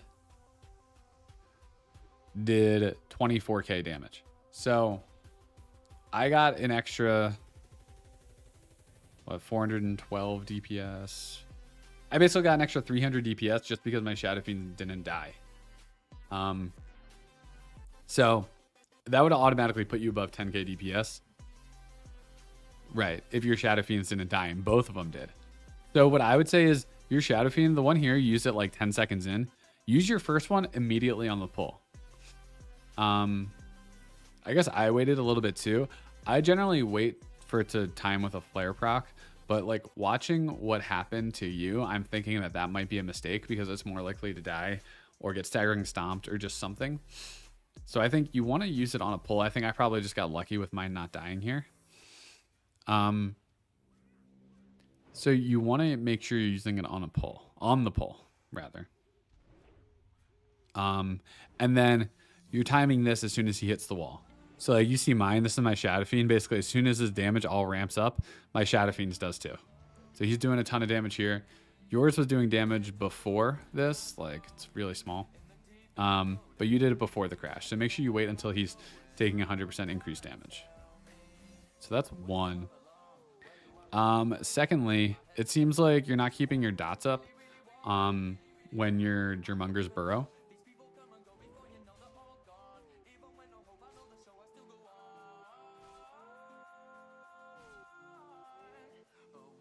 So this is, you're focusing Dreadscale first, Acid Maul. So you're keeping dots on him, which is good. I would not have Devouring Plagued him, not a big deal.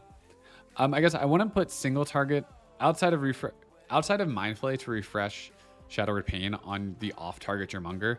I would never put single target spells into it. I would always save that for, in this case, would be Dreadscale for the first one you're killing. But you can see in the burrow here, like your dots fall off. So you should have made sure to refresh your dots before the burrow. Because if we go back, so you can see this is your dip. You go down to basically 0 DPS for a few seconds here. On my log, I'm still hovering around 7k DPS because my dots are ticking when they submerge. So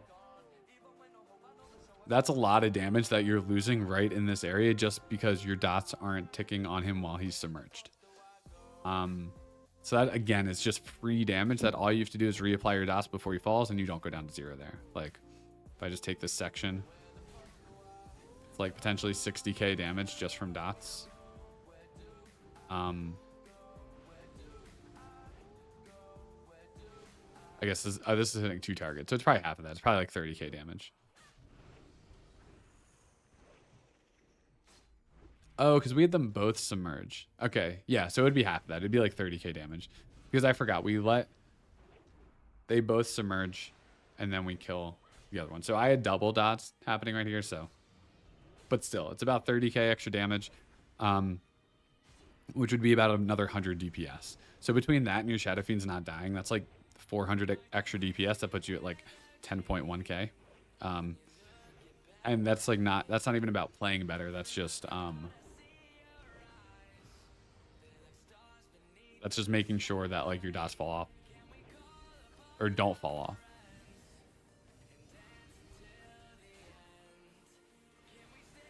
Yeah, Moon. I was having the same thought. Letting them both burrow and then having the dots tick on your primary kill target is really good just for your dot class and just for like damage efficiency.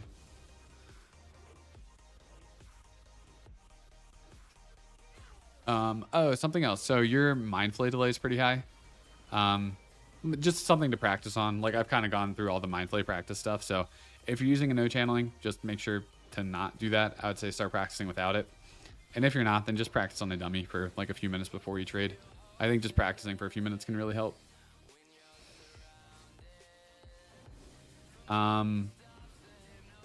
What did I want to look at? I already forget. Snowballs? I think your snowballs are pretty good. Like you cast dots on them. Oh wait, let's update this to 2-piece tier 9.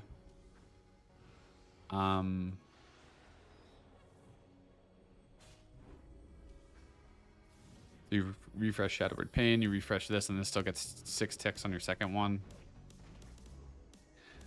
Mind Flay, you didn't even get a single tick, so you probably moved for fire or something. But it at least refreshed your Shadowward Pain, which I'm assuming is the primary purpose of that cast. And this refreshes that Shadowward Pain on 2.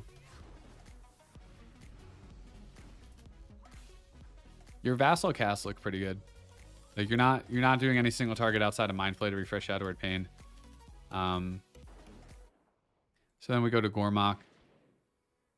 Let's see dot downtime. 1 second, very good. 3 seconds. So something just to try to focus on is that in the middle of like multi-dotting, making sure you maintain Devouring Plague.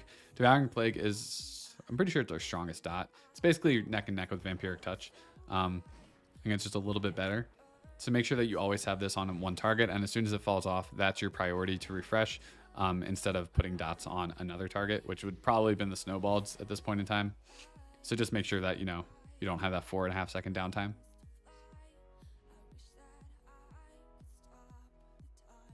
Oh. Yeah, and I think that's kind of it. So making sure, so when you have multiple targets up, making sure your dots don't fall off your main target. Making sure to refresh the dots when one of these guys submerges.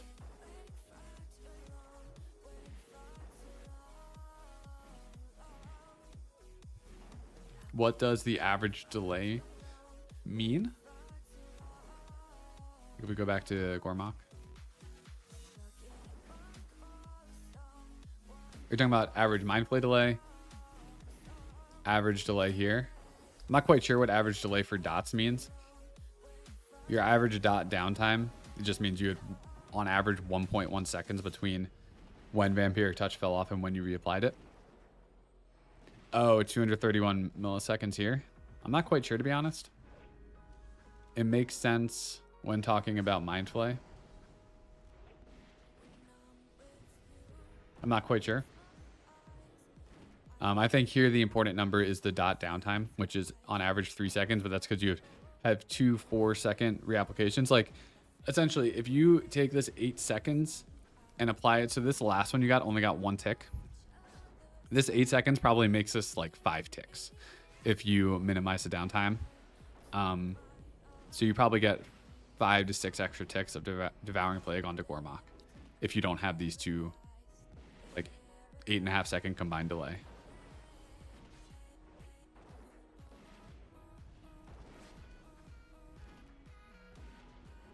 And then Ice Owl. Let's just look at positioning real quick. This is Ice Owl, right?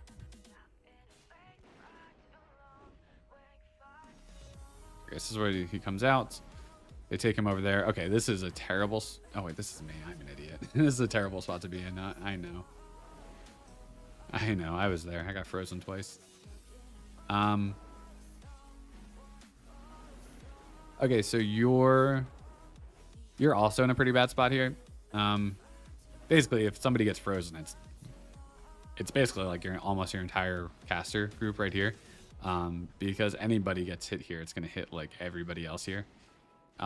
So one thing is just there's probably like one of the poison clouds here. So just try to spread out when you can, or go against the wall. Like if you're going to be stuck on this side, then try to go against the wall, because even your melee are here. So they're going to be targets with your range group here. Our VOD of beasts. Yeah, I can pull it up. This is from Onyxia. What part do you want to see? Oh. Yeah. So this is right when he comes out. Oh wait, sorry. I went back too far. So we had this pool just form, and then we had these two. I think the thing was, I don't think it was a bad spot. It's just no range could get there when it first started. Like actually this one's just disappearing. So if I was smart, I should have like boothed over here. Instead I go like right next to this other one. But once you move, like the only spot for range to go would have been against the wall there. And I mean, now everybody can spread out, but we're kind of in our spots.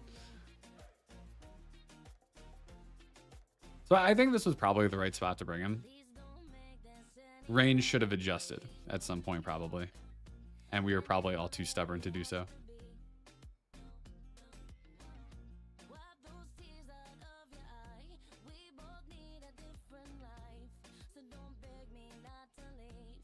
Flip the boss around.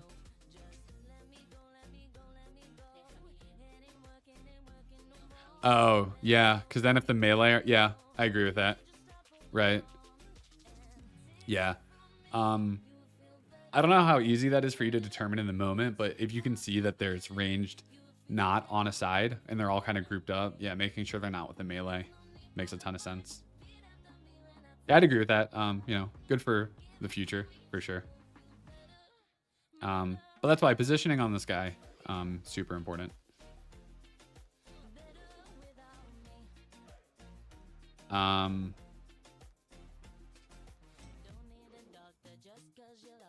And then, yeah, you're kind of in the range group. Here, it's funny, actually, in this spot, it's almost like the middle area might be the safest spot. You're kind of already stuck here, I guess, from when you got knocked against the wall. Yeah. So, not really a better spot to be. I don't know if you got frozen. But yeah, I think positioning on this fight is really important. And the thing is, you can plan it out. Obviously, it's hard. Like, if you just saw what I showed for our kill, there were poison clouds there, so I couldn't move where I wanted to go and where I normally go. I think I could have, if I paid a little bit more attention, and realized that that one cloud was about to disappear, which I didn't realize in the moment. But you can pre-position yourself so that you're not stuck in a clump when the fight starts, because you have a good 10 seconds to do so. So I'd say try to take advantage of that time and position yourself away from everybody. But I'm assuming there's a cloud here, so, which is why nobody else is over there. Did boss enrage in this kill? How do I check that? I don't think so. I mean, deaths. Toxin, burning bile. Acidic spew, slime pool. No. All the deaths were before what's his face.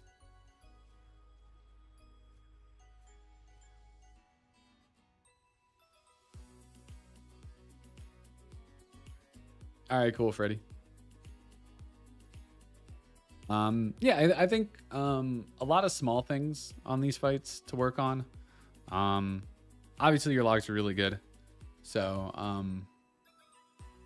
I think getting these small things together can definitely get you to a 99. Because there's like 500 DPS that's just coming from your Shadow Fiend and the dots during the burrow. Oh yeah, that's a good point. That happened on our kill. Like, I'm kind of mad about that because he had like 400k health when he jumped in to do his second crash, and that was my best parse by like 400 DPS. Like, if that didn't happen and I didn't get those two Arctic breaths, it would have been like 500 DPS higher or something.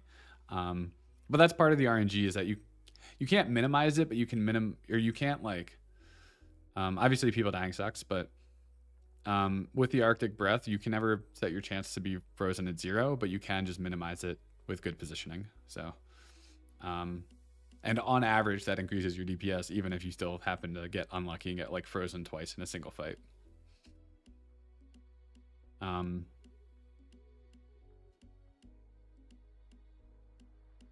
Yeah, you can get stunned in dispersion. You can use dispersion while stunned, but it doesn't prevent the stun. And if you use it while stunned, it doesn't remove it. So there's no way for a priest to get out of it, unfortunately. Unless they get a bop. Moon. I'm just saying, did you see this damage on our kill? Miles ahead of everybody. I'm just saying. Primary bop target. Look at this guy. Right there. All right, anyway, I'm gonna call it here. I need to go get some food. Freddie, if you have any other questions, you can message me on Discord, or we can take another look at like I don't know that I really have too much else to say. I think that this log, like obviously your log's pretty good. It's just small things with your Shadow Fiend timings and then making sure you have dots applied when they submerge. Really important. And then just better positioning on Ice Hell.